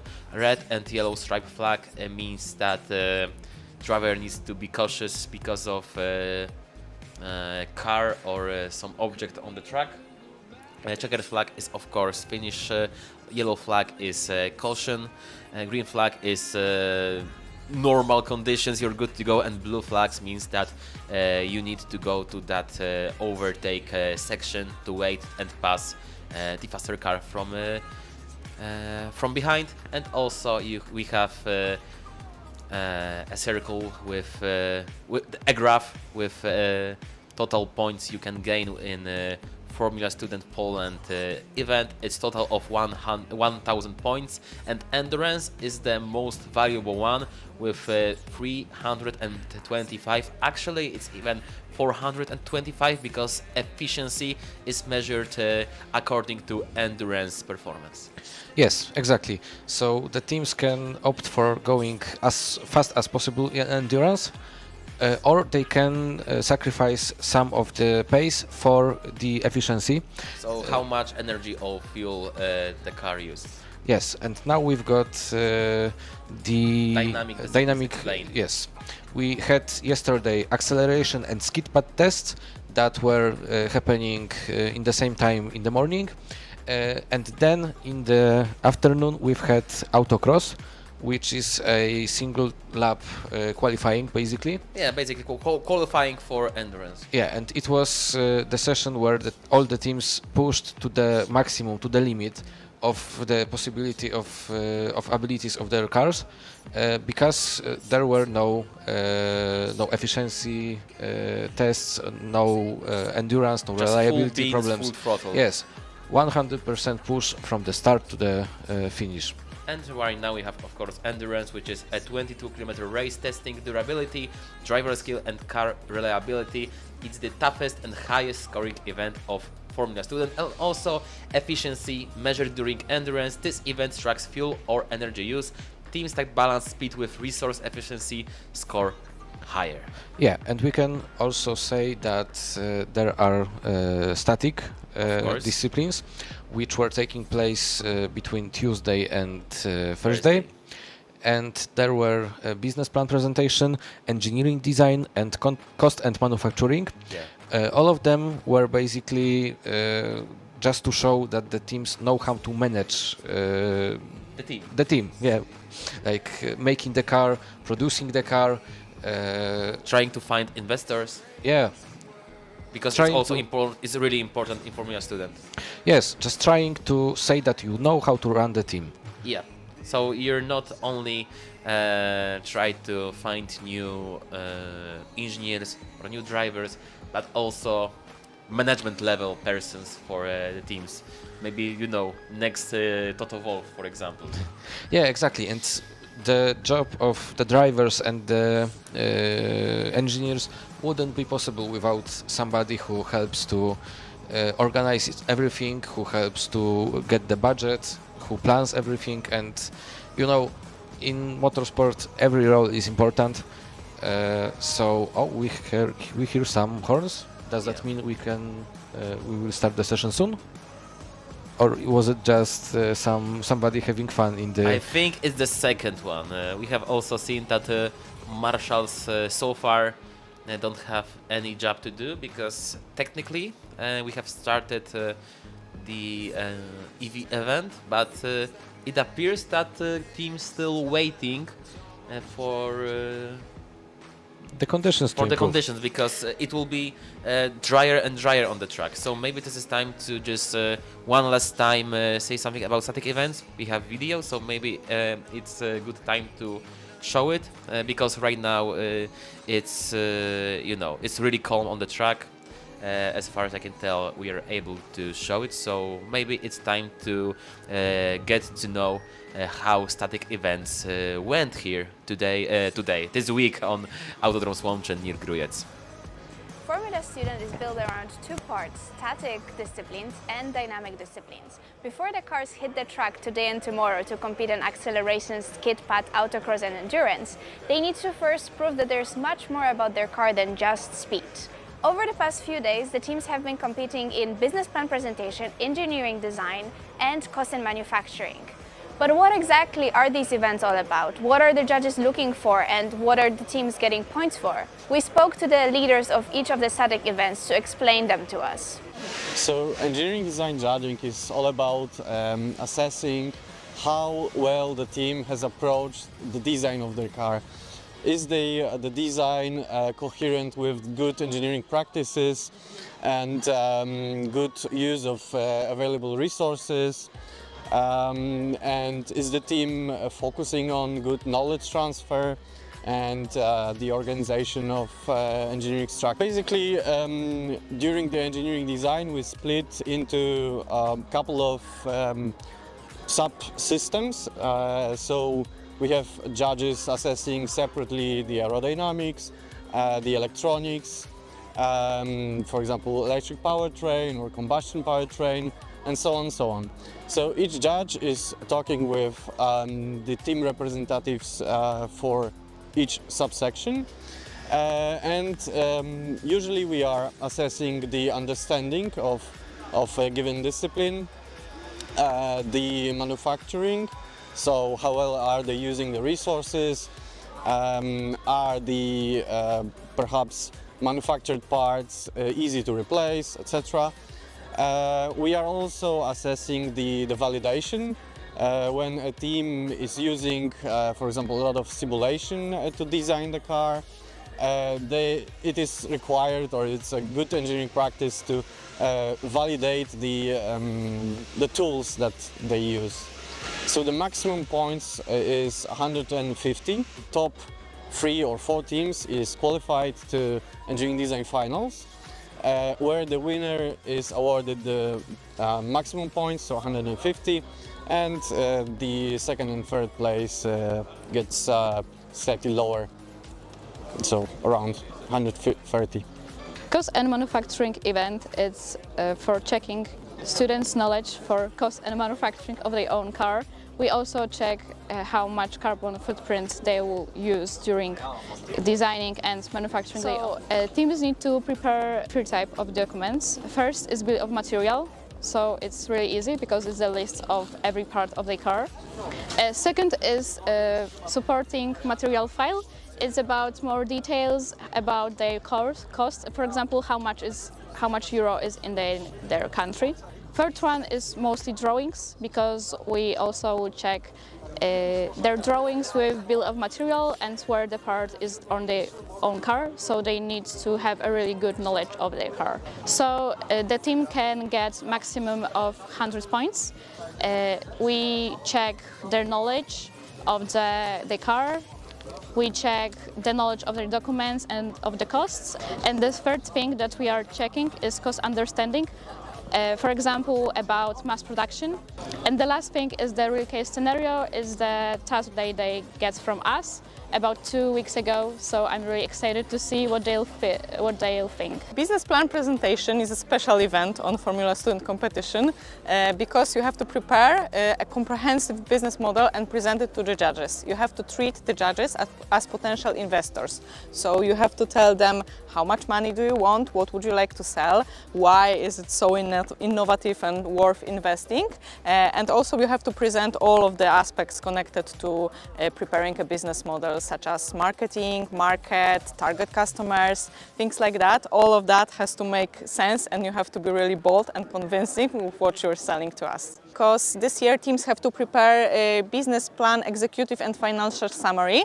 This is a 2-page document where they have to put an overview on their business model and basic financial indicators for the company, about the investment, about the 5-year financial plans, things like that.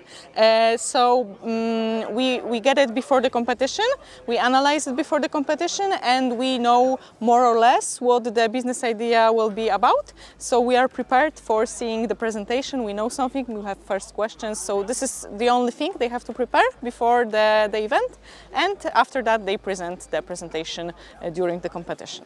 So you can get maximum of 75 points from business plan presentation added to your overall score.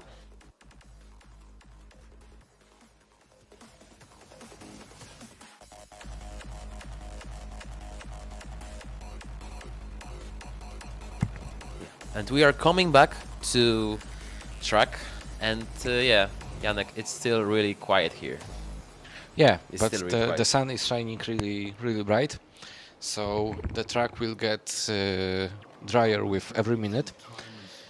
So, well, we are not sure why we don't see cars yet. Maybe they already decided to go out of order. Maybe this is just some hold up by the organizers. We will let you know as soon as we will get the information. Yeah, I mean, I literally right now, got the information that we should see the first car just in the moment. So I hope that our correspondents from the paddock are right, because if they are, we will finally see some action on the track, and just in a while, so fingers crossed. Yeah, and the action will be, well, it will be action. Yes. Yeah, Period.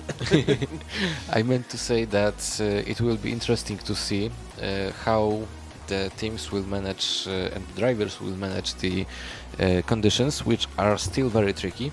I think for now everybody will go on the slicks. Yeah, I mean the majority of the track, it's almost dry. Yeah, but it will make these few corners really tricky and really difficult to drive. In those places, nobody will fight for time. They will just try not to make a mistake, not to hit any cones, and not to, well, crash out of the car, which is still possible. Yeah, the good information for our viewers, we will have more cameras for EV event, as well as we will have, I guess, drones, because there is no risk of rain anymore. So we are not risking to damaging devices, cameras, or drones. So yeah, for sure it will be more pleasing experience for you in terms of visual experience. And also some of the cars will have the onboard cameras. Oh, we see the first one. Finally, the waiting is over, and yeah, we can finally say surely that we have officially started EV endurance event, and this is number E99, so this is the first one on the starting lists, so classified as last in autocross.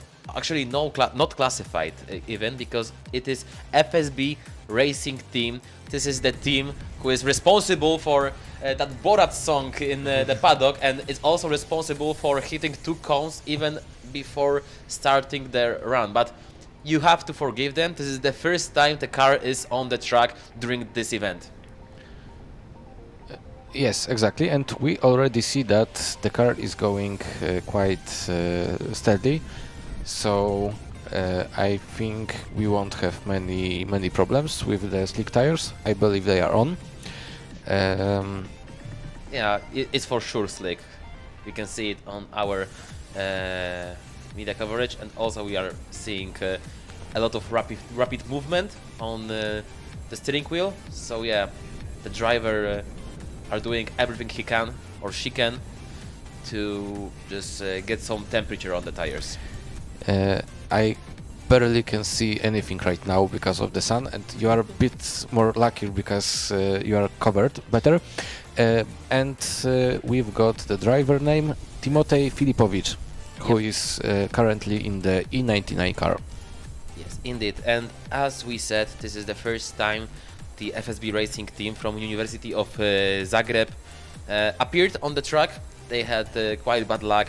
They did not start on either acceleration, ski pad or autocross, but they managed to fix the car and get every test they needed and get scrutineering to go to the track today. And even if the pace would not be in place, just to end the endurance run, which consists 22 kilometers of almost constant driving, it'll be really nice.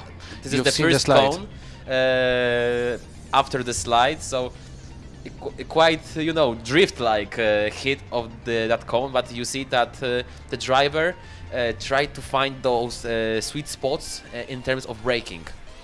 Yeah, as some comment said before, Fast and Furious, Słomczyn edition drift. Yep. And yeah, we will see a lot more of that. Yeah. We also see there is a lot of fans from Croatia, from Zagreb, also for the drivers himself. So yeah, I mean, the Croatian team, FSB Racing Team, is quite popular in terms of songs they play. Also during the event, we can see that they had huge, and I mean huge, Croatian flag on the paddocks. So they are seen from everywhere and they are heard from everywhere. Yeah, exactly. You can even hear them on our social media when we were interviewing one of the other teams. WT from Warsaw, Wood Racing. There was the Borat song playing in the background, and we were laughing so hard when we were preparing and editing that material to go. So basically they are the ones responsible for the good atmosphere here. Yeah. In Poland we say atmosferić. So in Croatia, I mean, you know, there's a lot of joke that every every name with each and every word in each can be Croatian national football team player. So in Poland, if someone is just for a good atmosphere in Polish national team, we call it atmosferic. Yeah. But yeah, it's really nice that FSB racing team managed to prepare the car. We can see that the driver really struggled to keep it on the four wheels on the track, but still, nice catch. Really nice handling. And yeah, this is the first laps of that car during this year's event. And yeah, I mean, I just hope that the driver will enjoy every lap on the Słomczyn and Autodrom, because yeah, this is a great success. Just like in Borat, it wasn't on purpose. It really wasn't on purpose. But yeah, this is the great success that this car is up and running, and fingers crossed that they will finish the endurance after those 18 laps. But I want to disagree with you on one thing. They are not here only for the atmosphere. Oh, sorry, but the car has stopped. Oh. I really hope it wasn't a commentator curse. I really hope it wasn't. I mean, I was just about to say that they are here not only for the atmosphere, as they are the overall winners in the FS Poland 2024. So yep. They still have some great success. But not this time. Yeah. Officially DNF, and it was really fast. But yeah, at least they show up on the track. They showed that they can prepare a nice car, because until that issue, their pace was quite nice. 1:39 on the second lap. Right now we have car number E. It's not 24. It's not E95, so we don't have E95. So Hofspannung Motorsport from University of Applied Science in Hof, Germany. But we have number E24, which is car from Maribor, from Maribor GPE, from University of Maribor, and we can clearly see that unfortunately this is the end of the event for Zagreb. And also we have firefighters on the track, so maybe it's a bigger issue with the car. Yep, it looks like that. We And can also we see have red flags, so the session is stopped right now. we can't see any fire, any smoke, or anything like that. But you know, this is the electric vehicle, so if something's wrong with energy cells, it's really serious issue and needs to be resolved by professionals. Yeah, obviously. But if we cannot see any fire and it's a problem with battery, we can actually spend quite a long time with the red flag. So let's hope it's not as serious as it seems. Yeah, so right now E24 E24 has to go back to the pits, and the driver was ready to start. But right now he is crawling back to the pits, so the team from Maribor needs to get prepared to get the car back to the pits, back to the paddock. Borat 10 hours, Borat 10 hours supremacy. Oh yeah. Yeah, there's a lot of fans from Croatia. It's unfortunate that the adventure with Uni Zagreb in FSP ends that quickly, but yeah, kudos for them to fight until the same end, even without autocross or skid pad or acceleration. They managed to get the car working, to be safe within the regulations, and okay, made that 2.5 laps. Yeah, I was wondering if E95 took the out of order, because as you said, we didn't see them, even though they were scheduled to go second. Yep. And the E24 was ready to start after 5 minutes behind the E99. So it looks like the stewards called the next team. So it doesn't look like something unplanned. It looks like they chose to go later I mean, on. the teams, I guess they need to announce earlier that that they are going out of order. Yeah. So the stewards and the organizers have time to move the schedule a bit. I will also check if there wasn't any changes. No, I don't think so. And also, E24 will go to the track with GoPro. Yeah. So we will have the onboards of Maribor team. We got a question about the order of EV cars. So, Yeah, so- can you read it out loud? Yeah, of course. Of course, the order of endurance is based on results from yesterday autocross event, which is we can say qualifying for the event. So after that E24, which is Uni Maribor GPE, we will have E20 Technicum Mittweida Motorsport, E19 Greenberg from Berlin, E36 so TUC Racing from Chemnitz, E08 so PRZ Racing from Rzeszów, Poland, E47 Pol SA Racing from Gliwice, Poland, E67 PUT Motorsport from Poznań, E68 NTHU Racing from Taiwan, E03 so UWB E-Racing Team from Pilsen, Czechia, E13 Fast Tube from Germany. To be certain, it's Fast Tube is Berlin, right? I think so. I will check it quickly because I don't want to miss it.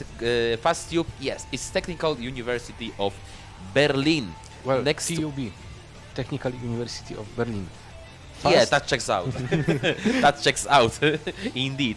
Next we have on the fourth to last AGH Racing from Kraków, Poland, E69 Superior Racing from Ljubljana, Slovenia, E53 Raceyard E from Kiel, and E23, which is last year winner, so Running Snail Racing Team from OTH Amberg-Weiden from Bavaria, Germany. And in the meantime, we see that the car is already out of the track, and Yeah, we it's hope officially that DNF.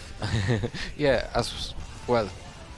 Yeah, no you can wonder. see. Yeah, I mean, you can clearly see. We can also see that the firefighters are going back, so we are probably going to see some more action soon. Each of the cars that you read before will start within the window of 5 minutes after another. Almost, because in some kinds of places it will be a 10 minutes break. It's 5 to 10 minutes. let's Okay, say. but the underline is that the teams must be ready to go some period before their actual time. So in case of the situation just like before, the next team can jump up in the queue, so we don't have to wait any longer. Indeed. And now the fire truck is moving, was moving, and now it stopped. Yeah. Also, it's, Now it's going OSP, back again. so it's not firefighters who making it out of the living. So it's just a voluntary one. So yeah, big shout out for them because they are making us safe here, and just because they just want to help people. So yeah, big shout out for that firefighters. Yep. Also big shout out to everybody who is helping the event to go underway. We can hear the applause from the crowd because the fire truck went with the racing Yeah, line. it was really smooth. So not only firefighters, but also great drivers. Let's see if here No, it will he be will- the same. he will I stop don't there, think I so. think. Yeah, but even firefighters can have some fun here at Słomczyn. But yeah, look, no cones was hit. Yeah, and with a car that big. Impressive. Yeah. Really impressive. So big shout out if you are in the paddock, if you are on the stands. Big shout out for firefighters. Yeah, and we can see a lot of shout out, a lot of also horns as well from the crew. I can also see big Croatian flag. I think this is the flag I was talking about. I think this is the flag I was talking about at the beginning of the run for FSB from Zagreb. We almost can see it on the live stream. Yeah, I mean but it's literally on the other second side. row. on the other side of the track in front of us. Yeah, you can see that Croatian flag. So, guys, if you are watching the live stream, you can wave to us. You are live right now. But yeah, Croatian proud. Yeah, I mean, you can see that stick in the flag. So, yeah. We can see we have also questioned what was the firefighters' time. I don't think, unfortunately, that we have an info. We have, but we have an info that E19 actually, and this is confirmed, we will start out of order. So this is Green Bear, Berlin University of Applied Sciences and Technology. So E19 will be starting out of order. We can estimate what was the time of the firefighters, because I've got the time of the start of E24 when it was supposed to start. It was 14:43. Then it was stopped, and now we've got 14:52. So 9 minutes. It's 9 minutes until now, but I think they started going back 3 minutes ago. So. There we go. Impressive. There we go. You have time. You asked, you got it. Yeah. The best commentators duo in the world. We also see that Maribor is still waiting for green flags on the track, but as far as I can see, the car is in the safe spot behind the barriers and near the stewards. So in terms of some kind of reactions, I think we can be sure that we can continue. We have yellow flags on the track, so maybe in a couple of minutes we'll resume the session. All the love from Croatia, from Megatron 3M. Thank you very much. Thank you very much for all the nice words for us and for all people from Słomczyn, for all organizers, for scrutineers, from marshals. Yeah, we really appreciate it. At least the car looks good. Yeah, indeed, it was quite nice livery, actually. Yep, exactly. And now, well, it's hidden from us, but if it was moved a few meters to the front or to the back, we could see and basically watch it all day. Once in a rally, I had my drive shaft broke right in front of the camera of live. So I was shown for like the whole 2 hours of the competition in the probably the only live camera from the stage. So you could say that it was a huge media and television presence. Yeah. We have a driver from Maribor waving to the camera. They are still waiting for the start, for the restart actually, for event Uni-Maribor GP, and I think we can with quite confidence say that they will try to make something for themselves in efficiency, because in Alpe Adria in 2021 they were second in efficiency, and also in Alpe Adria, so this is Croatian Formula Student event. In 2025 they were at the 3rd place in efficiency and also in the 4th place overall. So in terms of being efficient with energy usage, I think they are quite one of the favorites. I think that Maribor is almost good to go. Yep, I see that the marshal who is at the start with the green flag is also looking in the direction of where the car will come from, and he looks like he is expecting the car to arrive. I think we have the engine engaged and a planning check in the cockpit of E24 car. So yeah, we're just waiting for official start. Yeah, maybe Croatian is not on the grid anymore. Maybe they ended their event, but I think they will root for Slovenian team as well. At least I think so. Yeah, and right now they are rolling. Christina Plainse, greetings from Maribor. Thank you. I was in Maribor this summer in the middle of, in the verge of June and July, and I really loved the city. So yeah, thank you very much. And I don't know if you did see that, but the crowd ahead of us did a Mexican wave when the car was approaching. I didn't see that, unfortunately, because yeah, I didn't see that crowd. But yeah, there is quite a few people here from the Maribor.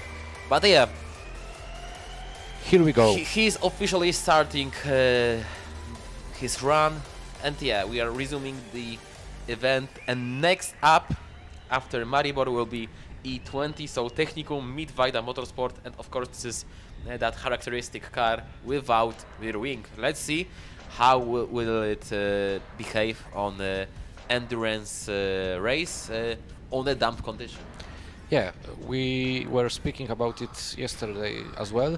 We think that they might do quite well in the efficiency test, because without the rear wing they won't have as much drag as other teams, so they will use less energy to accelerate the car, so they might do quite well in that competition. Yeah, and also we have a ready interview with FSB Racing Team driver. With him is Zuzanna Warecka, our correspondent. So Zuza, up to you.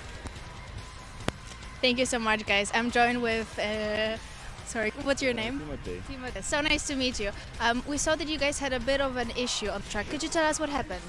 Yeah, basically the gas pedal was like not working properly, and also with that something was very bad smelling, like something caught on fire. Yeah, I had to stop. I didn't want to risk losing the car and the battery, everything. Yeah, so yeah, a bit of a shame, but yeah, it's It happens, but safety is the most important. Could you tell us what we saw the fire department with were measuring? What the smell was about, and they were pretty fast. I mean, a pretty good organization. Yeah. I mean, unfortunately, nothing caught on fire, so it's all good. Yeah. Did something like this happen to you guys before, or is it just something completely new? No, it's like, I mean, it's not happened before. Maybe sometimes, but this is a new car this year, so it was kind of expected to have a problem. All right, and you're the first driver to actually be on the track with these damp conditions. How are you judging the track? Is it still some wet spots? Is it mostly dry? Like when I exited the pits, like first corner, understeer, yeah, but the rest of the track was pretty dry, yeah. But yeah, like first few meters, I had to adapt very, very fast. So yeah, but it drives very fast, so now it's okay, yeah, for the rest. Perfect, thank you so much. We're gonna head back to the track because we have more cars running. Thank you, Zuza. Thank you, Timothy. Yeah, that's really unfortunate stuff. But yeah, show must go on. Right now we have Maribor on track. They had quite a moment here on the main straight, but the car was catched by the driver, so they continue quite safely their run. And yeah, we will see how fast they can go. And also, they are the first one that have a chance to end whole drive. Let's remind, 22 kilometers and 18 laps, 9 per driver. Yeah, the driver caught the car quite well, but I think he hit some cone, because we've seen the marshal going to the track to replace it where it was supposed to be. But nevertheless, they are still going quite strong. We will see when we get some times. It's 1:34 on the second lap, so actually it's not that quick, because it's almost equal time, basically like the 16,000 seconds seconds difference between them and PG Racing, which were driving in the wet weather conditions. So well, we hope to see some more pace. Yeah, I think we'll see that pace just in a moment. But yeah, right now, after 2 laps, they are on the pace of being the fastest on the track. So let's see if they can maintain that speed. Of course, the one thing is the speed itself, the second thing is reliability, and also trying to not getting any penalty, because every cone that the driver will hit and will be out of the center of the zone, it's additional 2 seconds to the time, but so far it's really clean run for Maribor. Yes, exactly. And as we can see, he is going for a 4th lap of the 9-lap stint for this driver. After 9 laps, we remind you that there is a driver's change, which takes place in the pit lane. The driver that is finishing his run is going to escape the car, and the next one is arriving. And speaking of arriving, we see Mark Fleischer in the E20, and we see the Mexican wave from the fans again. This one is a very interesting car. You can see the snake on the front of the car. We've seen the eyes. Let's see if he can be as sharp, as quick as a snake. Maybe. Who knows? So right now we have finally 2 cars on the grid.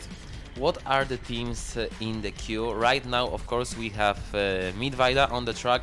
After Miedweida, we planned to have Green Bear, but we know that Green Bear will be at the end of the pack with out of order conditions, so they will have potentially the best conditions, but also 2 minutes time penalty added to their time just at this spot. So this is not a cheat code, and as we try to count, it has to be 6 seconds faster lap every lap just to be on the top spot if you want to reduce that 2 minutes gap. But after Green Bear, it will be E36, which is TUC Racing from Chemnitz, and after Chemnitz we will see E08, so the team from Rzeszów, Poland, PRZ Racing or PRZ Racing. It's far easier to us to just say that in Polish, because for us it also sounds a bit better. So PRZ and PRZ, it's more flowy. It has more flow. Yeah, from what I recall, I think E24 was supposed to have a onboard camera. Is that correct? Yeah, I mean that's what we have on the note, but so far we didn't see any onboards from the team. Amazing livery on E20. Yeah, indeed, it's really creative, and we like those creative liveries. So yeah, we hope that the livery will be as good as the pace of the Miedweida. And as we said, really interesting, really original project without the rear wing, which reminds either old Formula 1 car or Formula V you mentioned yesterday. Yeah, I mean, well, basically it looks like either of them, and we can see that the first lap was actually very quick from them, 1:33. It's 12 seconds faster than no, wait, it's 6 seconds faster than Uni Maribor. So they are definitely having more pace right now.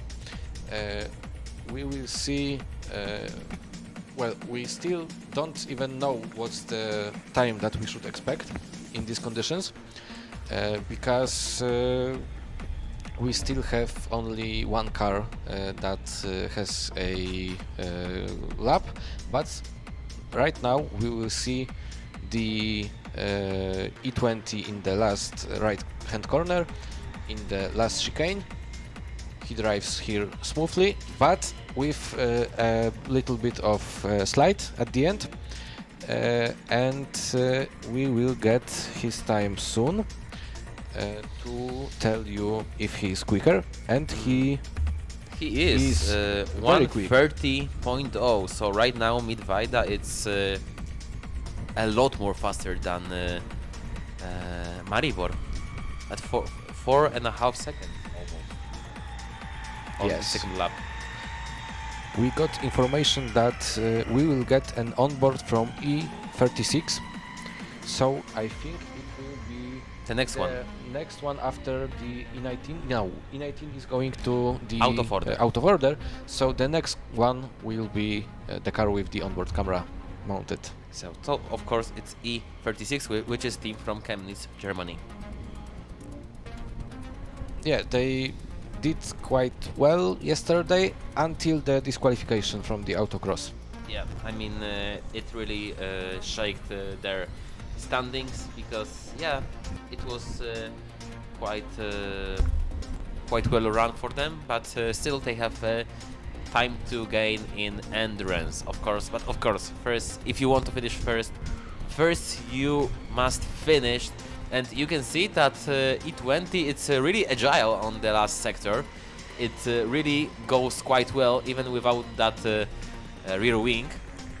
And we must say that rear wings on the Formula Student car are really massive in most of the times. Yeah, but actually the rear wing gives you the stability of the rear.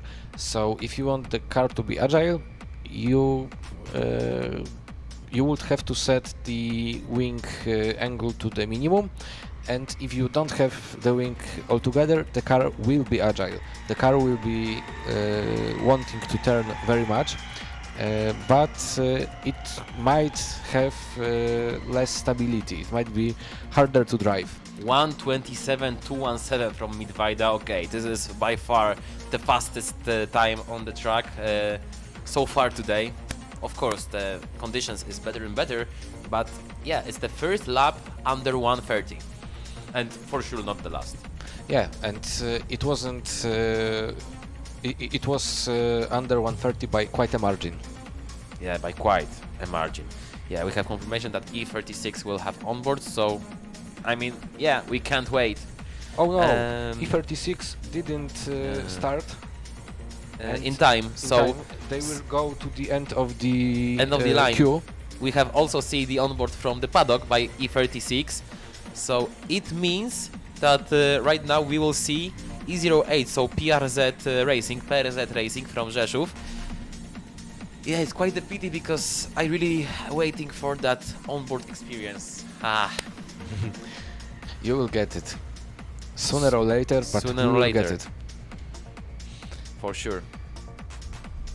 And another lap from Midweida was 1:25.0, so another 2 seconds shaved off the time. So we have information that E36 was not disqualified, so are you sure that they were disqualified? I think we were speaking about some leakage yesterday. So maybe they had an appeal. I mean, they were 17 in autocross, but yeah, let's focus. Anyway, they were on the bottom half of the grid, so this is the one for sure. We have Jakub Malec on E07, so this is of course team from Polish city of Rzeszów. Yeah, sorry, Jakub Marut, of course. Jakub Marut, just to be 100% sure. And also we're waiting for the green flag, just the condition to be perfect for them to start a trial. And yeah, the main goal for the Jakub is to get that 11 kilometers and 9 laps and then pass the car in one piece to the other driver. I think the firefighters have a lot of fun here. Yeah, as we all do. Of course. And right we now can see the checkered flag being ready for the E24. So yeah, it was really rapid actually, because yeah, we're talking, we're mentioning other teams, but E24 is right now in the half point of the endurance. So right now they have 3 minutes to just come back to the pits, change the drivers. Of course, everything must be according to the rules. There is a lot of clapping from the team. So yeah, 50% done, as we said.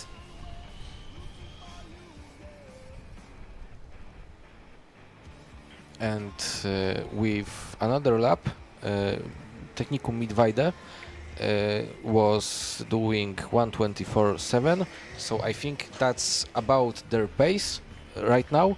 We will see if on another lap the time will be similar, but I think we might have found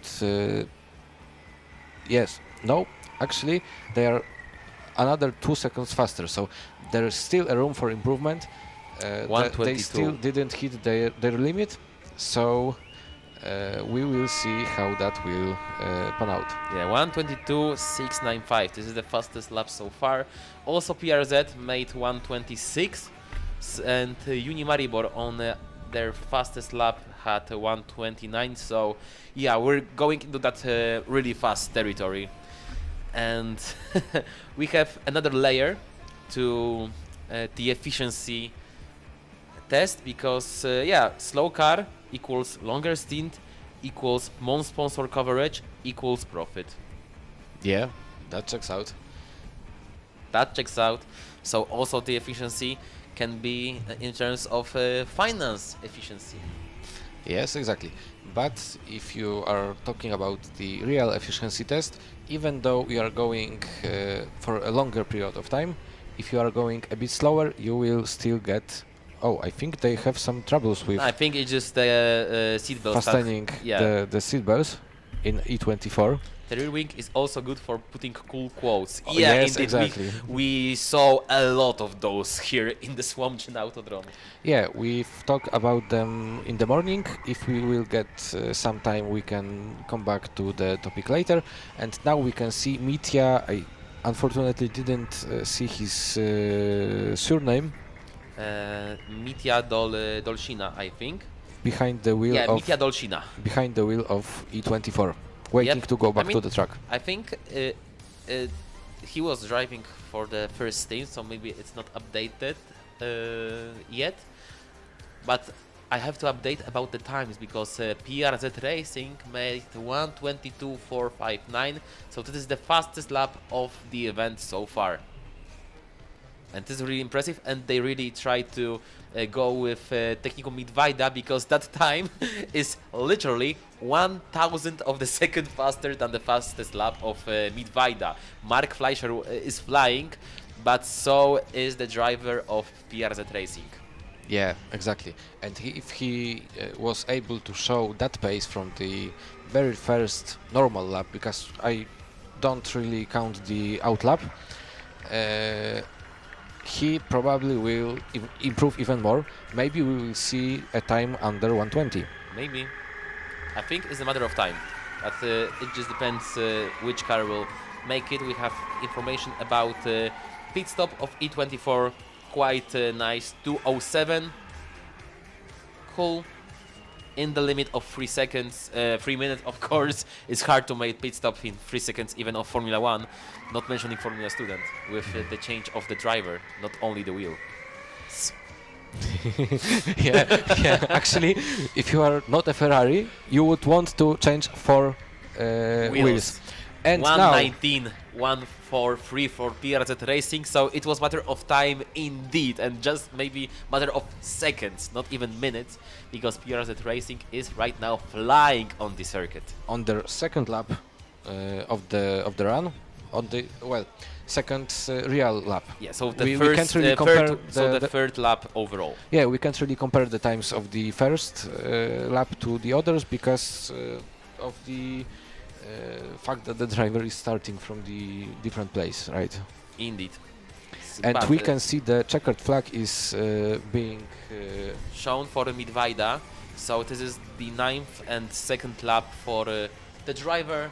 So right now this is the second team that reached the half point of the event for themselves. E08 is also crossing the line.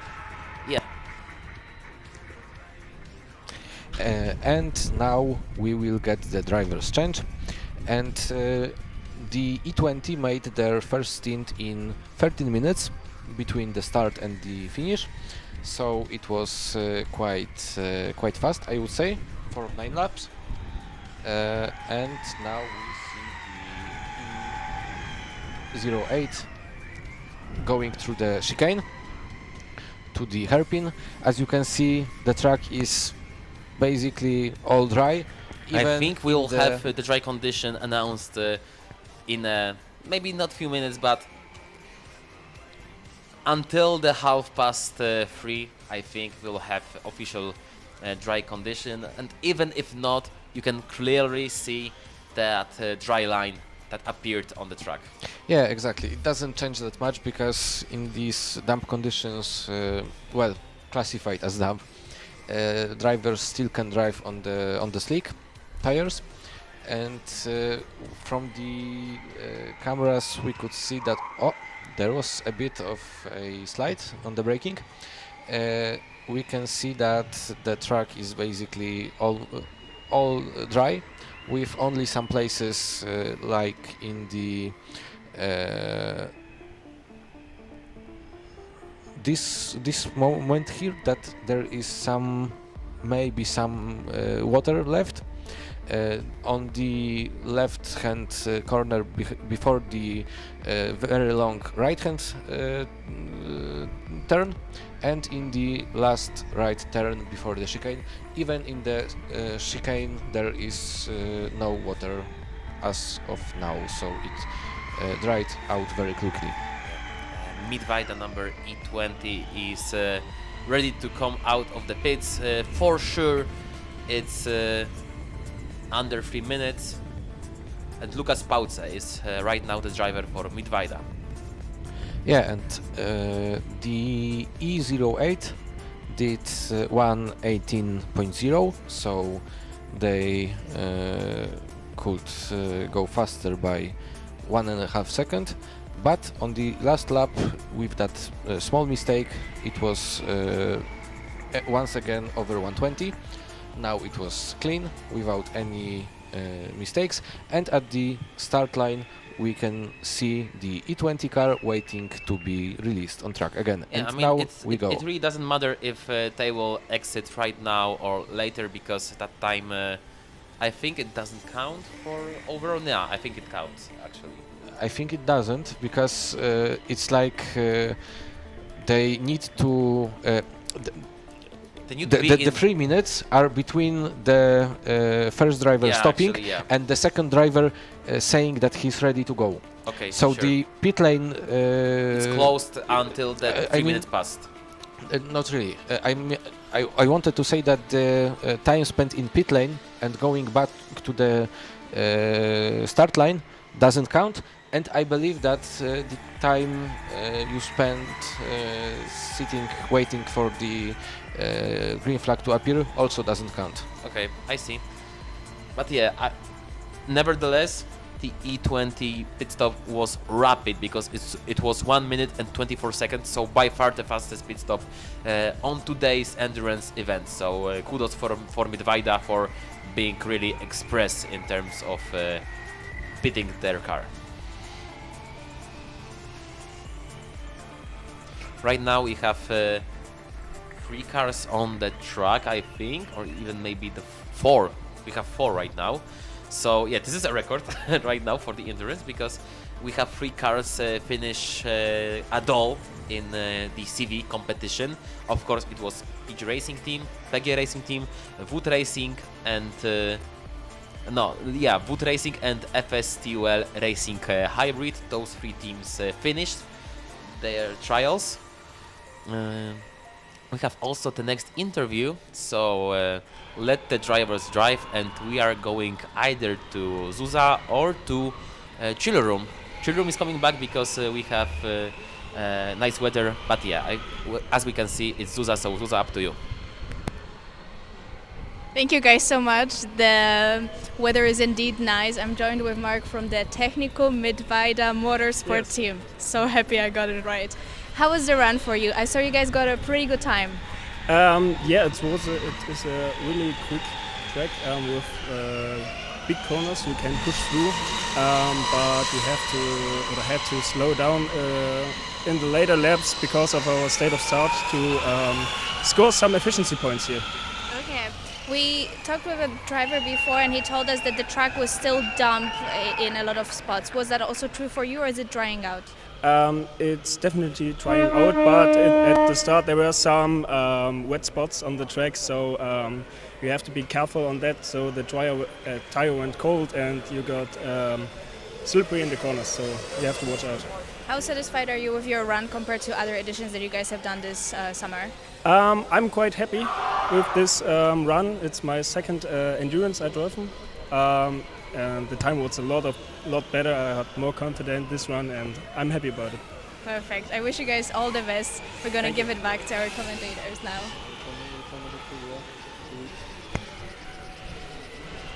And we are coming back to the track. Right now, of course, it's free drivers because FSB Racing Team is right now DNF'd. But yeah, it's still 3 cars on the track, and I feel we will see the 4th one in a matter of minutes, I guess. And as we can see, the drone is finally back. So yeah, there is more nice view for you. And we have also the first blue flag of the EV competition. Let's see. Yeah, there's a comment on the chat that there should be a fastest pit stop award. And I think that's quite an interesting idea. So maybe...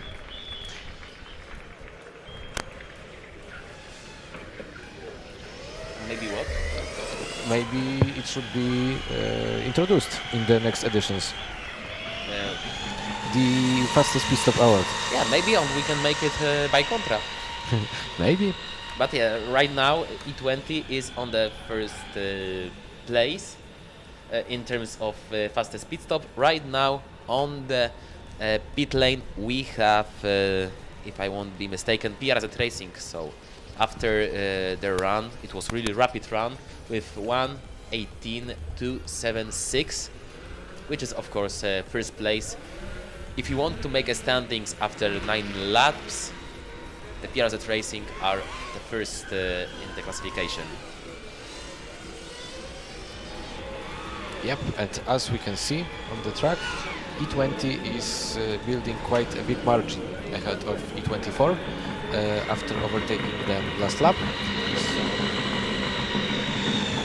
there is definitely a big difference in pace between them, and there is only 3 laps, so 2 full laps and this 1 final corner ahead of E20, if I see it correctly. No, ahead of E21. So I wonder if they will get overtaken again by the Midweida team. And we can see that E08 is going back on track and it's being waved to go quickly ahead of the E24. So they won't have to overtake them once again. If you want to make the classification for the fastest pit stop, PRZ is a great contender. 46 seconds, just 46 seconds. It was the pit stop of Rzeszów University of Technology. Great stuff for the team from east of the Poland. Maybe they heard us and tried to go quickly to win the award. They decided to lock in. Yeah. So. Maybe it's a good thing that we have the chat. Maybe people in the chat can think of some funny classifications that we can try to introduce, and maybe we will get the information needed to do so. So if you've got any funny, interesting, outrageous idea for a like another classification, give us your ideas. Yeah, indeed. Because right now, suddenly the teams started to take care about the time of pit stops. So we have quite nice influence. Maybe they can hear us. But anyway, it was the really fast pit stop of PRZ Racing, and they really quickly come back to the drive. But also, so far, they are quite clean in terms of driving. There is barely no penalties even though we have a lot of drivers on the track. And actually, we have a nice culture in terms of blue flags. Apart from Zagreb, we have at least right now no problems with mechanical issues, but yeah, so far, and I hope nothing will happen, because yeah, commentator curse is really a fact, and we saw it today, just a few minutes ago. But yeah, right now it's quite calm, but calm in that good way that we can see really nice driving from all of three drivers. We can see that E20 on the start-finish line.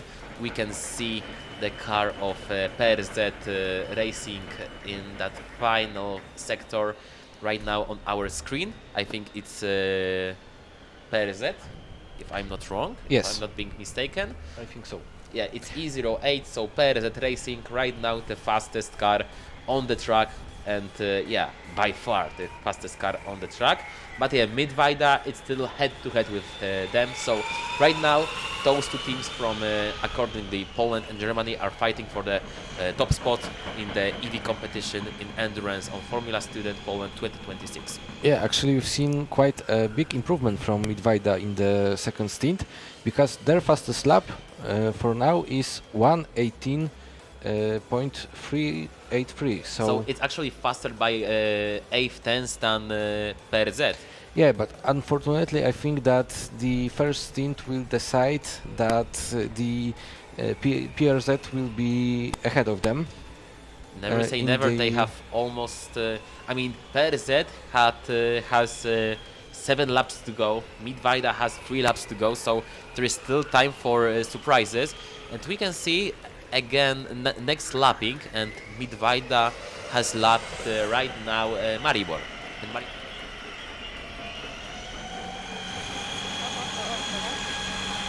I'm joined by Kuba. There's a lot of things happening, a lot of cars on the car, a lot of driver changes. You're from the PRZ racing team. Exactly. How was the run for you? It was incredible, honestly. The car felt way better than yesterday. We had a lot of velocity on the autocross. We changed a little bit the setup of the suspensions, and we were really good on the track today. We can see the car running, and that's also your team on the back. It's our team. We are the loudest here, so. Very good, we can always hear you. Tell me, is there any way that your team communicates with you when you're in the car, if you should push more, if you should save the battery? Yes. We have setups, and so we get the information if we have to make more regen or push more.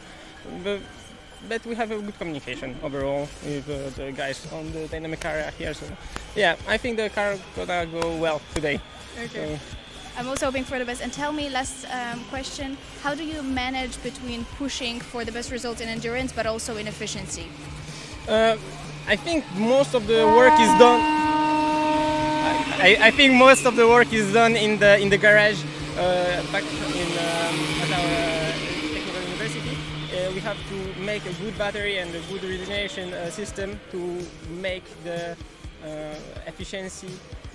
Make to the top of the efficiency tables, and honestly, we do a lot of tests, at least for autocross and endurance. So we know a little bit how to drive to make both of good worlds. You know?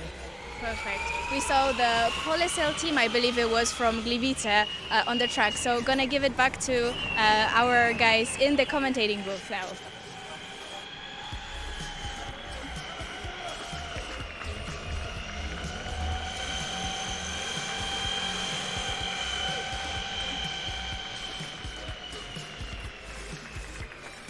From the E99 team from Croatia, they said that even though they DNF'd, they are still in the sidelines and they are cheering for everybody. And we can see E47 as a next car on the track, which is a Pol SL Racing from Silesian University of Technology. We've got also the checkered flag for the E20. E24, great success, very nice. Yes. Great success, very nice. They also finished their run, I think. Oh, I think somebody so. is stopped. Oh, and the driver is... It's emergency exit, actually. It's really emergency exit by, I think, E47. So E47 is the car that just started the run. It's from Politechnika Śląska, so it's Silesian University. And we see this. We see the comment. E47. Hell yeah, let's go, Pole SL. Well, yeah. not anymore. We Not can see anymore. that the steward is having the red flag. Okay, now we can see that there is a place for E08 to go, but I don't think the run will be continued like that, because that makes their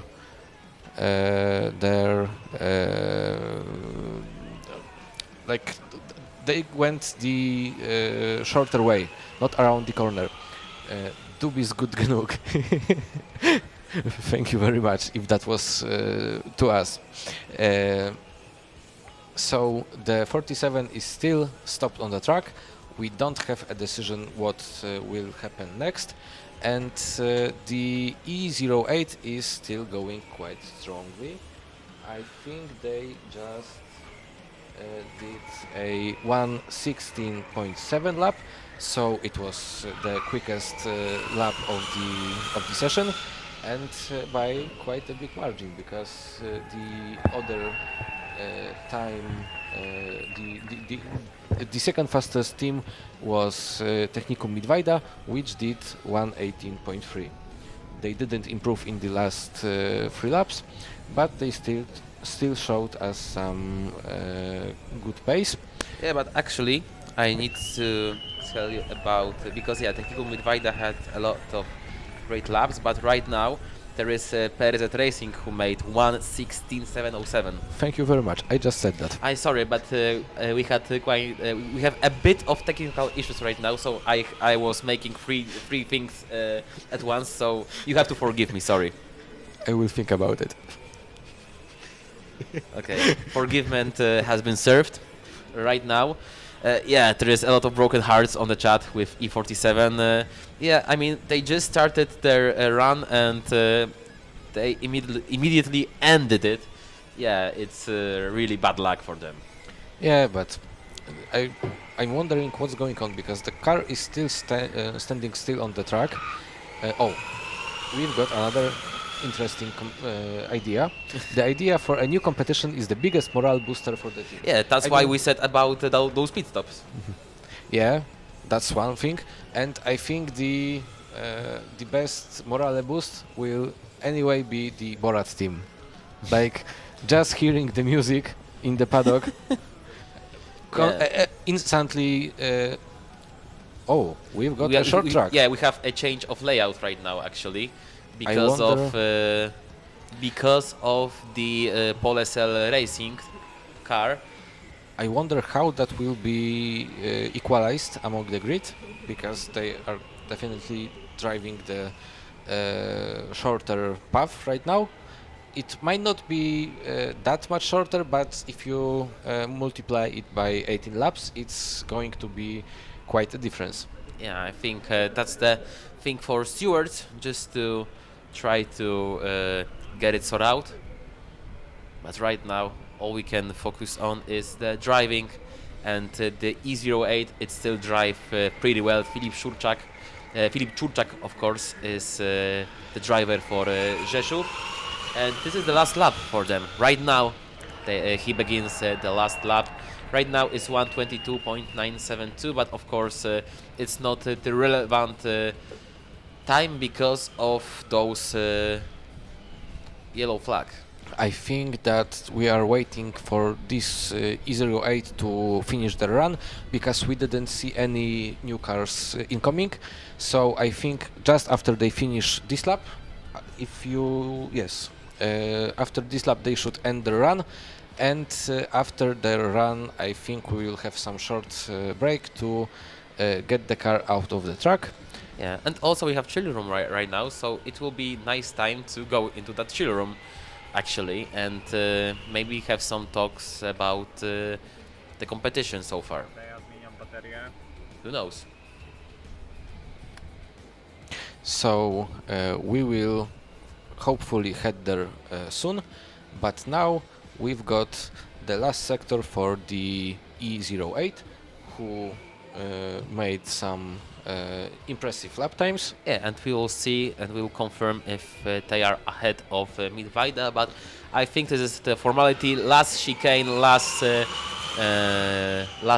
throttle press, and they have finished their cruise into the Formula Student Poland 2026 podium, maybe, because the time of 26.06854, it's really impressive. Over 2 minutes ahead Midweida. Well, I mean, we will see if the time will stand, if it won't be corrected because of the shorter path and because of the way that they had to avoid the stopped E47 on the track. Yeah, but even though 2 minutes would be too much. Like, yeah, for sure, PRZ Racing is now the new leader. Yeah, there is we no can discussion. We can say that. Yeah, right now we have to wait to Pole SL to be pulled out from the track, and this is the second DNF of EV competition. Yeah, we can see that the marshals have the rubber gloves with them, so that's probably some electrical issue. Yeah, I mean, it's not even the case of electrical issue. That rubber gloves, it's just, you know, the way of avoiding any contact of with the car. Contact with car and also contact with high voltage, even though we have green lights, which means that there is no electrical devices running in the car. They still have to be really cautious with that. We can also see that right now the notebook is plugged into the car, so maybe they are checking what the hell is going on, or maybe are they able to come back to the pit on their own wheels, and of course it will be faster for everybody. Yeah, definitely. I don't think they will be allowed to run again if for sure continue their run, because they got the help from the outside. But definitely making that car move again would surely speed up the process of removing it. We can see that the engineer is removing the device, I think. Yep. And but he doesn't look like it was a success. He doesn't look very happy. Yeah. So right now we are waiting for the decision from the marshals, and yeah, we're still waiting. Right now in the queue we'll have AGH Racing. No, of course not, sorry. But AGH will have on board. And E67, so Team PUT, Team PUT from Poznań, will go to the end of the queue, so they will start out of order. So after 47, we would have, of course, PUT Motorsport. But right now we will have number 68, so NTH Racing from Taiwan. And we passed the middle of the planned roster for EV competition, but of course it will be quite longer because we have at least already 3 teams going out of order, I think. No, for sure yeah. two. For sure two. Yes, we've got 2 teams now. E19 who chose to go out of order, yep. And E67 who, from what we got, is PUT Motorsport, and also E36, which they didn't choose it, but they were forced to go out of order because they couldn't make the car running before the end of the time regulated by the stewards. Yeah, okay, but I'm wondering if E67 is going out of order or just at the end of the queue. I mean, I just got the information that, the end of the queue is out of order because they will not start it in. They will not start in the order of. they will not start in the planned order. Yeah, that's what I wanted to say. Yeah, but I'm just wondering if it was the problem on the team side or if it was something else, and if they will get some kind of penalty for that.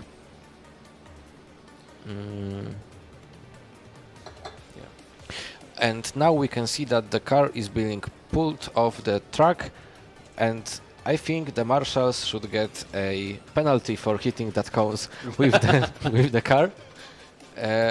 2 cones, so 2 times 2 seconds, which is 4 seconds for marshals for now. Yeah, but we can see that E47 won't come back to the pits on their wheels, so they just have to. The car has to be left on the track in the safe spot. And as far as I can tell, studio might be ready. You just have to wait from the signal from the studio itself, from the chill room, just to be able to start the first chill room. Yeah, and we can see the car is being maneuvered still. I think they are going to the other side of the track once again, but there is a bit more place. That's the one thing, and the other thing is that they didn't want to stop the car on the emergency road that was used in the meantime. So like before, when the E47 stopped on the track, the E08 was directed to go the short way. So they wanted to keep that possibility open with placing the E47 on the other side. And now we can see that the marshals are beginning to come back to their posts, so we should see some action soon. We still can't see any cars in the queue. Maybe we will get the next car pretty soon. If I'm not mistaken, it should be E67. So that's the 67 is out of order. So right now we'll have E68. 68. So the NTH Racing from Taiwan. Yeah. So the Taiwanese team. I was when I was strolling in the morning, I was wondering what's written in this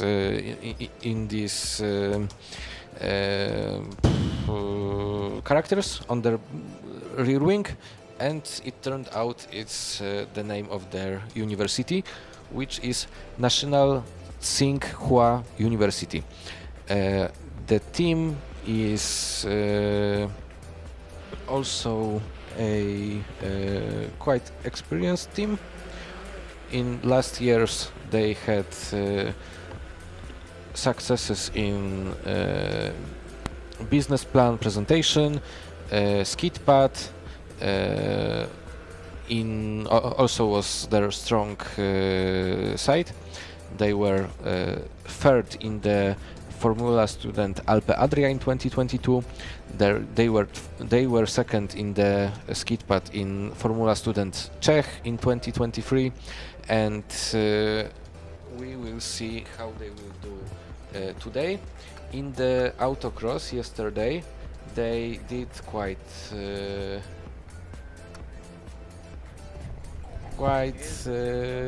okay, I think. Yes, they were 7th, 6th in the EV category. No, sorry, I've got acceleration by accident.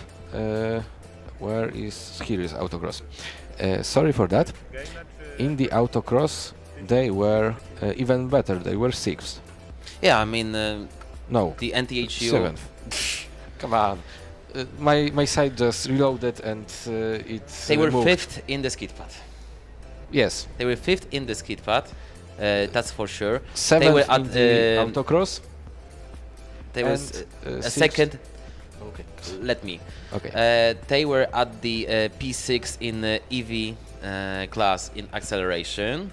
They were at P4 on EV class in skid pad, and they were classified on P7 in autocross, which is quite decent results, and also this is the only team that made 2 finals in static events, so they can get really nice points, especially if they will do well here in endurance. And as we can see, we are almost getting ready to start racing again with green flags. Yeah, and from what I can see, they might have the most power out of the whole grid, because from our information they've got 141.2 kilowatts of power, which converted to horsepower will be about 192 horsepowers, which is very powerful car for the weight of the construction, because it weighs just 220 kilos, so it's almost 1-to-1 ratio. Yeah, and talk of the devil, Chanting Wang is already on the track. So yeah, we were gonna resume the competition. We have immediately green flags, which means that Taiwanese team, only Asian teams that left during the competition, is up and running. Of course, we can argue if Turkey is Europe or Asia, but if we will classify Turkey in Asia, we had 2 teams from Asia during the competition, but just after the first day, the Turkish team had to withdraw because of the fire of battery.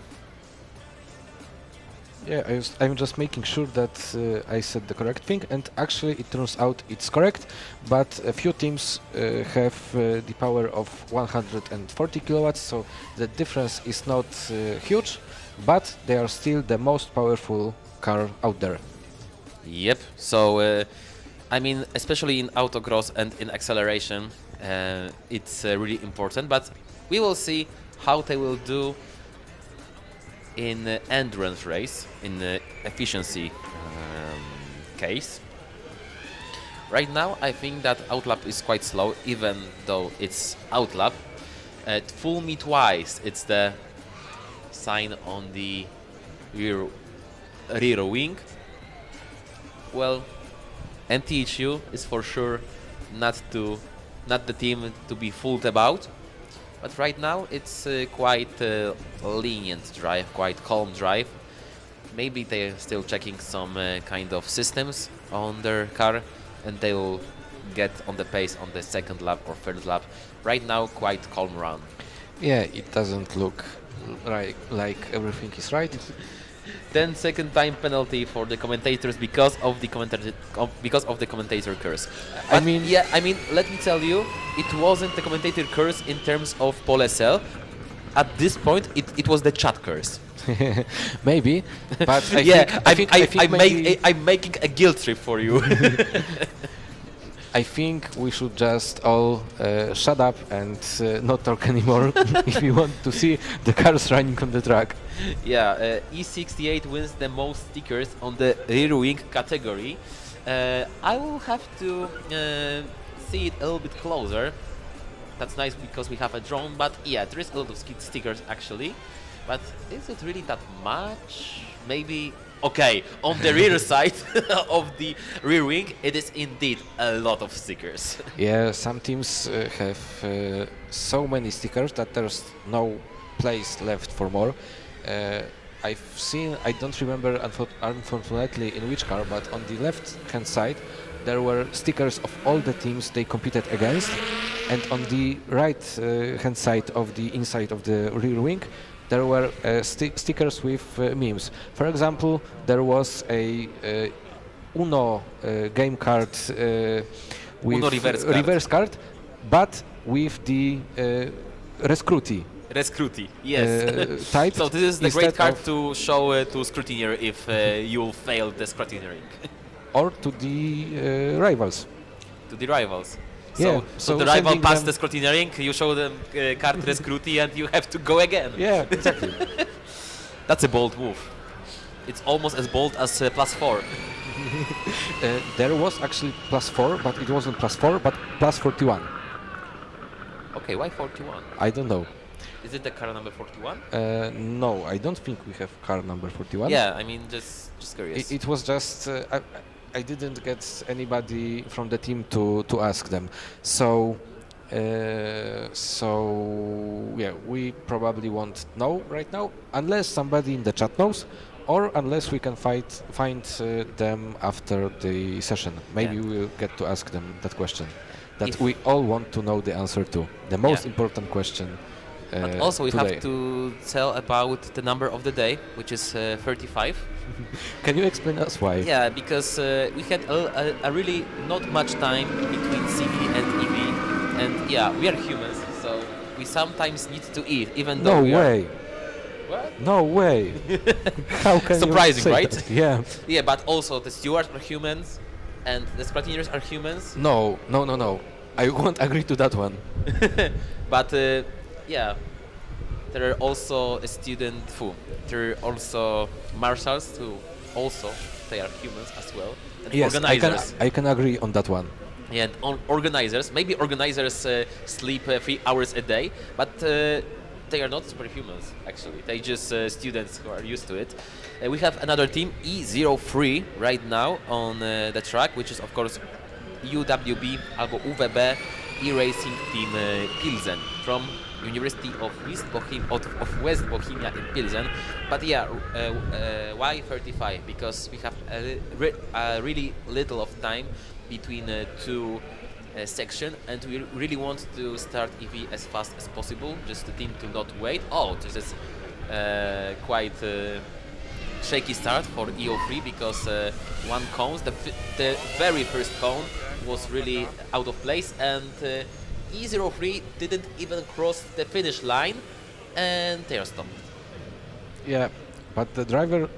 it's just because of the cone, actually. Yeah, and I think that the marshal at the start didn't see that the yellow cone is out of the position, because there is only one left. But I hope it won't interrupt us in the long run. Yeah, so overall it wasn't the issue with the cars, but it was really wise and conscious reaction from the driver, just to go out, just to tell the steward to take out the cone before crossing the start-finish line. Yeah, it's good thing that he knew that he has that cone, because in a car you don't always see what's underneath the car.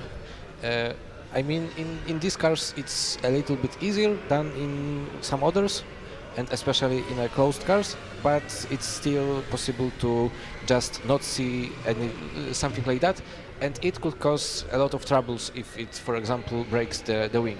Yeah, we have an information that the Uno reverse stickers are from Formula Student Austria. Nice to know. Thank you, chat, for this information. 35, number 35. Yeah, and the whole staff on the track needed to eat some in some way, and the queue was really big because all of the teams and all of the people wanted to go to eat. And we got the information that we have only 10 minutes to eat from the organizers. So there was made a decision that the stewards, the marshals, the organizers will take their food away, and the poor ladies from our canteen had to make 35 lunches to take away. Yeah, and I heard the number 35 like five times in a minute. So that's why 35 is the number of the day. And as far as I can tell, we have on our jury room, first guest is PRZ Racing, so current leaders of EV competition on endurance. So if they are ready, we are ready to give them a shout. So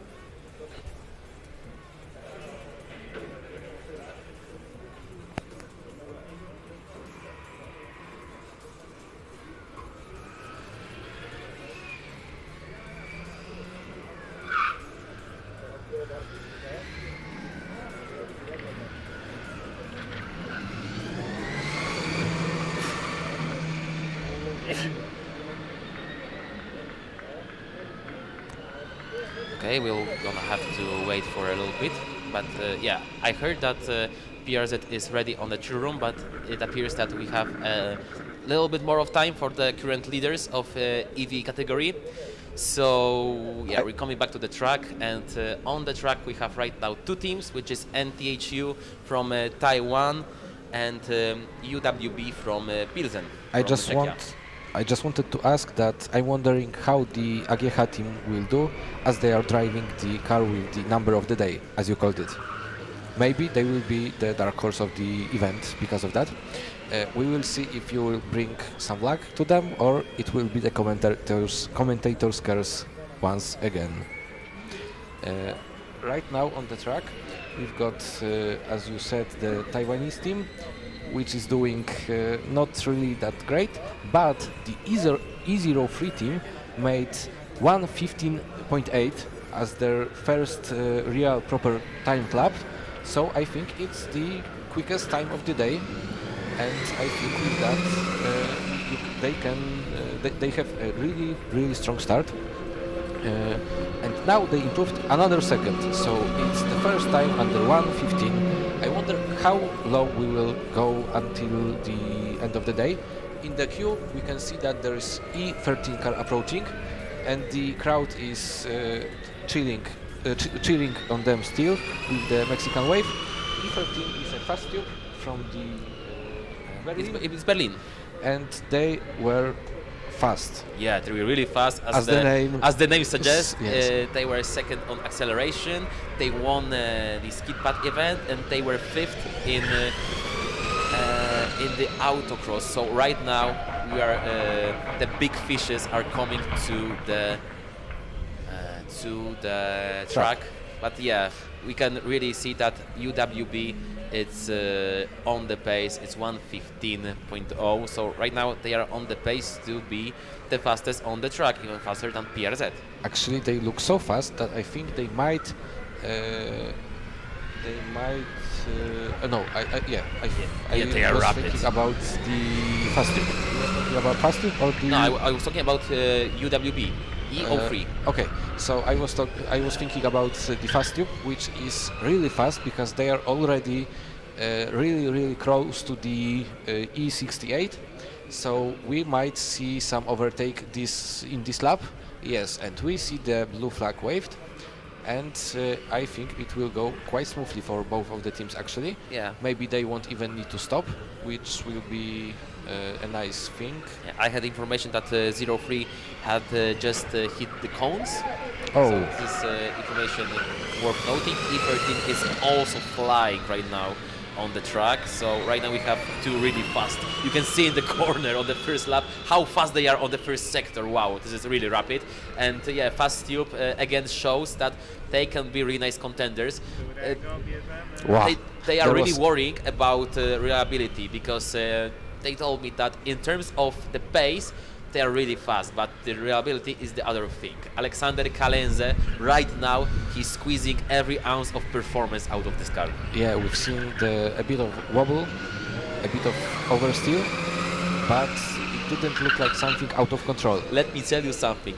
On their first lap, they have time 1.10 on their first lap. Oh my God.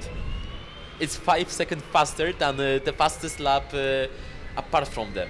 It's cosmic performance right now. Yeah. Cosmic. So, what do you think? Over or under a minute at the end of the day? There's no chance to go under the minute because even on autocross, which is a bit shorter circuit, there was no under a minute performance. Yeah, but on the autocross there was, I think you can get more from the start here. Like you don't start from the standing start. Maybe, but yeah, so 1:07 right now for fast tube. This is crazy. This is crazy. Few cars ahead of now. I thought that we won't be able to go into around 1:15, and now we are into 1:07. So yeah, I mean, I think 1 minute is a goal that will be hard to complete, to pass. But maybe, just maybe, when we are starting to see faster and faster teams with each run. Yeah, just look how fast the fast tube is on that last sweeping sector. Yeah, it's really crazy. Let's look at the hairpin of his. Wow, they're really sliding the car through the chicane, really on the verge of stability, on the verge of traction. But the pace, it's crazy. 1:05.947. This is crazy. 1:05, almost passed. And we've got another overtaking by E03, so the Taiwanese team has to make room for their rivals once again, but hopefully it will be the last time, as they are heading into the driver's change after this lap. Yep. And I don't believe that even with how fast the fast tube is, that they will catch the Taiwanese team before the second overtaking zone. So at least for now we won't be seeing any overtakes, but actually that time of you said 1:05? 1:05.9. I think it's only a matter of time before we go under 1 minute. I don't think so, because fast tube is one of the fastest one. We can see ticket flag for NTHU, and we can see again E13. We were impressed by the Pilsen team. But right now, in comparison to fast tube, Pilsen team looks like Formula 2 in comparison with Formula 1. You could have said like Aston Martin compared to Formula 1 car. Oh, don't be that petty. They deserve it. Yeah. Sorry. Just a bit. But yeah, E13 is rapid. E03 is rapid as well. Right now, E03 is on the pace to be at the P1. I think the fast tube is slowly getting to optimize their lap, because the last lap was again the fastest one, but 1:05.8. But you can see how tight the driver is going to the chicane. It's not also the car that is fast, but the driver is super confident on his car, just like in E03 from Pilsen. Yeah, that's really important because, well, even if you have a fast car that behaves sometimes, well, maybe not unpredictable, but that has some oversteer, as the fast tube car has. It's not predictable. I mean, I think that it's predictable for the driver. If he wants to get it a little slide, he can do that. And I don't see any nervousness in his movements. So I think that might be just planned by him to. Oh, we've seen some half spin almost from them. But apart from this moment, I think that the driver just wants to drive the car that way. Yeah, I think so. But yeah, you can see that E03 is flying through the track, and even though if E03 is still fast from Pilsen, they have to go to the overtaking sector and get out of the way from fast tube. That's how fast the Berlin team are. Yeah, and I'm actually quite a bit surprised, because it should be the last lap for E03 before the drivers change. Yeah, they just crossed the finish line, and they can show the checkered flag. And also we have E68 out of the pits, so this is the second part of the endurance run for Taiwanese. Fool me twice, written on the rear wing. Yeah, fool me twice. That's what I also said. So there's 1-1 for us for not listening to other commentators. Okay. Xin Hua Yang right now is on the wheel of NTHU Racing. Of course, it's a team from Taiwan, from the National Tsinghua University. They had second place in a business plan presentation in Formula Student Czech in 2025, and we are sure that they will be on top 4 and top 3 in according competition on in terms of static events, because they are in both finals. And yeah, in today evening we will know exact standings on statics performance, and also in whole events. So today on the evening we will know who will win Formula Student Poland 2026. Yeah, right now we have 2026. Yeah. Well, maybe it's a good time to say how the schedule will look like in the evening, because in the evening sounds a little bit mysterious, and I think everybody wants to know when we will know who the winner of the event is. Yeah, so I think the official ceremony starts at 7 p.m. if I'm correct. I've seen somewhere 8 p.m. but I'm not sure. I think it ends on 8 p.m. Maybe that's possible.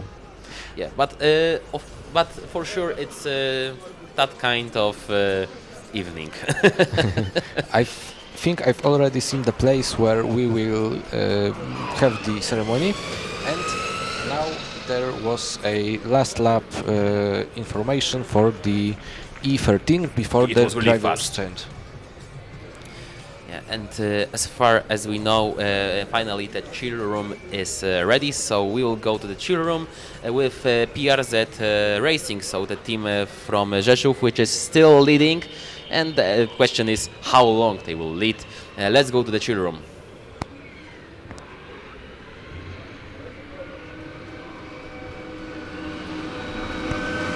Yeah, so again we have to just wait for a little bit. Maybe third time will be a charm. But still, yeah, the PRZ Racing are right now the leaders of EV category, and the endurance Errol with the quite impressive time of 26 minutes, 6 seconds and 8.54. And as we can see, the E03, so the team that it's on his way as well to go to the lead. It's leaving the pits is of course UWB from Pilsen, and also quite nice pit stop, 1 minute 38 seconds. So far the teams don't have any troubles with pit stops to be in that 3 minutes. And also we have E13 right now, fast tube on the pits. Alexander Kalenze ended their stint, and it was really good stint. It's a really impressive stint, ended with quite nice time of 1:08, but their fastest time was 1 minute 4 seconds and crazy 7 tenths. So crazy. We are getting closer to that 1 minute bar. Yeah, and we will know later if we will gonna go into that 1 minute. This is the third time we are trying to go with chill room, so maybe third time is a charm.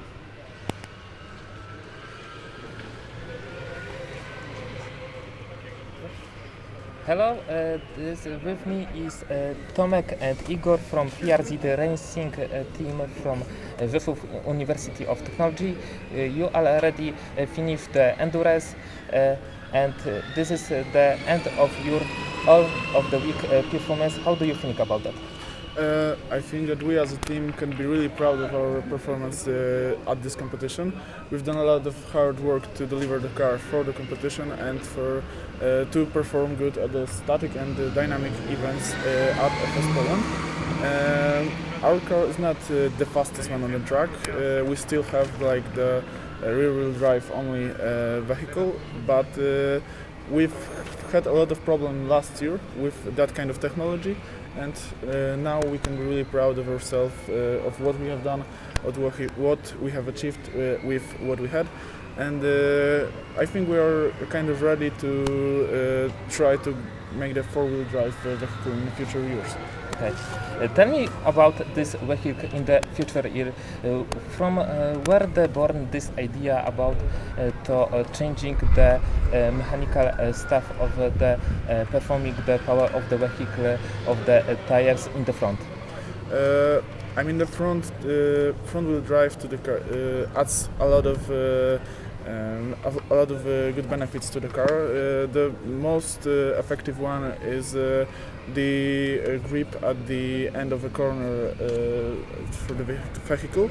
It helps to put the vehicle onto the straight so that it will not slide like oversteer at the end of the corner. It was the idea of all the people in your team, or this is somebody of you, Tomek and Igor? This is this idea of the technical change. I think that this idea, every team member had this idea deep in his mind. Seeing that other teams have like four-wheel drive vehicle and they perform a lot better than we do. This thing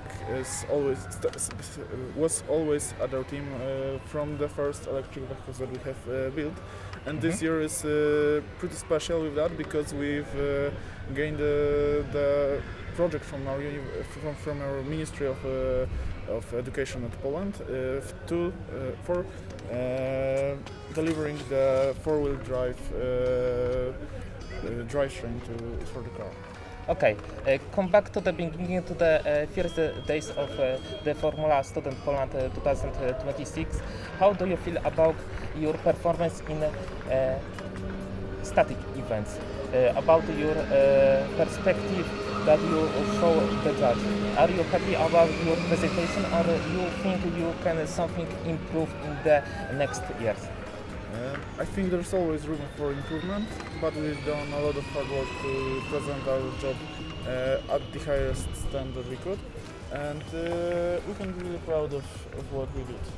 Okay, and now in the endurance and on the dynamic events, how your car performance? What is the balance of the car? How it's ride? And how the engine works, how the steering wheel works, and how the driver feels with driving the car. We are really proud of this car this year. It has much more overall power than last year vehicle. We did a little mistake before yesterday events, so we could do better. We could avoid it, but it is what it is, and we are still happy because what's the most important part to pass the technical inspections and the post-scrutineering to get at least some points. So we are happy with what we got, and the driver feel really good. I myself am the driver too. Yeah, it is big improvement from last year, and we are gonna need a lot of more tests in the next vehicle because implementing four-wheel drive is a major difference and the car will behave differently. So we are looking forward to do more tests, and the car is performing well, so I hope we'll get to test it a lot of times in the next months. Okay, you competing today in the sun, but the combustion cars start in the rain conditions. You don't was scared when you see how they perform, because it was really risky, really dangerous, and for the best, and it will be better for you that you already start later in the sun conditions, or you preferring the weather conditions of your car? We were preparing for the rain, and we are really happy that we got the dry track because we watched the live stream and we looked, for example, at Gdańsk team with their really great car. They were sleeping on the track, and we were really worried that we could fall off the track and something may be damaged. So we got lucky with the weather. Okay, what is the best advantage of your car than the other teams, than the other universities? I think that the biggest advantage that we have in our car is a front damper system that is mounted underneath the car, so that the center of gravity of our car is overall lowered, and it performs well better at the corners than at the straights. So I believe that just here in the corners is the biggest advantage of our car. And what do you think about the Autodrom Słomczyn? The layout of the track was good for your car, or you think in the another circus you should have a better result? We like this track because of the long straights, and we have made a good aero package this year, so our car performs really well under high speeds. So it was plus for us. We lack grip, but it's also fault of the two-wheel drive. But overall, it's a good track. Okay, do you searching for the driver a lot, or you have the one of the best option already, and you already know that is the driver of our car, and he will perform the best? I mean, our drivers are trained for the whole year to perform as well as possible at our car. Okay. And we once in the year we are making like a recruitation for the drivers, where we compare the best times at go-karts, at the simulator, and then we choose the drivers from our team. That will be the best choice for the future drivers of our car. Okay, and tell me more about the communication between the engineers and the drivers. Do you have some talking or some another option that you said to driver to test, and he come back with the results with his performance, his feeling, and you improve or changing something? Yeah, our car has live telemetry, so that every team member can track how the parameters of the car are changing in lifetime.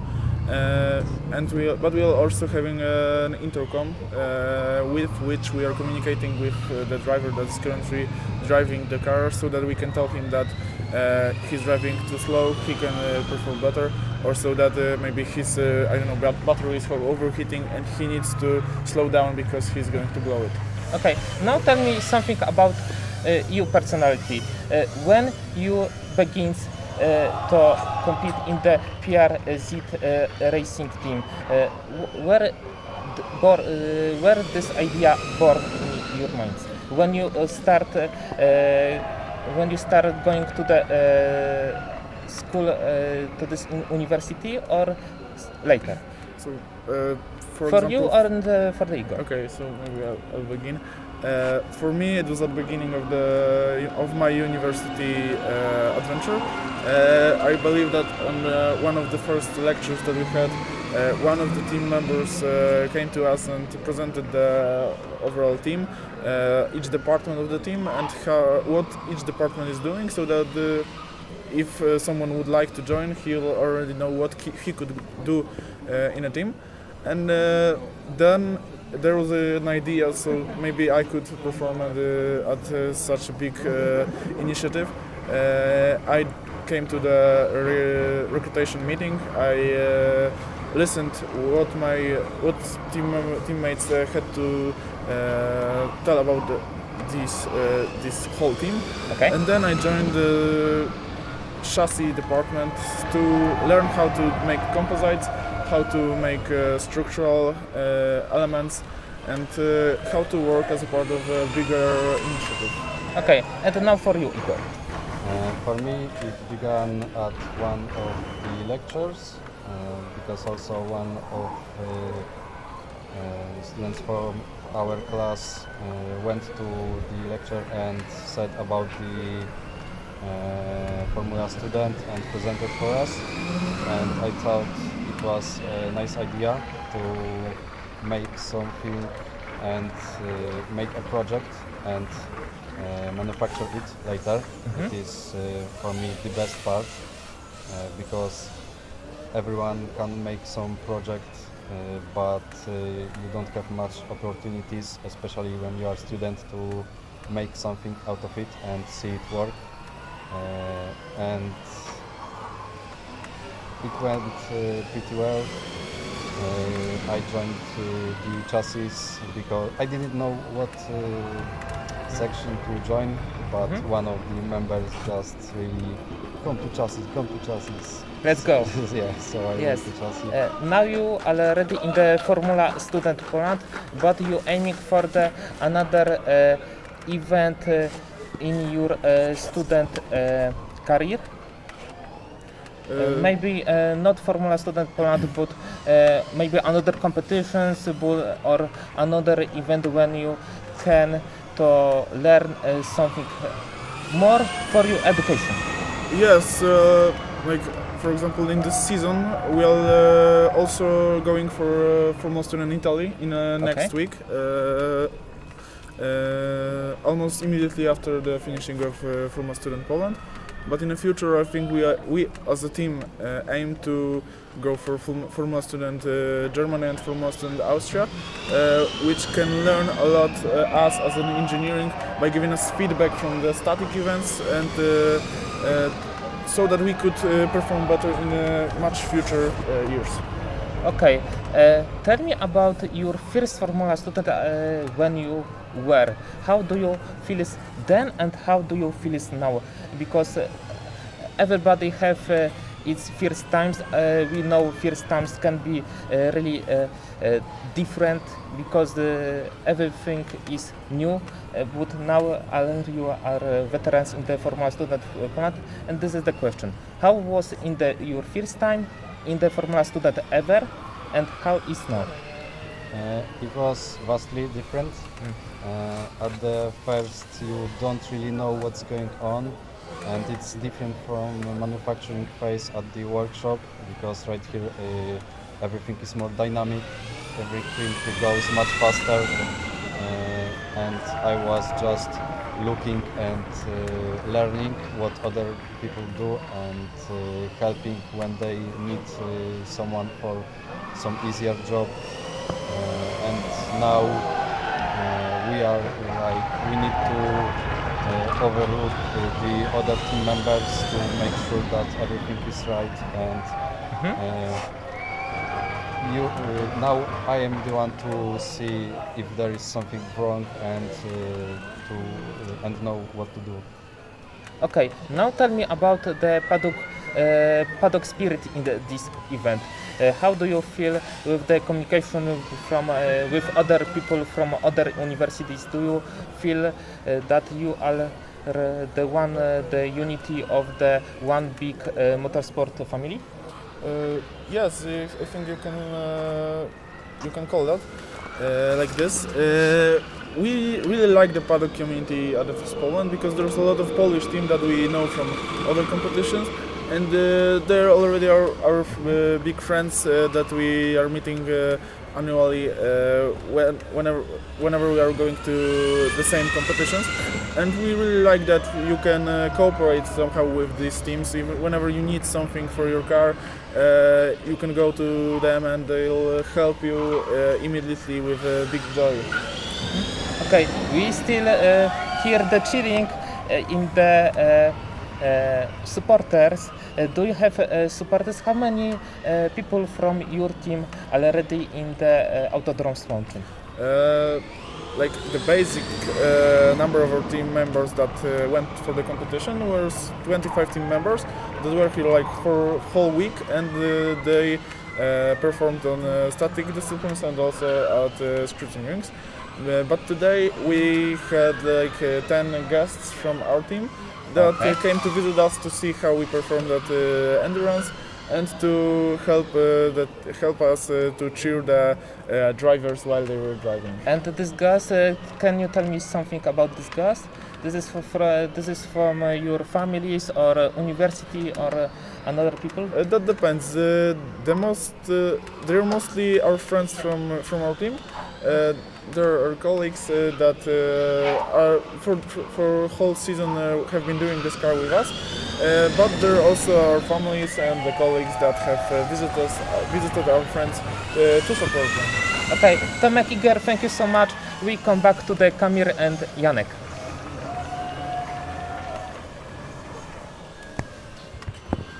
Yeah, that was really long, and during that a lot of things happened. So first thing first, we have new leader, and it won't be surprise, it's Fastiev. Yeah, they were really fast. Even though on the pit stop they spent quite a long time, and they were held a bit before they were allowed to restart.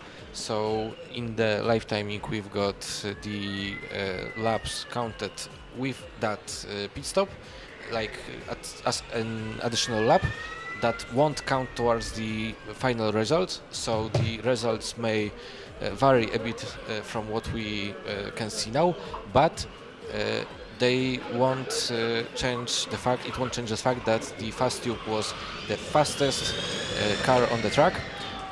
In the meantime, we've also had E35, which is PGH, PGH, AGH, sorry, AGH, from the Silesian? No, Kraków. Kraków. Kraków. Oh, sorry. Sorry about. Mining. I don't know how to say huta in English. Okay, in English it's just AGH, University of Science and Technology. So it's a bit more simplified version of this name of university. Okay, sorry about that. And in the meantime, we also had the UW e-racing team Pilsen finish their run. Currently in the standings we see them at P3, but the difference between them and the E08, which is PRZ Racing, is not that big, so it might change depending I think on after because right now in live timing we have the time of pit stop counted to the time of the run, but in final results that pit stop period will not count, so that will shuffle the things around. So I think that Pilsen will go past Rzeszów, yes, but exactly. Fast Tube is undoubtedly right now in P1. Yeah, in the second stint they matched their fastest time by going 1 minute, 4 seconds and 7 tenths. And we also had the NTHU Racing number E68 finish the run. Sorry to interrupt you, Janek, but we have an interview with NTHU driver, of course with Zuzanna Warecka, but after that I have to tell you something. But first, Zuza. I'm joined by Marcin Wang from the NHTU racing team. How was it? We saw your performance, it was really good. How did you feel?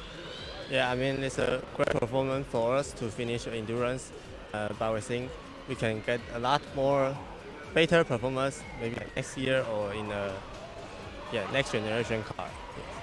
Do you already have some upgrades planned that you want to implement in the car based on the knowledge you gain in FS Germany? I think you guys went to before Poland and here now in FS Poland? Yeah, I think so. Maybe we learn a lot like from the other team, and we think we can get a lot of improvement from their car, and I check with their teammates. Yes. And you guys are the furthest team out here.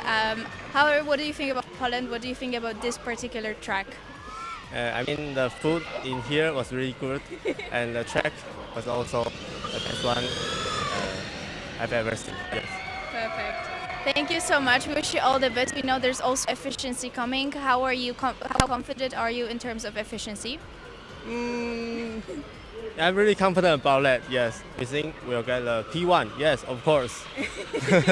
I mean, confidence is key. Yeah. Thank you so much. I'm gonna give it back to Kamil now. How is it looking on the track?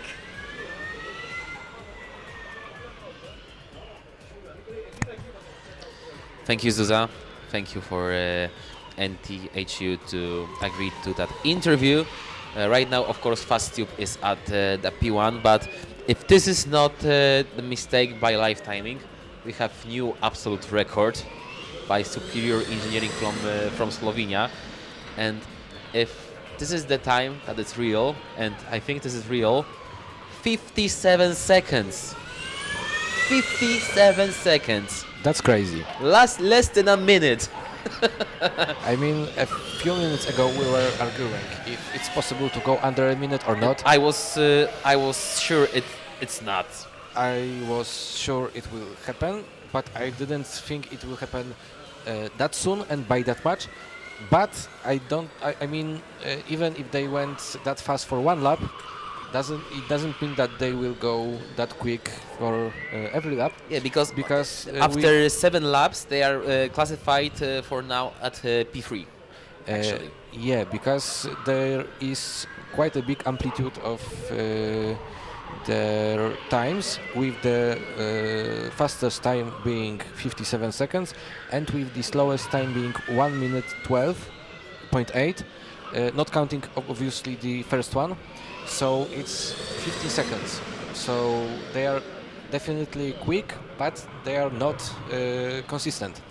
do you know who is quick as well?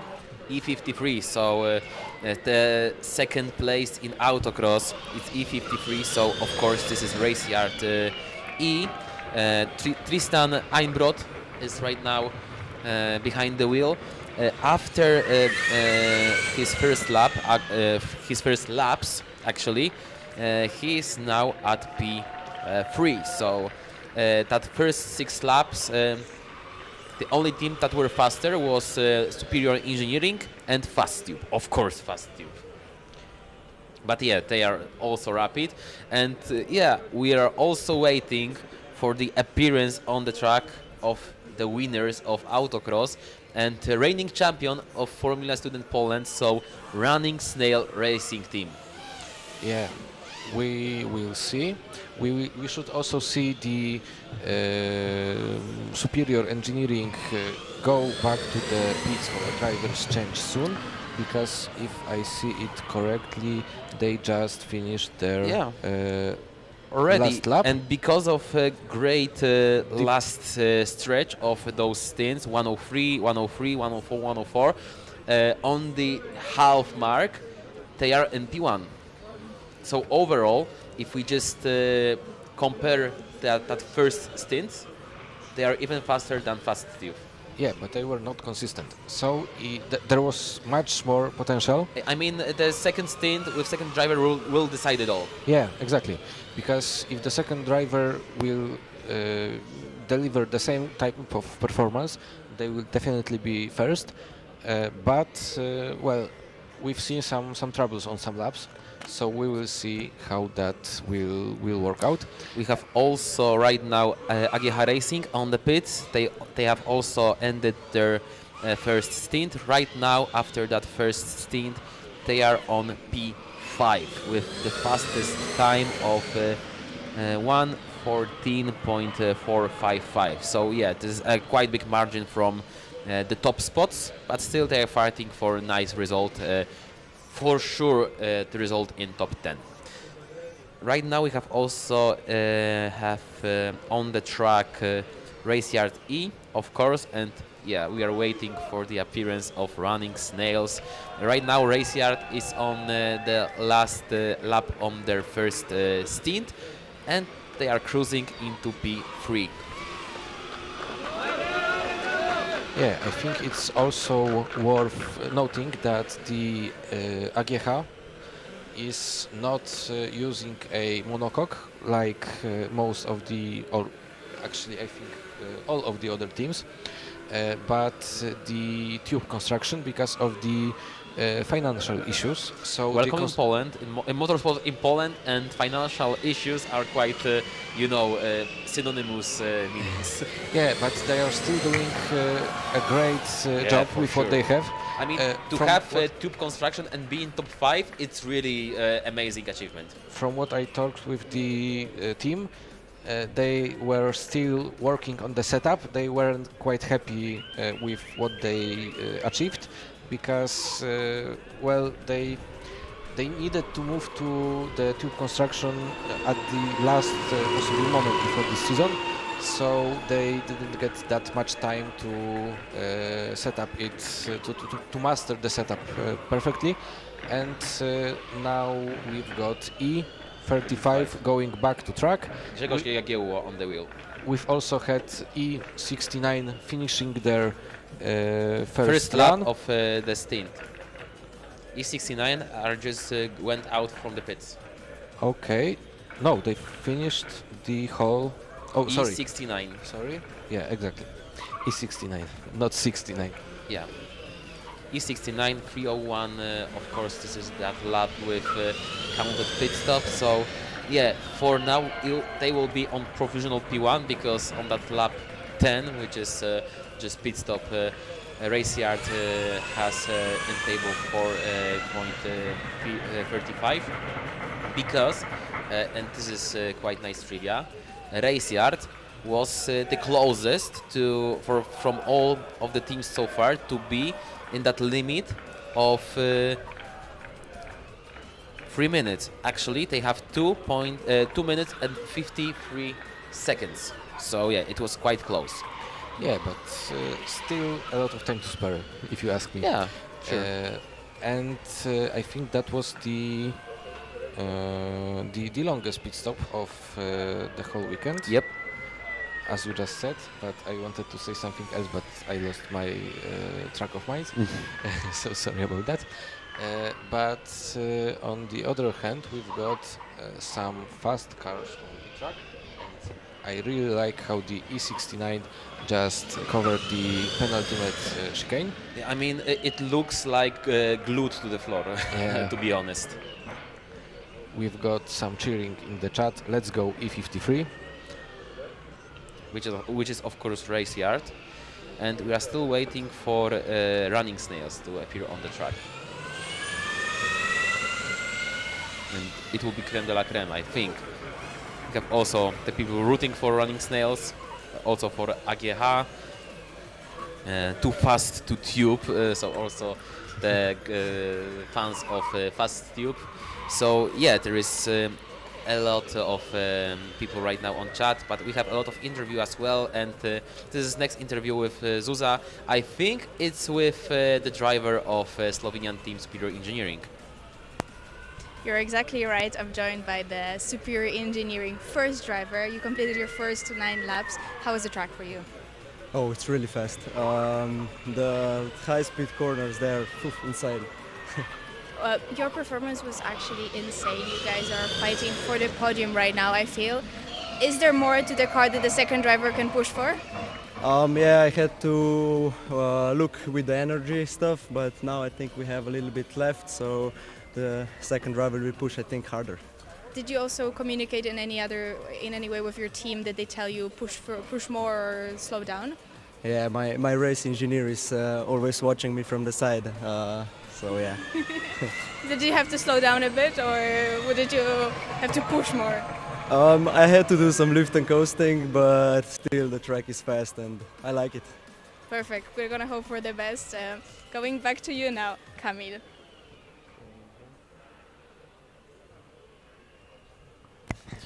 Thank you, Zuza.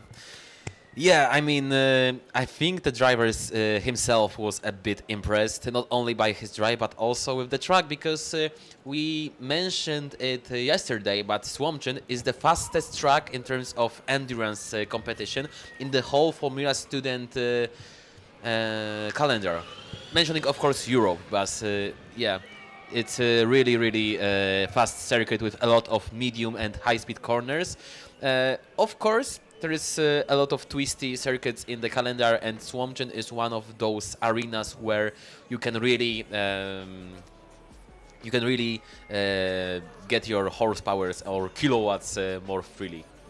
Yeah, and from what was promised to us, it will be even quicker, because the driver said that he managed some energy, so we will see. In the terms of the times, it doesn't seems like it, but you also have to manage that battery and manage your pace, the reliability and stamina of the car.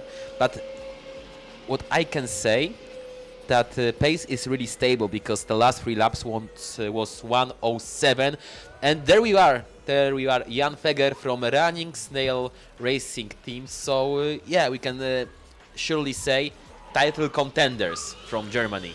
Exactly. But I was comparing these times of Superior to the Fast Tube, and yes, they are stable, but they are quite a bit slower, because they are like 2-3 seconds, depending on the lap, slower than what Fast Tube was doing for the most part of their stint. So actually, I think that we might just see the slip of what gap they achieved during their first run. Yeah, but there is high hopes. There was also a lot of cheers when E23 was starting their run. Of course, all of the eyes will be looking at the driver of E23 and also that car. I mean, they are the opposites of Snail. If I would compare it to Snail, it will be Turbo from Disney Animation. So yeah, running Snail is the.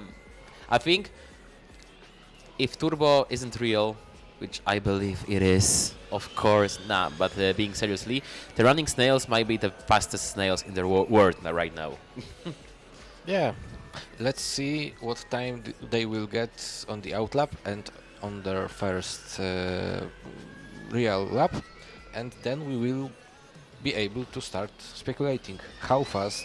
Yeah, but acceleration here on the main straight is surreal, just like in Superior Engineering, I think. Wow.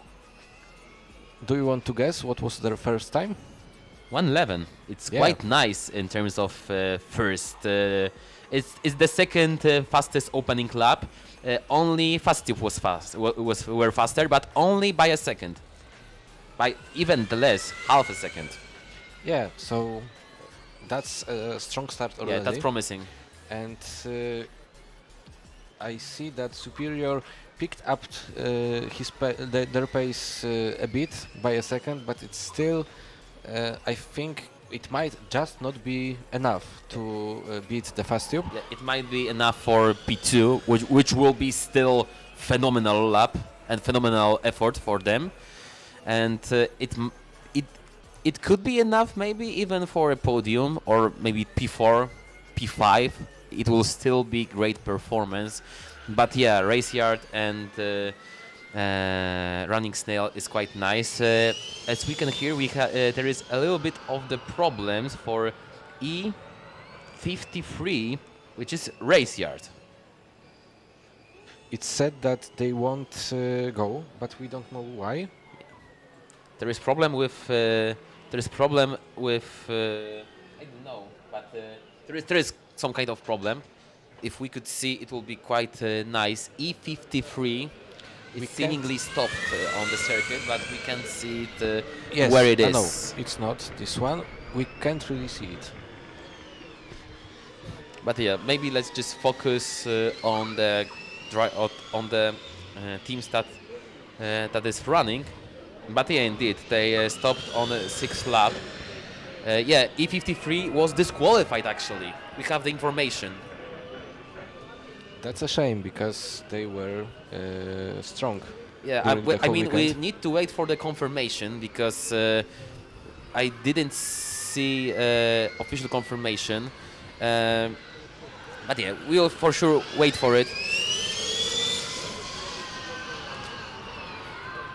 In the meantime, we've got the first lap from Running Snail, which is 1 minute 8 seconds. 1 minute 9 seconds is their second lap, their second proper lap. So they are actually not showing that kind of pace we were hoping to see from them.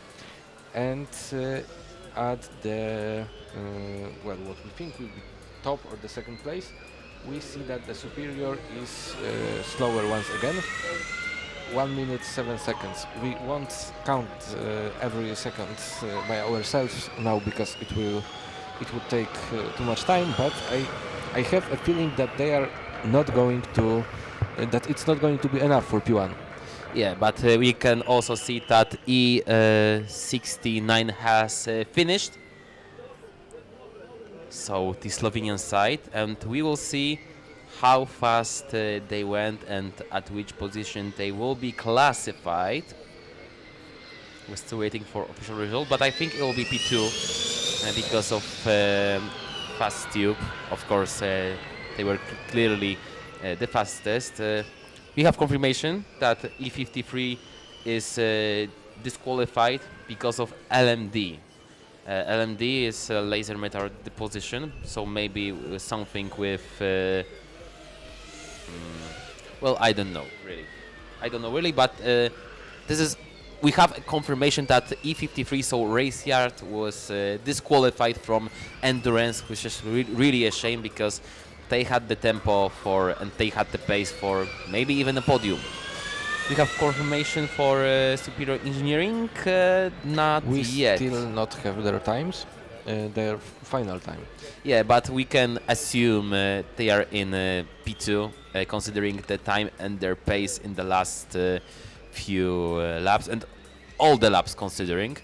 So even if live timing is not cooperating with us at the moment, we can assume that superior engineering right now is at P2 in EV classification. Yeah, I see why, because their lap 18 time is 2 minutes 13 seconds. So it's like two laps combined, and that's why the live timing think that they are still on the track.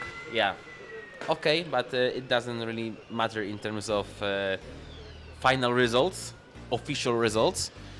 So yeah, just keep it in mind that between Fast-Tube and PRZ Racing in official standings, there are Slovenian team from Ljubljana, superior engineering number E69. Of course, our eyes are now looking for running snails. The pace is tempo pace. I think the tempo is still a valid word in English, I guess. But the pace of running snail is solid. I think okay. We have a lot of expectations for them. But yeah, they are great pace. After 5 laps, they are in provisionally P2. So yeah, really nice, and it might be a great points to final standings. Yes, exactly. And right, as I see, there is a marshal with checkered flag ready for the AGH racing team from, as Kraków. you said, Kraków. And it will be their, it should also be their final lap. Yeah, and I think they will be at P6, P7, P8, that kind of region of the pack. Yeah, it's hard to say for now. Yeah, but they are still on the end of the final sector. It's just one right turn. Last chicane, quite slow, quite steady, but just to bring car home. One last right corner and finish to the line. A lot of cheering from a big AGH team, and yeah, this is the finish line for the Polish side from Kraków, and also we have just behind them running snails who are still fighting for top spot here. That last time was 106, so this is steady pace at 106. Jan Feger is doing his job. Right now it's enough for P3, but the podium in endurance will still be great because they had a decent result in acceleration, decent result in skid pad, great result in autocross because they won it, and being on the podium of endurance will still get them quite nice points. Maybe they are aiming for the efficiency test. Maybe. It's still 100 points. It's still really valuable. Yeah, maybe they are like, okay, we can lose a few seconds here and there and get, for example, 95% of what the best team will get, but get a lot of points in the efficiency test.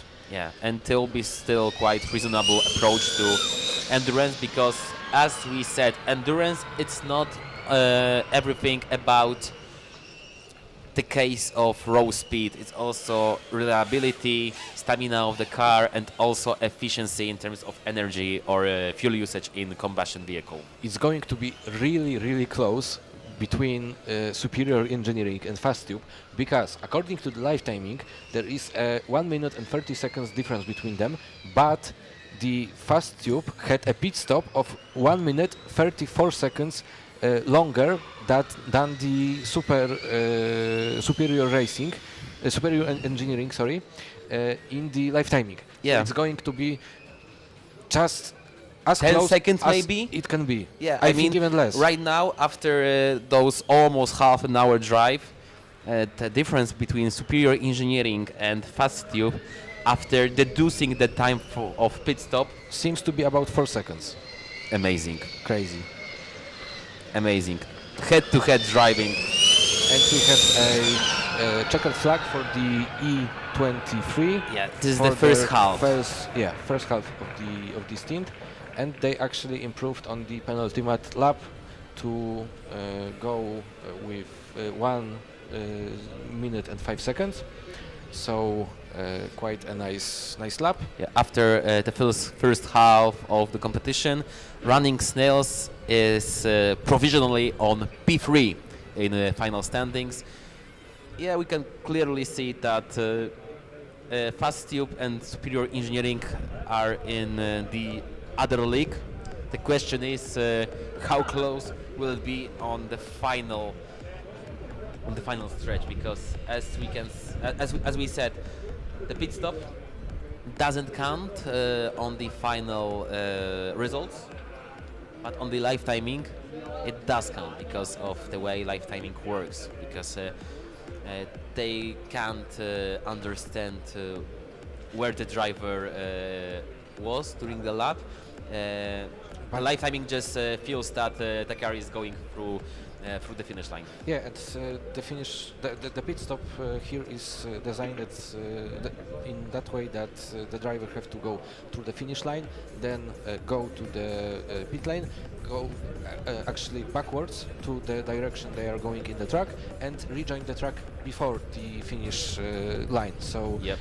It's made that way so the times are kept counted correctly, because they are counted, I believe, at the beginning and the end, like on the finish line.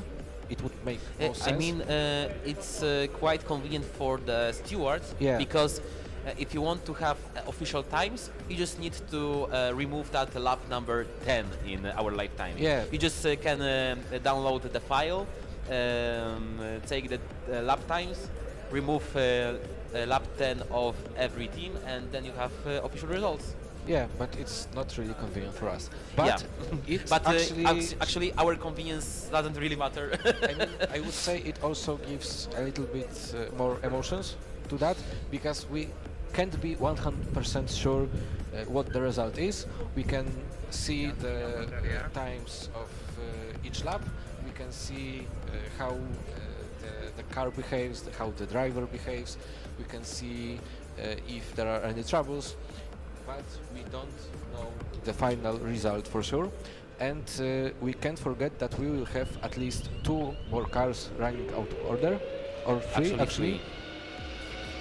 So it's not even the end of the fight. Yeah, and we are approaching 5 p.m. So because of all of those breaks, that event it's really long, because the first it was planned from 10 a.m. to 2 p.m. So we are like right now like 3 hours late at the end of the action. But yeah, we have a lot of time between endurance. We had a lot of time between endurance and the awards ceremony. So there was a space to just move that endurance competition because of weather conditions. Oh, I thought you were going to say there was a lot of time to play flanky. Not yet. Okay, so going back to the track, we see that the running snail is already past the first. No, they are on their first lap. Yep. So we still don't have any times. Can you tell us what was the time of their stop, or do you not have that information yet? I have, and I am 99% sure they are in the limits. Yes, 1:52. So with a really healthy margin, they made that pit stop. There is no, so far of course, I'm still going with commentator first, I guess. There is no team that made the pit stop over 3 minutes. So there is no penalty points for pit stop. Yeah, even though 2 teams were, well, you said it was close, but I would say in rallying we say that it's still our minute. Even if we give the card at the, for example, our minute and 59 seconds, it's still our time. So 7 seconds is a lot of time to spare sometimes. If there is a lot of cars and you can't pass them and you can't go as soon as you want. But if you are still under that 3 minutes here and under the next minute in the rallying, it's still your minute, so you are good. Yeah. But the running snail is still rapid, and if they will keep that pace, I think they have pretty much the chance to be in the top 3. Right now they are provisionally in P2, but we have to keep in mind that in theory they had over a minute faster pit stop than Fast Tube. But yeah, Fast Tube they just have plus 4.5 minutes on the live timing, and that live timing doesn't really count as official table. So yeah, we just have to wait for official results, which will be at the ending ceremony between 7 and 8 p.m. But I have to imagine that the award ceremony can be a little bit late because the stewards and the organizers have to be prepared for what's coming. Yeah, they will have to count points from all the categories, but I wanted to say that looking at the pace of the running snails, well, I don't think they will be faster than Fast Tube, because Fast Tube was consistently faster, but I think they might be close to the superior engineering. The only thing we don't know is on which side of the difference they will be. Yeah, but with that whole top 3, it will be really close. And yeah, mind you, if they are close to superior engineering, they will be close to Fast Tube as well, because the difference with them is few seconds. So if they are close to superior engineering, they are automatically close to Fast Tube. Yeah, I know, but you can see that in their individual lap times. There is, for sure, they are the most consistent team, but I think the Fast Tube was a little bit faster than them. Nope, they are the fastest right now. They have running snails right now. They have the fastest second stint so far from all of the teams. Because look, Fast Tube 111, 107, 106. Superior Engineering 112, 107, 107, and we have running snails 108, 105, 105. So this is the difference. This is a huge difference actually. Yeah, but now we've got 106, which is 8, and Fast Tube was 105.1. So yeah, but still it's quite on the edge. Quite on the edge. It's a good run from the running snails. It's definitely much better than the first one. But I think in the first one they could lose a bit of time, actually. We will see. We will see, because they are still on the edge and they are still quite fast. They might be still in the winning contenders. They can still be winning contender for the whole endurance event. I don't see it, but because I don't see it because on the first stint they did only one lap with 1 minute and 5 seconds, and the Fast Tube was well, they were good. Yeah, they were good. They are really good. We will see. It's just a few laps from now. And we will know who the winner of the endurance, well, provisional winner for now is. We didn't see any penalties in the past, like, almost 2 hours, I think, because, no, we had one from E03, but it's only like 5 cones, including 3 hit before even we started. Like, the team started their runs, so everybody is driving very, very cleanly, and we will see if it's well. it won't change anything because nobody is having the penalties. Yep. But we will see if the running snail will, if the driver will keep his head cool and deliver the performance without any mistakes. Right now, the running snails are the only car on the track because after them, because they are the officially last. Of course, they are officially last car in the running order because they were the winners of autocross, so they had in theory the best conditions. But after them, there will be at least 3 cars more, but with 2 minutes penalty. So we can clearly say, unless they will do like astronomical laps, like every lap under 1 minute, then they can fight for the podium. But in other way, they really can't fight for the podium because of that penalties. Yeah. I mean, So they would have to, and I mean it literally, every lap under 1 minute. And that even wouldn't be enough, I think. I think they would need to go under 65 seconds for each lap. Crazy.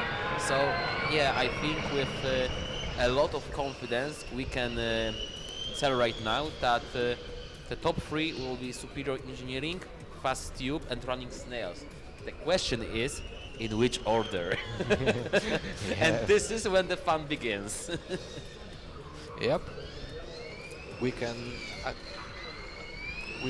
just wait for the official results because for them it's just guessing. Yeah, right now it's just a blind guess, but as I can see in the timetable, as you said, if I'm looking at it correctly, indeed the difference between fast tube and superior engineering, if I'm looking at it correctly, is literally 4 seconds in an advantage of fast tube. So if so you counted it, I counted it, and we have similar results. So I think it might be fast tube on P1 and just 4 seconds above superior engineering right now. So, and also running snails is also very close to those 2, and right now running snails is on their final lap, the final lap of what? Or my life timing died. Okay. The life timing died. It's really the last lap. The penultimate lap was 106.472. So right now this is the last chance to make something out of this car. Of course, we have still a case of that pit stop, so they'll just mess a little bit of timetable. But yeah, running snail is really, really fast, and regardless of P1, P2 or P3, it will be the overall Formula Student Poland for them worth remembering. Leonard Feigl right now ended the run. So Running Snail Racing Team has ended their endurance experience on Formula Student Poland 2026, and all of the title contenders ended their runs. So this is FSP for them. And let me look at the final result. Running Snail Racing Team provisionally on P2, and if I'm looking correctly, they should be above of superior engineering when we deduce that pit stop by 5 seconds. So they would be also ahead of the fast tube. It might be just a few seconds. Okay. So it will be really close. I think the top 3, deducing the pit stop time, might be in 10 seconds after 22 kilometers. Just 10 seconds. I think it might be even 5 seconds. It might be even 5 seconds, but yeah, it's right now it's the role of stewards and the referees to make the right decision. I mean, it's not a decision; it's just the data. Yeah, good calculations. Right now we are starting with that teams running out of orders, and I think this is the car. No, this is the car of electric vehicle. It's E95, so this is the car from Hof. Yes, this is the car from Hof. Hofspannung Motorsport, so from University of Applied Sciences of Hof. They had second place in FS Balkans in 2025, and also on that event second place on skid pads. So this is quite a strong team, but yeah, they didn't have that much luck during Formula Student Poland 2026. They made, for example, just one run on autocross. They had 21st place, so the last place of all classified teams. They didn't start on the skid pad, and they also didn't start on acceleration, so it wasn't the strongest competition for them. It wasn't the strongest event for them, but they are on the there is a red flag. endurance, or are they on the endurance? They've been shown that they will that they should continue. But there is a marshal waving a red flag. Yeah, I wonder why, because no, they are not waving right now. But she has it ready. I thought she was waving it, maybe because she thought that the car was stopping. Yeah, I think so, but Hof is continuing. But yeah, I'm still have to calm down after that finish of the endurance in top flight, because if I am counting it correctly, running snail should be 5 seconds ahead of superior engineering, and that means that they will be 1 second. Nah, no, I think 1 second behind. I think it's according to the live timing, the lap 10 of superior engineering is 3 minutes and 1 second. Yep. And the lap 10 of running snail is 3 minutes 17 seconds and a half. So it's a 16 and a half second difference between them. Yeah, and right. The times combined of all laps are 23:14 and half for the superior engineering, and 23:27 You can for also see the running difference snail. on the last So column. yeah, so it's 12 and a half seconds difference, and we've had 16 and a half difference so on. it looks like it's 4 seconds. So they might be in the exactly same spot in 1 second of winning.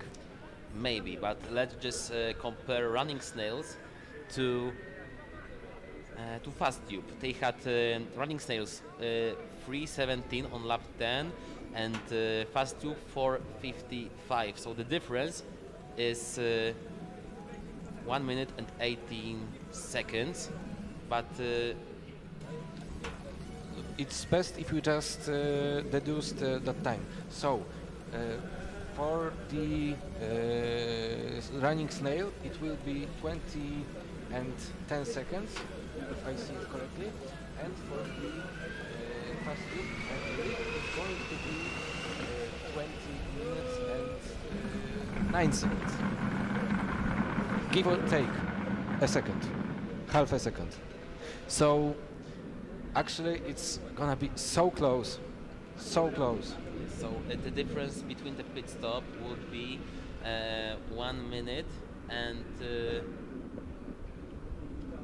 18 seconds, and on the live timing, the running snails won 1 minute and 17 seconds faster than Fast Tube. So it's literally 1 second. Yeah, I mean, let's just stop with the counting. Yeah, let's just stop with that because it's not on my brain after 7 hours of commentating. But yeah, just to tell you, our viewers, that top 3 after 22 kilometers and 18 laps would end in just 5 second margin. 5-second margin. Crazy, so much crazy. I have an information from Zuza, greetings for you, Zuza, that that stop from E95 was because the driver had its visor open. Oh, that's a rookie mistake. Yeah, rookie error. But they are not yeah, rookies. I mean, yeah, they are not rookies. Oh, and they spun right now on the exit of that right corner.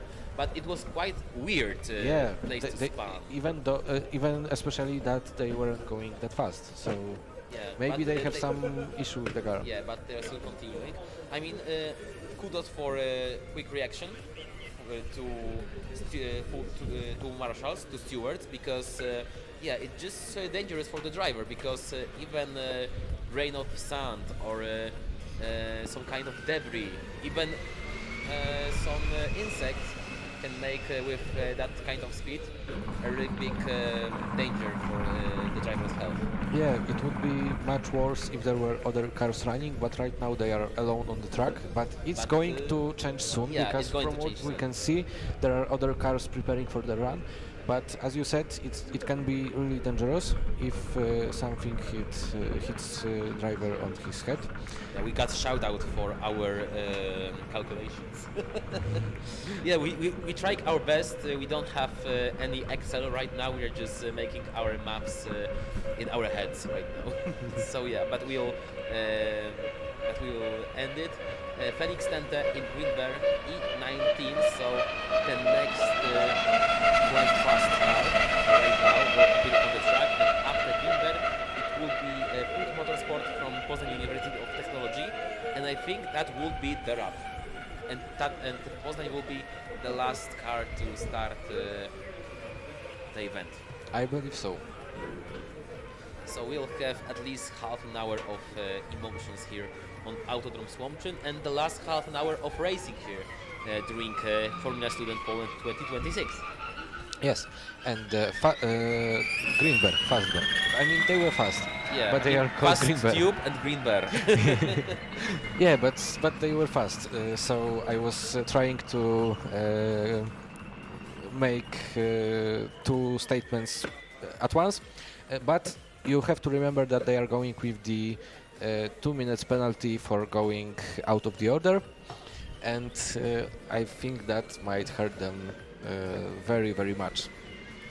And I don't think it will be possible for them to go for the podium position while everybody on the podium positions are going to be so close as we believe. So yeah, but anyway, we can see what they will do. Probably they are going to focus on the endurance efficiency test. Oh, and they are stopped on the track. Yeah, so that's I don't not know the what's going best. But they are they are running continuing. again. So maybe they don't need help. Maybe this is some kind of issue. Software quirk. Yeah, do you remember that issue from Autocross? It wasn't Greenberg, I think, but there was a team that had issue with that Yes. particular corner Yeah. when they were stopping, maybe because of engine map. Yeah, Because of software. on the exactly same place, and actually it was exactly the same place that that the Greenberg stopped now, give or take a few meters. But yesterday, definitely, it was exactly the same spot, like to the centimeters. Yeah. And they are stopped again. Yeah, I mean, our director just said that he is just stopping to greet all of the marshals and then going again, but this is not the case, because right now he's gonna disturb the lap of Hof University. But yeah, he's continuing again, but there is no marshal in the nearby. So I don't think this is the case, but yeah, this is great theory, Philip, our director, of course. Shout out to them, of course, to him, of course, because he is doing a spectacular job, like the whole crew for whole weekend. Yes, and I will just check the first times from the Greenberg. Oh, we still didn't get it, but the first lap was, well, the out lap was really bad. 2:05. Because of the stopping. I was hoping for the first counted time, but we still don't have that. I have. In the meantime, we've got information that team from Poznań is in development because of some monocoque.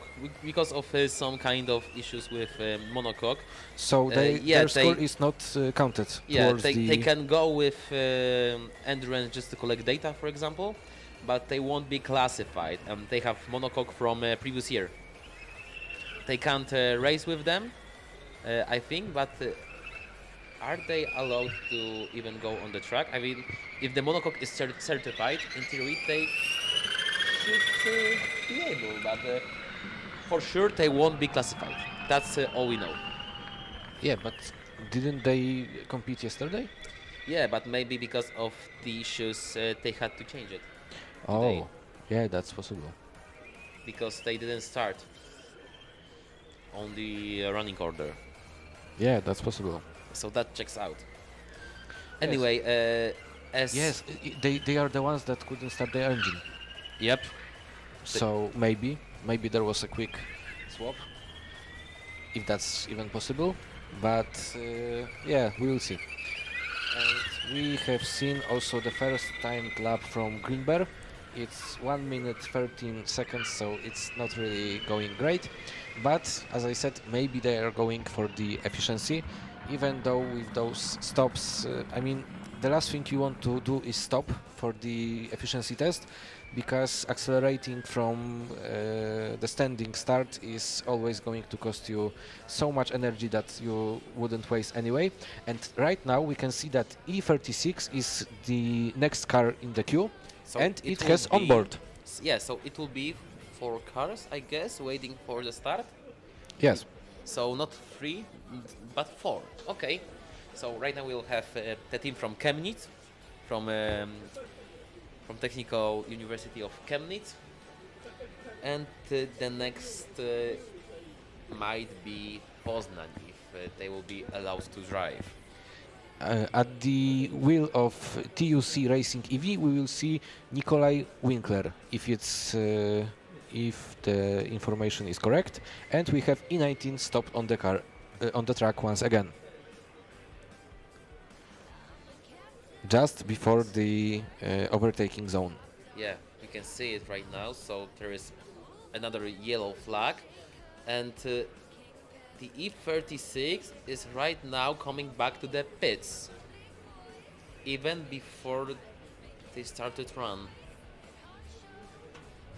And I see that the Green Bear driver is out of the car, unfortunately, so they won't finish the endurance competition.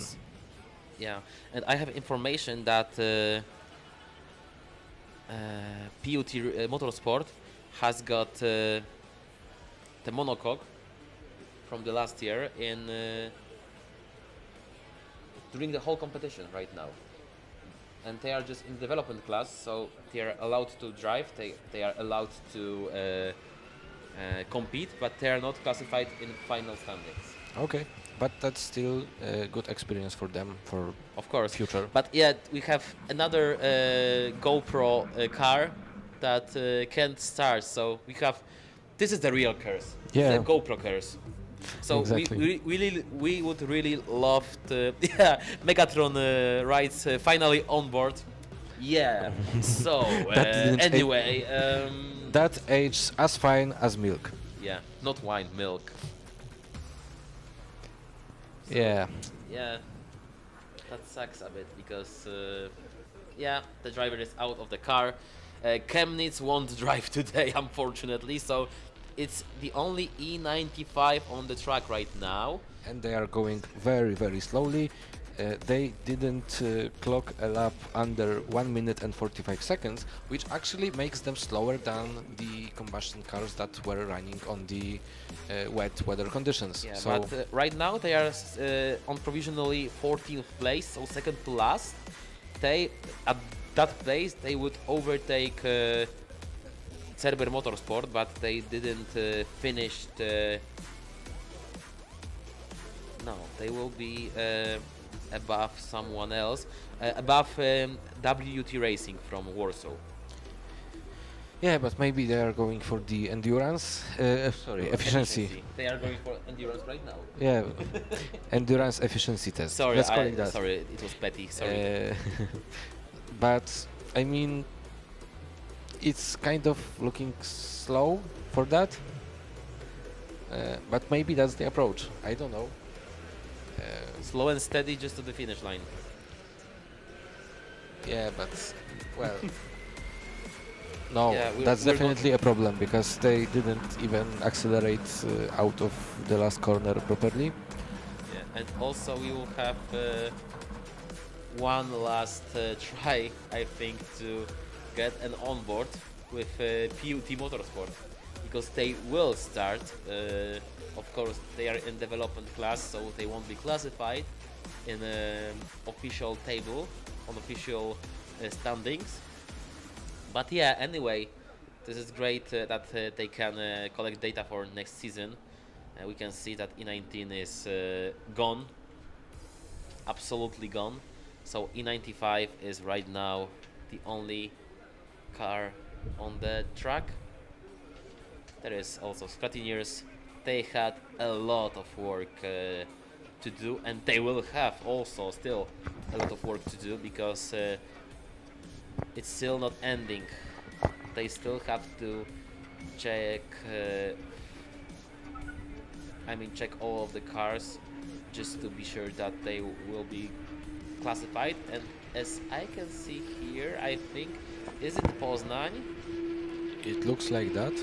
Yeah, the Poznań is coming out, I think. So, but I don't see the GoPro camera. Yeah, from what I can see in our chat, he doesn't have it because they went just a bit too quickly. So, yeah, sorry about that. Even Poznań won't have camera. So, yeah, sorry, but if you want the onboards from the cars, you have autocross from yesterday. So yeah, there you are. Mikołaj Wojnowski is an E67. In the meantime, quite popular number right now these days. I won't even comment on that. In the meantime, E95 completed its first stint, so they did it in 17 minutes, so it's not a good time compared to, for example, the winners. One of the winners. We don't know who exactly. But for example, Fast Tube and Superior did it in definitely under 10 minutes. And Running Snails, I think, too. Because I'm writing down the start time of every and finish time of every car. So they are basically going almost twice as slow as the winners. Indeed. So right now the only car on the track is PUT Motorsport from Poznań. But yeah, they will be joined by Hofspannung Motorsport from University of Hof in Germany. And they will be the only cars left into the competition. And I can announce, I think right now, that they will try to take whole top 3 into the chill room for the end of that coverage. So I think it will be nice to listen about the perspective of Superior Engineering from Slovenia and from 2 teams from Germany, so Running Snail Racing Team and Fast Tube. And actually, I have to check something.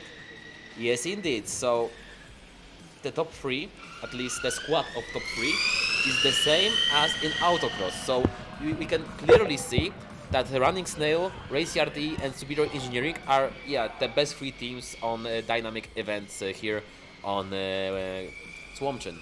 Yeah, but that actually makes it that the other competitions will decide the order, because if they are so close to each other, there will be a difference of, like, I don't know, a few points. Maybe here not and few, there. But maybe 20, 30, something I mean, like that. Maybe we can actually we can check. Maybe let the calculations to the stewards. If it's 1% of the difference in pace, it will be 3.25 points It should be, at Okay, least. so at the span of 22 kilometers, over 20 minutes. 20 minutes, 1% of 20 minutes. 20 minutes is 20 times 60. 1200. 1200. So 1%. 12 seconds. 12 seconds. So they are literally closer it's than half the percent. Yes. So I mean, 1-2 points of difference. It Literally. doesn't. Crazy. Yeah. Absolutely crazy. So as I said, it actually might be possible that the efficiency test will be the deciding factor, because and the static ones. Yeah, and the statics ones, which we don't have results, but I think all of the teams were finalists in at least one of them. I'm not sure, and I can recheck for sure. For sure, Race Yard and Superior Engineering are the finalists in at least one. But I know what's about Running Snails, but I think it's that three teams that they will decide the fate of winning Formula Student Poland 2026. Got two teams from Germany and one from Slovenia. Crazy. Absolutely crazy. So it will. So the title will go either to Kiel or to Berlin. No, it's not Berlin. Fast Tube? It's Amberg. So the title will go to Amberg, to Kiel, or to Ljubljana. But the Fast Tube is from Berlin. Sorry, Race Yard E is from Kiel. Sorry. So yeah. So the title. Sorry, it's the seventh hour of commentating, and I think it will be 13th hour of commentating in 2 days. So I have. I can make mistakes, but I won't make mistakes, of course. But yeah, it's E13 for Fast Tube. Yes, so yeah, the main awards, the win will go either to Amberg, or to Berlin, or to Ljubljana. Okay. That checks out. I can agree with that. And okay, I won't say it. I won't bring the curse to the 67 car after what happened to them yesterday in the autocross. Yeah, but we can say without cursing anyone that the fastest. Wait a minute. We've got. Oh, okay. It's E95. So yeah, they are going E95. back for the second Yes, stint. they were in the pits, and we can clearly say that the fastest in CV class was PG Racing Team. So so far there is quite a pattern that dynamic events in class EV is winning by Germans, and in CV is winning by the Poles. So there is quite a high chance that that pattern will still be at place, because PG Racing Team from Gdańsk won at CV, and yeah, we will just see how it will be at EV. We have a really slow car, of course, it's E95, and we've got a yellow flag. Yeah, and they can't be overtaken because the track here is really narrow. So there is a problem for PUT Motorsport right now, and we have literally traffic jam on the Słomczyn. Yeah, but the yellow flag conditions are should be excluded from the prohibition of overtaking. That's the problem. It doesn't matter. Oh, you see that I think PUT is going the other way around, but yeah, I mean Hof is still going, so PUT is just now stopped. Yeah, it's really weird situation at the end of endurance, and right now PUT still can't overtake Hof, which right now it's moving chicane for them. Well, not even chicane. They can't go around on. Yeah, it's like just police blockade. Yeah, the wall, moving wall. Right now we don't have the blue flag. I mean, the blue flag will be shown for sure. But the marshal isn't holding one. Yeah, because there is no zone. Oh, okay, sorry. It's the first hairpin out of 3. I was looking at the wrong okay, place. So I think the PUT driver can be really mad right now, because it's just like a tractor on the road. We right now see blue flags for E95, but it will take time. Just like a tractor with a solid line. And obviously, you can't, under no circumstances, overtake that tractor. And I'm sure nobody ever has done that. Of course. There is, of course, no Polish internet classic about that. Of course, at all. I mean, if you are talking about the Polish classics from the internet, I can imagine what the driver in the 67 car could think.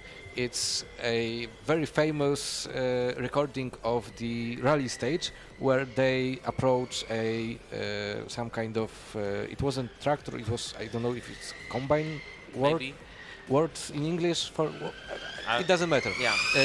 Generally the big car that works on the farm, and they were taken out by a total surprise, coming out of very fast corner, and the co-pilot and the co-driver and the driver were screaming, "What the is that?" Yeah, that was that was what I was talking about. Okay. Yeah, so it was the irony that for sure there is no internet classics about that kind of situation. I was thinking you were talking about something else. No, it was literally about that. Okay. But thank you for explaining for non-Polish viewers. But right now we will explain something about competition, of course, with our correspondent Zuza. I'm here with news from the Hochspannung team, E95. How was the run for you? You did all the first 9 laps. You guys just did a change, and we see your car here. Yeah, it was really fun. It was amazing track. I really love the layout. It's just fun to drive this car around. I really love it. Did you also drive in other editions? Did you do any other endurances? Not yet, but we are planning to head to Italy next week, and it's quite possible I will drive there either autocross or endurance. And how do you prepare for the next race that's upcoming? Because it's quite a short time. The next event begins, I think, at Tuesday next week. So we will just head home to our workshop, charge our accumulator, look for any damages on our car, and we'll head to the next event.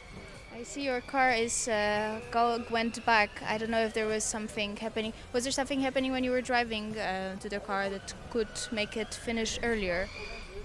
I don't think so. It could be our accumulator isn't fully charged, that we had a low battery state. Okay. It looked like my colleague drove really slowly because our D-rating is voltage coupled, so it could be the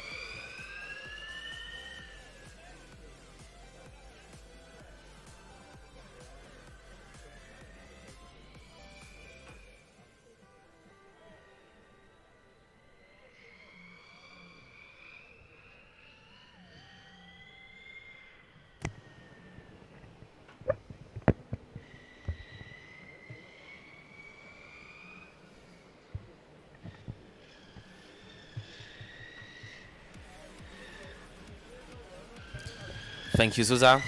This is the next driver that tells really nice words about Słomczyn Autodrom. Yeah, as we said, this is the fastest endurance track in Formula Student calendar in Europe. And yeah, it shows that this is not only the fastest, but one of the most pleasing tracks for drivers. Yeah, I mean... But maybe because it's fast. Yeah, I was just going to say that every driver likes going on fast tracks unless they are underpowered, because when they lose... Fernando Alonso joined the chat. Yeah, but I am also speaking from my experience. So when the driver sees that there's a lot of long straights, he just thinks to himself that, okay, I can be quick in corners, but I'm going to risk much more than the drivers with more power. And they can go basically for a safe run because they will gain the time on the straight. So unless you are in that position, you as a racing driver will love fast tracks because, well, you are there to go fast. Car go fast. Broom. Car go broom. Yeah, I mean, we are getting crazy right now. And PUT Motorsport right now is going to the 8th lap. Hoofdspannung Motorsport. I think right now they DNF'd during our they disappeared. Talk with Zuza. I think they went to the pits, and that's it for them. I didn't see them at all in the last time. Yeah, but they had a lot of issues, so yeah, it won't be on surprised. the live timing, I see they only completed 1 lap, or actually maybe 2 laps. I mean they completed 2 laps of second stint, so overall it's 11 laps. Yeah. I was talking about the second stint. Yeah. I don't count the lap 10, but the time 3:26. I mean, with their issues, it could be just 1 lap. It might be 2 laps, but it doesn't even matter that much. But they are definitely not on the track. On the track, we've got only E67, as I think our last car that we will see today. Yeah, and also the driver will be shown a checkered flag in just a few seconds, because they are coming to the final sector already, and literally penultimate chicane and last turn. Of course, quiet and steady, just to collect as more data as they can, because of course as they are in development class, they won't be classified. And we see the checkered flag for the last car of the event, and now we have to wait. Yeah, changing drivers in 3 minutes. If Zuza will be ready, it will be of course also nice time to make another interview, but it all depends of her. He's still doing wonderful job here on the whole day of events. So yeah, I think the E67 right now has a really nice place to make test laps and testing session for the next year. Yeah, because they have free circuit just for them. Great stuff. Yep. And we can focus on how the procedure looks like. Yeah, we can see the scrutineers that are checking things. There is also somebody from the team to help fasten the seatbelts to the driver, because it's like in the race car you have to have your seatbelts fastened really tight. You would say that you would think that it's not that important, but from my experience it's the crucial part, because if you are not having them fastened properly, you are going to move around, you are going to under braking, you are going to keep pushing on the wheel, and when you are strapped in properly and when you can't move basically even half an inch or something like that, you are hanging on the seat belts and your hands can move freely. It was a drastic change for me when I got my seat belts fastened correctly and set up correctly for the first time. Driving became just so much easier. I could drive so much smoother and overall be so much faster and so much consistent. Yeah, exactly. Do you want to know some kind of trivia?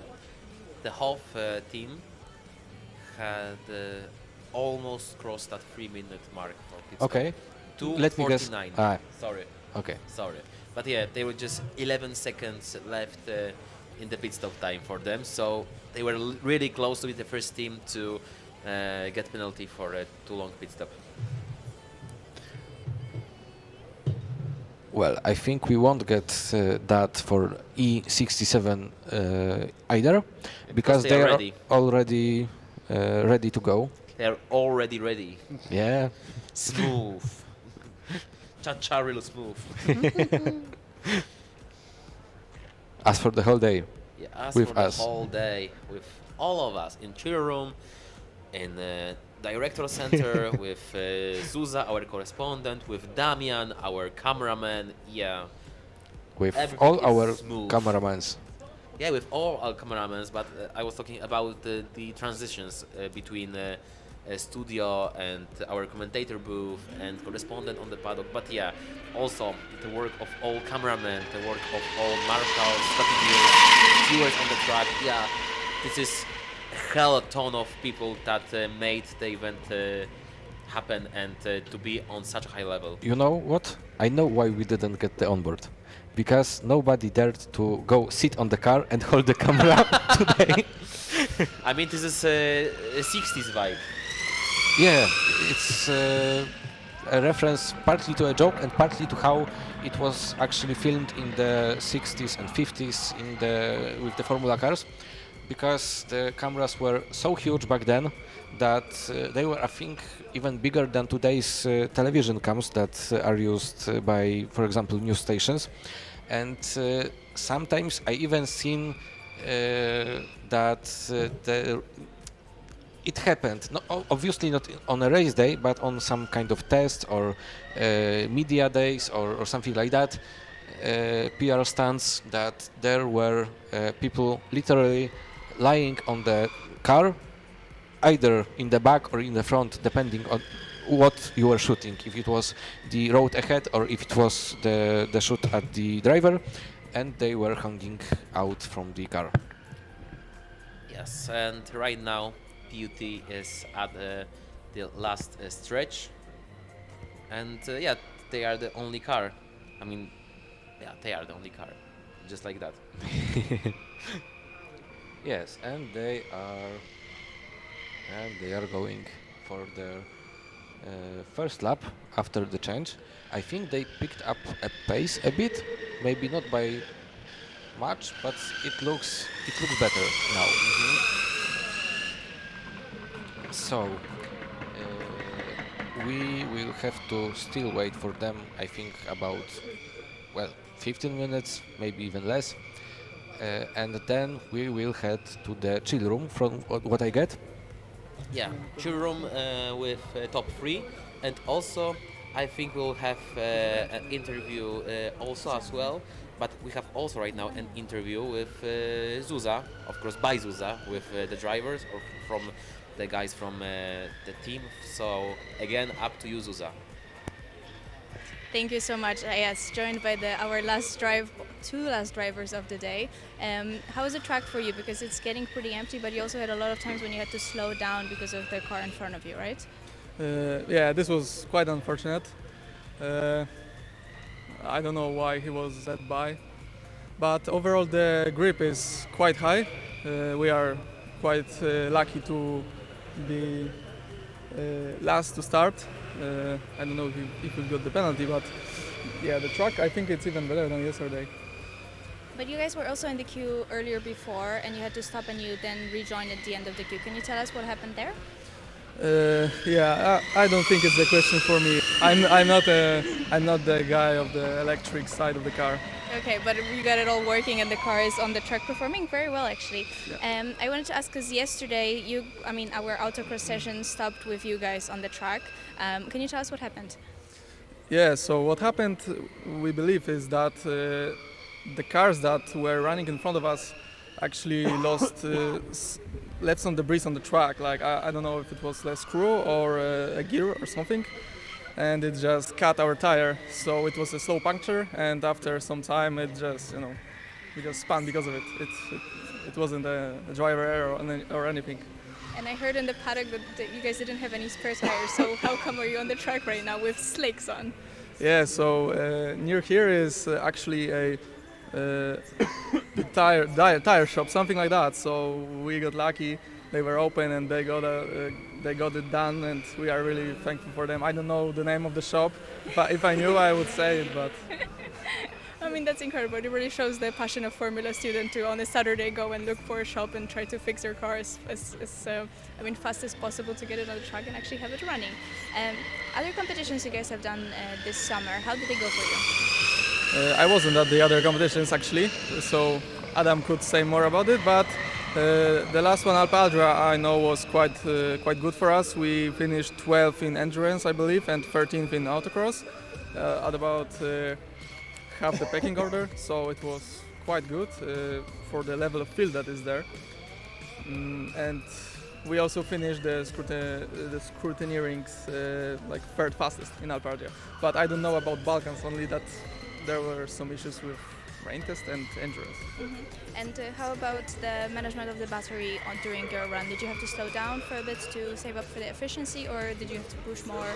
Did the team communicate with you in any way? No, they didn't. I just knew that I had to control the temps at a certain level, so yeah. Okay, makes sense. Thank you so much. We'll see your car hopefully finish very quickly, so you guys can also, provisionally be on the podium, because in this competition you are in the development class, right? Can you also clarify for us why in development class during Formula Student Poland this year? Yeah, I'm not 100% sure, but I believe it's due to the fact that our monocoque is over 1 year old. I think so. Yeah. But still very good experience and good to see you on the track. Let Adam fact check it. We will ask him after his run, hopefully. Thank you so much. Kamil, how is it looking time-wise? Thank you again, Zuza. Well, yeah, that E67, so Food Motorsport, has been really unfortunate with that Hof car. It was really unfortunate. Just literally half of the lap with. This is proper snail pace. We are talking about running snails, but this was snail, just snail period. Yeah, but now they picked up their pace and they are doing quite okay, actually. It's not great pace. It won't be, I think, even in the top 10 according to just pure pace, but it's still moving without any major troubles. We don't see any mistakes from them. We don't see any weird behavior of the car. We just are looking at the last car running on the track today. Yeah, there's no more cars planned to drive. There's no cars on queue as well. But it doesn't mean it's the end of the emotions, because we still have to wait for that result. Yep, and we still don't know those results, so yeah, I think it will be quite interesting to just wait and to be sure who will be on top, not only in endurance but in overall standings. Yep.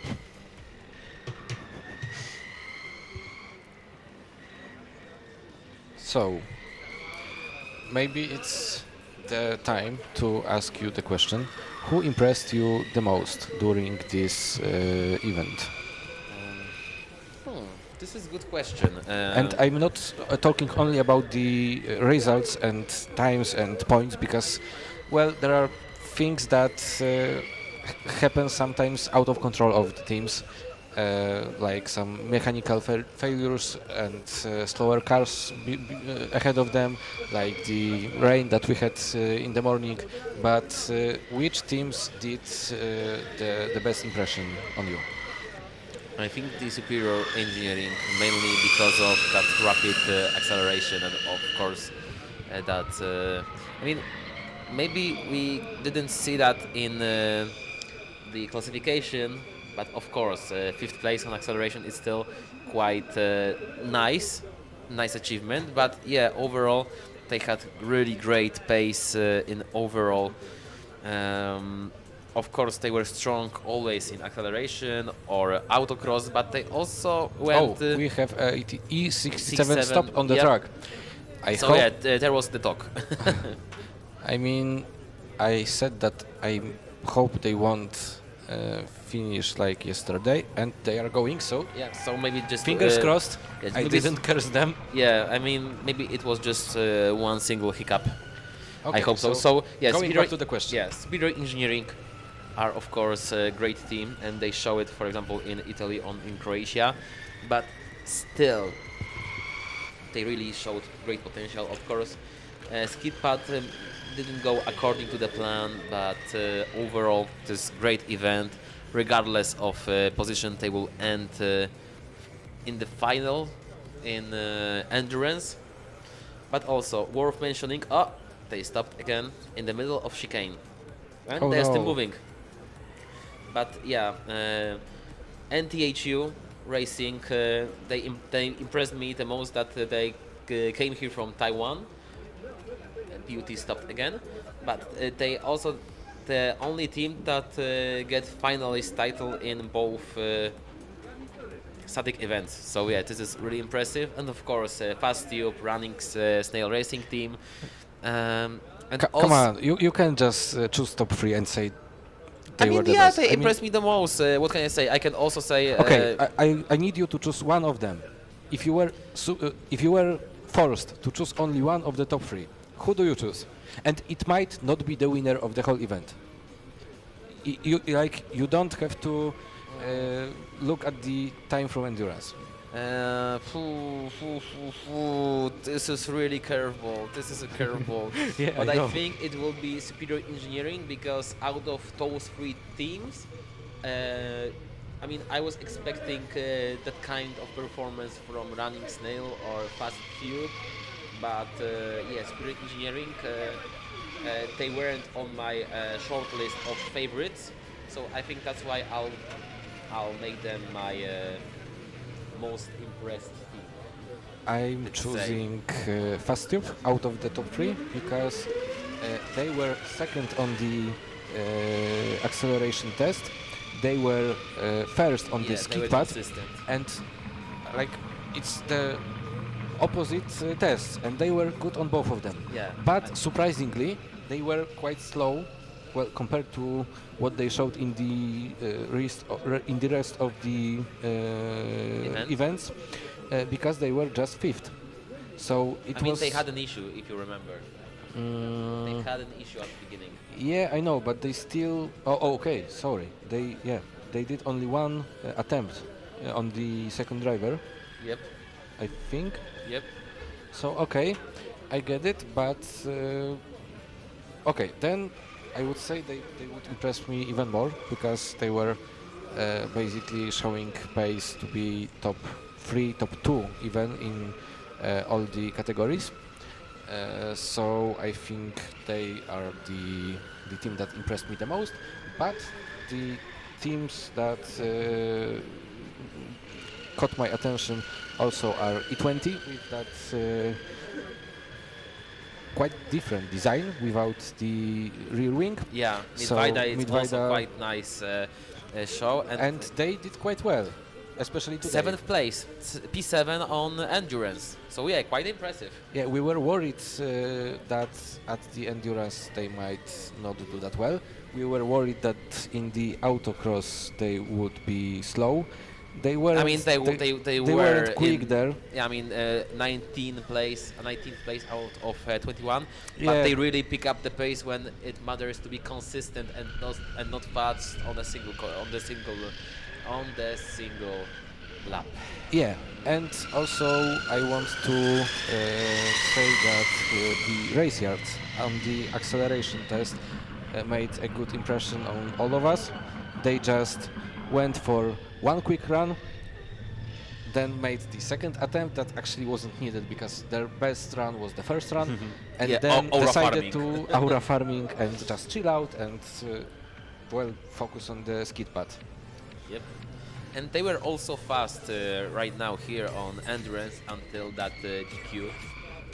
It was Yeah. GQ, isn't it? I think so. Do we know what happened to them exactly or not? I mean, for sure we know, but I don't remember to be totally sure, but I'll just check.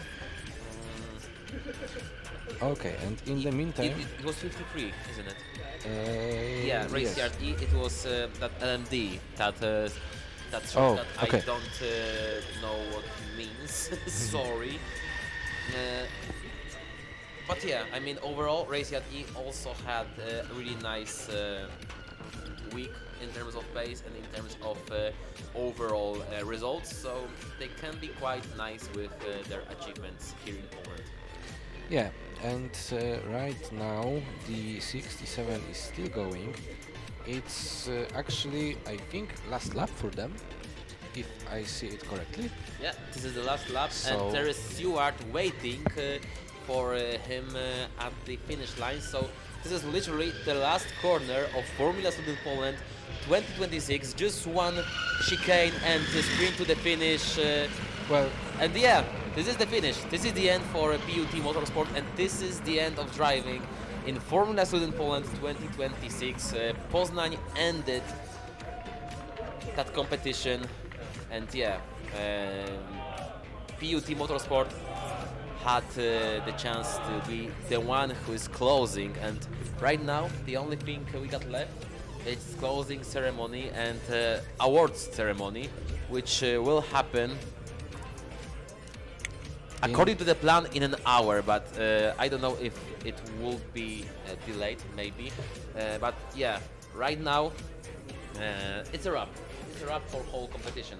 Yeah. Right now. And now each of the top 3 teams are literally biting on their nails, waiting for the verdict.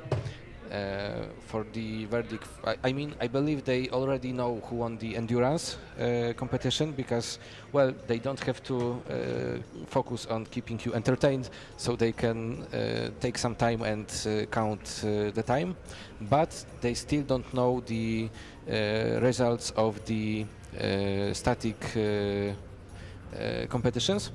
So there is still some things that we don't know, and they don't know, and they are nervously waiting for the verdict. Yeah, we're gonna leave right now commentator booth, but we are not leaving you for good, because we are going to the chill room, as our friends and other journalists are, and we're gonna talk with top 3.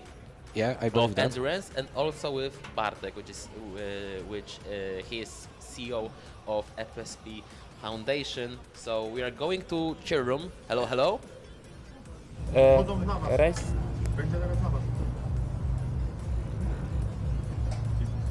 Okay. Hello again. This is the top 3 on the endurance race, 22 kilometers. With us is the. Can you tell me your names? Hi, I'm Yannick from FastTube. I'm Gregor from Superior Engineering. And I'm Leo from Running Snake. Guys, the big congratulations, top 3, amazing performance.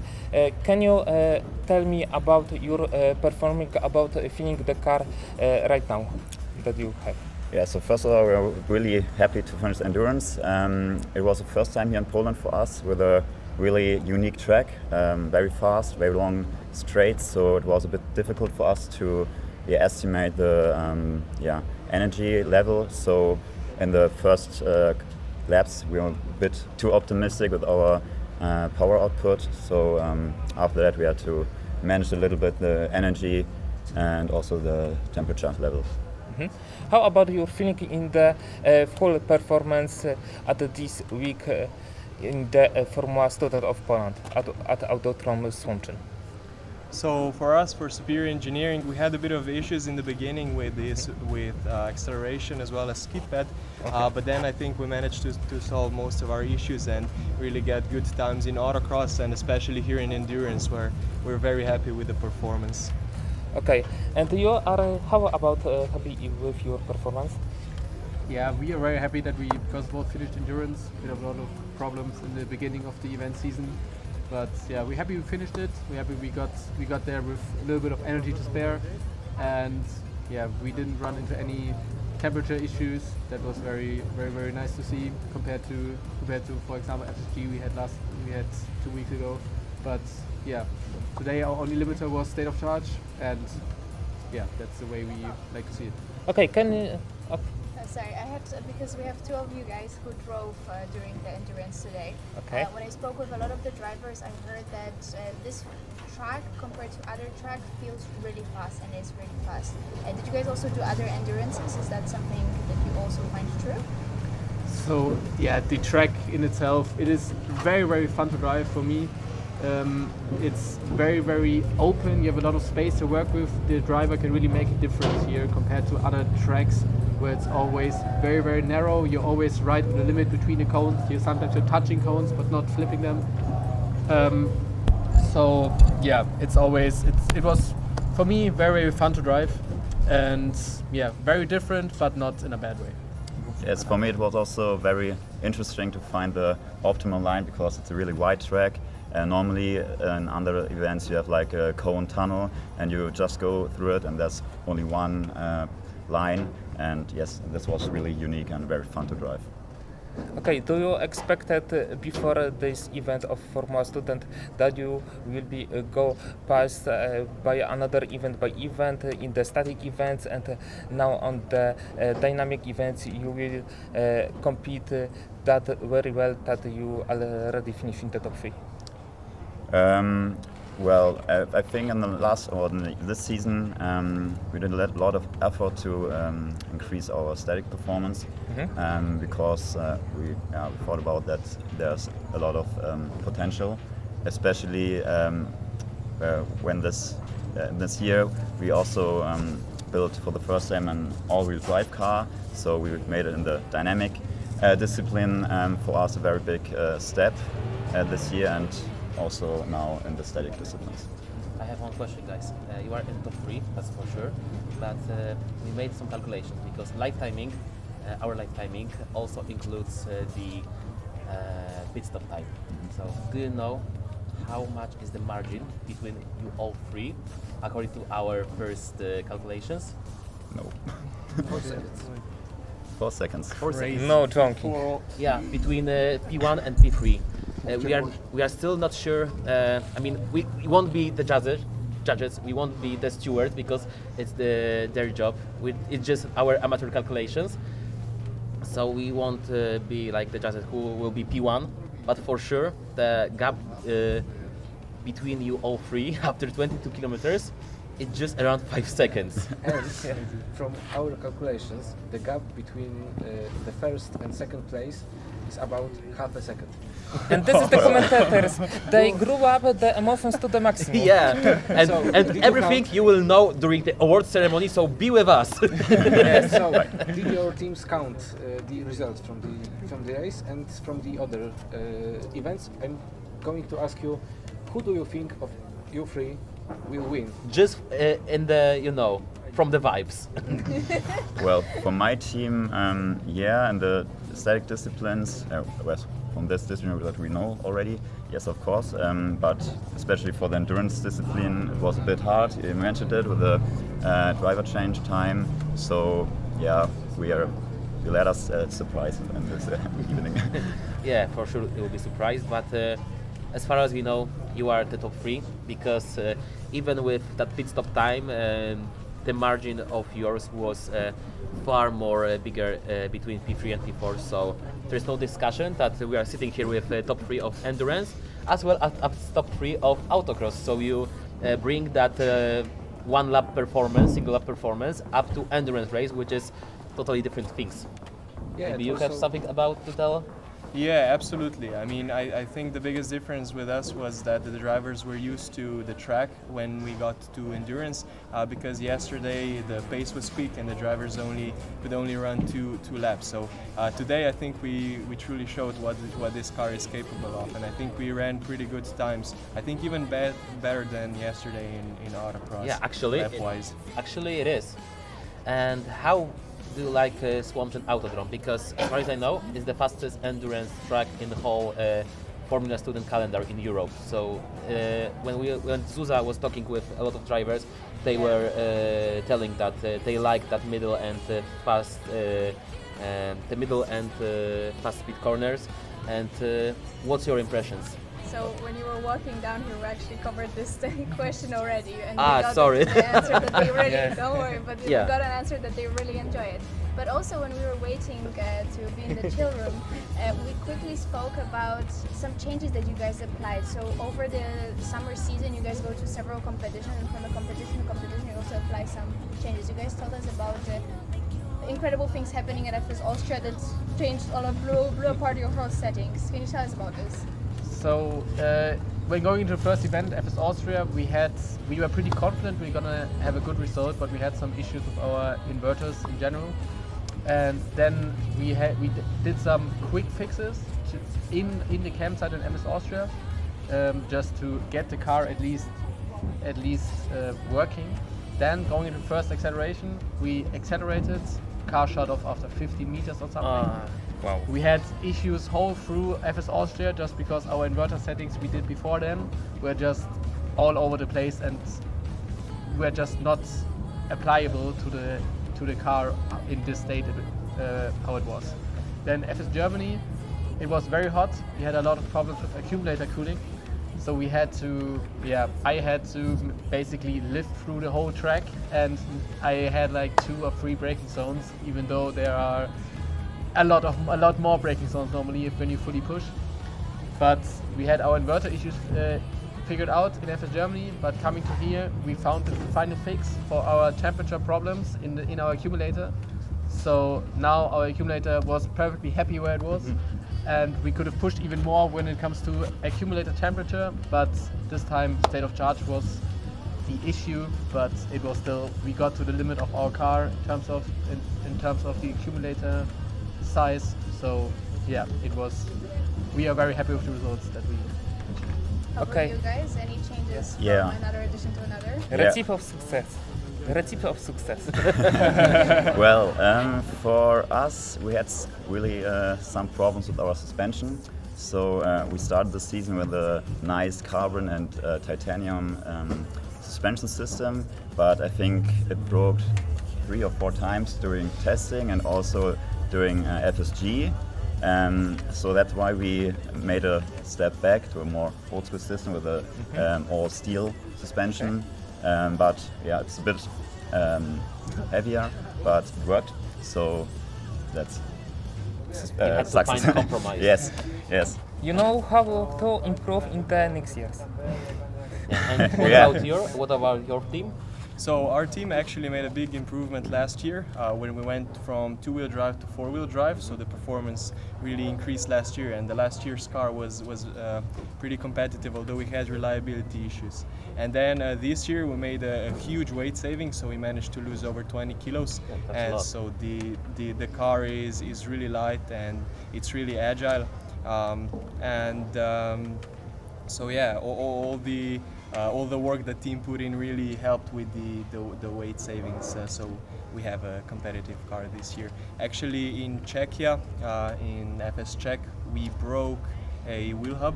So we managed to fix the wheel hub and to fix the issues, and then to run in Spain and of course in Alpe Adria here. So we're very happy with how we managed to come back from that sort of a setback.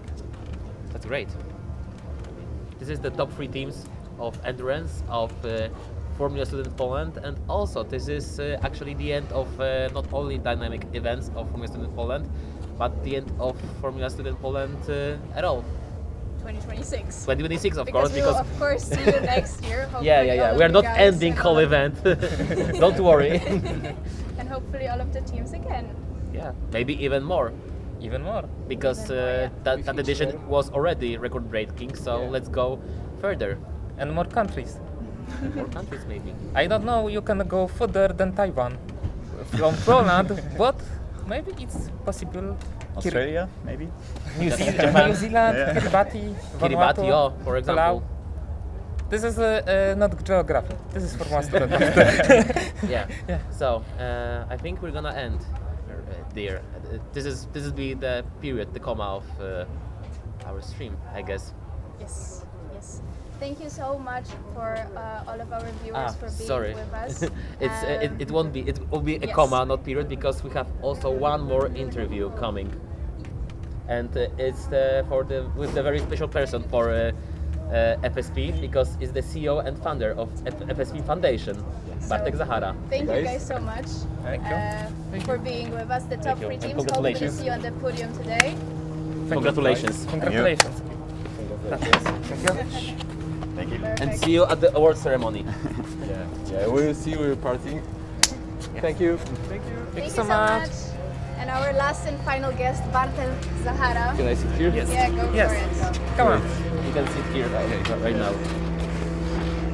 The CEO of Formula Student Poland, Bartek, how was the event for you? It's your 4th time running this, what we call it, circus, because it's a lot of work of preparation. How satisfied are you with the event? So it was tough for me, but I believe we all have a lot of work to do through this whole event. So to be honest, I don't really remember every day because a lot of things happening at the same time. So yeah, I tried my best. We all tried our best to bring the ultimate event of Formula Student in the Europe, and we hope we done it. Yeah. Can you tell us how did you come across the idea of doing Formula Student in Poland? Because I mean, many countries in Europe and worldwide have their own edition of the competition, but you are with a group of your friends, of course, the initiator of the idea to actually have it in Poland and to do this amazing event that we are currently appreciating. Yeah, so we all as organizers of the event were in the Formula Student teams. I was in Rzeszów, somebody was in Wrocław, in Poznań, in Krakow. So yeah, we all compete each other, and after competitions we have a possibility to talk more about the Formula Student, the future of Formula Student in Poland, and we all wondering why there's no competition in Poland. Yeah, we have a lot of teams. When we starting competitions, it was like 9 teams in Poland, and we wonder why. So we just started to think. I and Wojciech at the beginning, Wojciech, who was in PRZ racing team, started to think how to build these competitions in Poland. It was 2022, and yeah, we draw a plan. Find the right people and build first competition in 2023. Yeah, it was our, I don't know if it was a dream, something like this, but it was our extension of Formula Student life after the Formula Student team. Yeah, yes. Because all we have the how to say it. All we have thoughts. Like somebody can get outside of Formula Student, but Formula Student never get outside from you. Yeah. So it started in Poland, but it's now more than Poland because we have the teams from other countries. You may be expecting more countries in the next years, we hope. Yes, first competitions were mainly Polish competitions because all of the teams we have then 10 teams, all was from 9 was from Poland. One was there was 11 teams. 10 was from Poland. 1 was from France. I don't know why they choose these first new competitions and came from France to Poland. They wanted to be hipsters. Yeah, but they made then these competitions international now, so we always remember that. And every year we grown by the amount of the teams from the other countries. Now we have more foreign countries than Polish teams. And yeah, I hope in the future we'll grow to bring there 40, 50 teams, but mainly we need to focus on infrastructure because all concerns which we have about is around infrastructure. If we will be able to bring Formula Students with 50 teams, for example, here on Autodrom Słomczyn, I hope so because we are in love in this track. Yeah, it's the best track in Poland, I think. So we want to bring these competitions again here.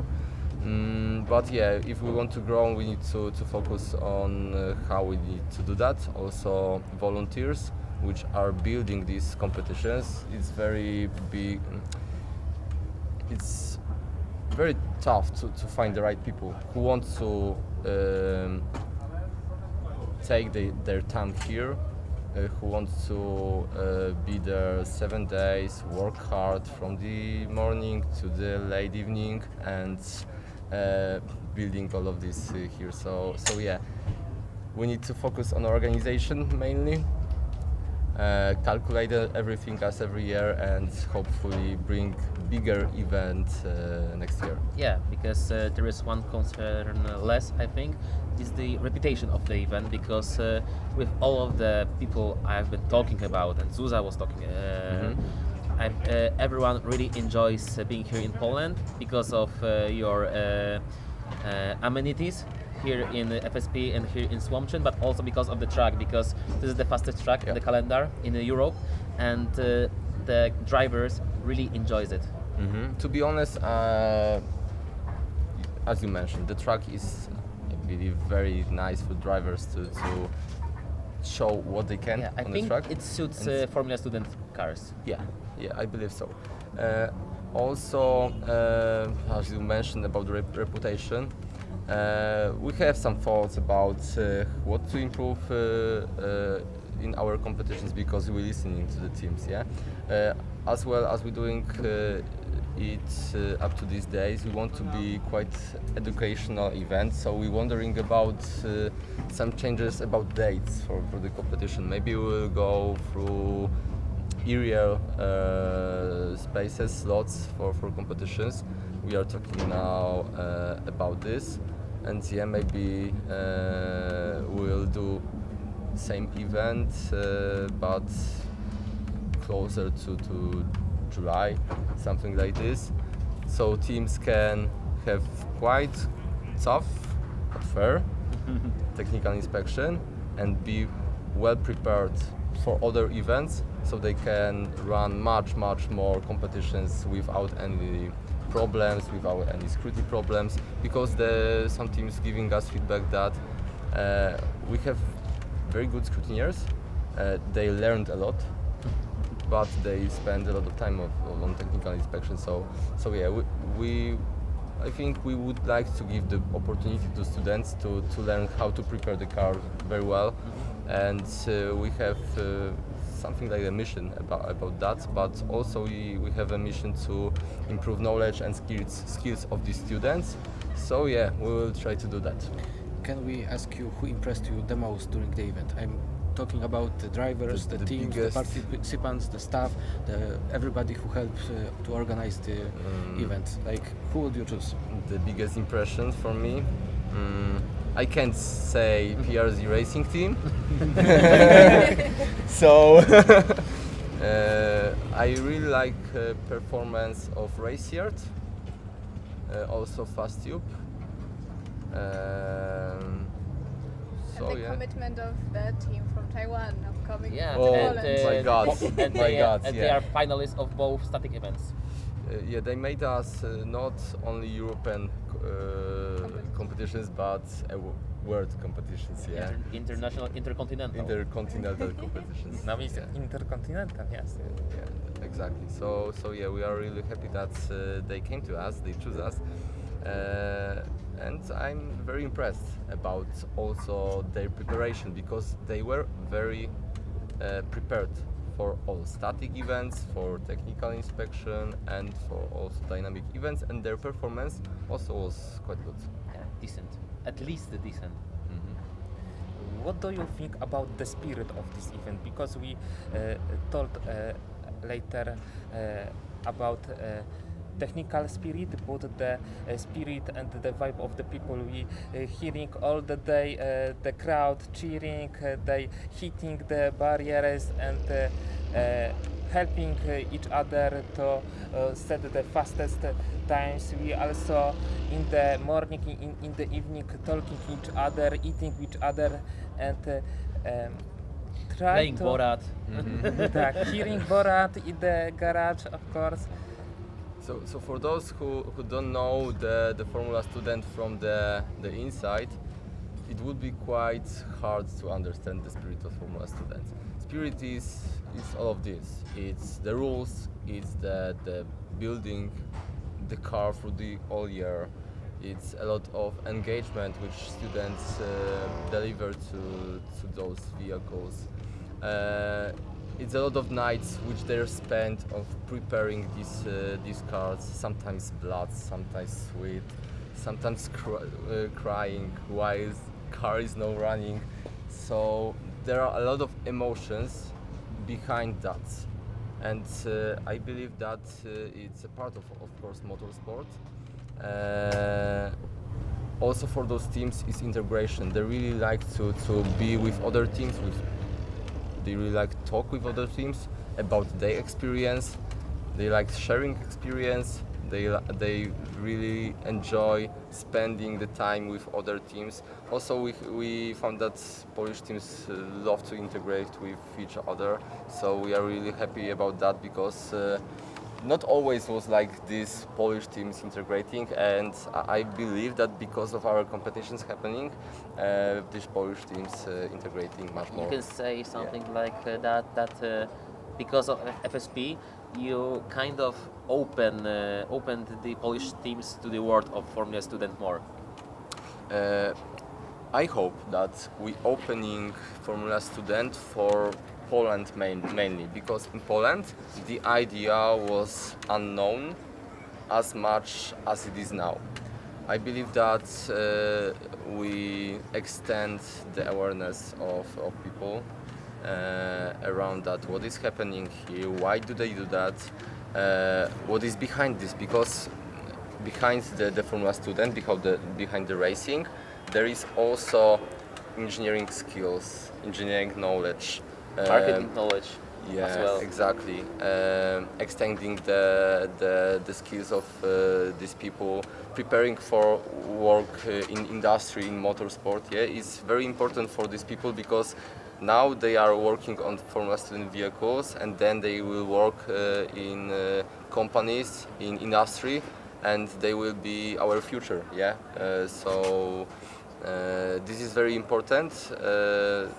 For me to bring to, for example, companies in Poland to inform in media that these people are ready to the industry, are ready to work, and they will be great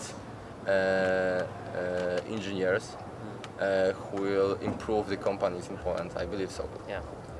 FSP is incubator for young Polish talents. Not only FSP, yeah, Formula Student is incubator. Yeah, but in the Poland, especially it's FSP because yeah, this is a Polish event in Polish soil, and it's coming to an end because yeah, I think that's a wrap, Zuza. Yes, Bartek. One last question before we go to the very chaotic and very fast preparation for our award ceremony. Yeah. What do you hope Formula Student Poland becomes in the next years? I hope that it will be a large place where people find their way to improve themselves, because Formula Student is not only the motorsport, it's not only the cars, but it's a community. I believe that this community will be growing, will be delivering new possibilities of development, and I really hope that this will go in this way. Very beautiful way to end. I mean, the motto of Formula Student Poland is the community of tomorrow. So thank you all so much for being with us and being the community of Formula Student in Poland and in Europe and internationally, as we saw over the past week. We had rain, we had sun, we had honestly a lot of feelings, a lot of emotions, a lot of happiness, a lot of pride and a lot of anger. What an event it was. Very happy to see the top 3 teams with us, but also all of the teams who came here, who give their all to perform, to go through the scrutineers, to go through the static disciplines nowadays it's called. So static disciplines, dynamic disciplines, and we will see you on our closing ceremony, award ceremony as we call it here, to give the prizes to the teams that have achieved the best and who have scored the top places. So with us were Kamil Niewiński, thank you very much. Sikorski. Bartek Zahara. Adrian Kleć. And Zuzanna Warecka. Thank you so much. Thank you so much.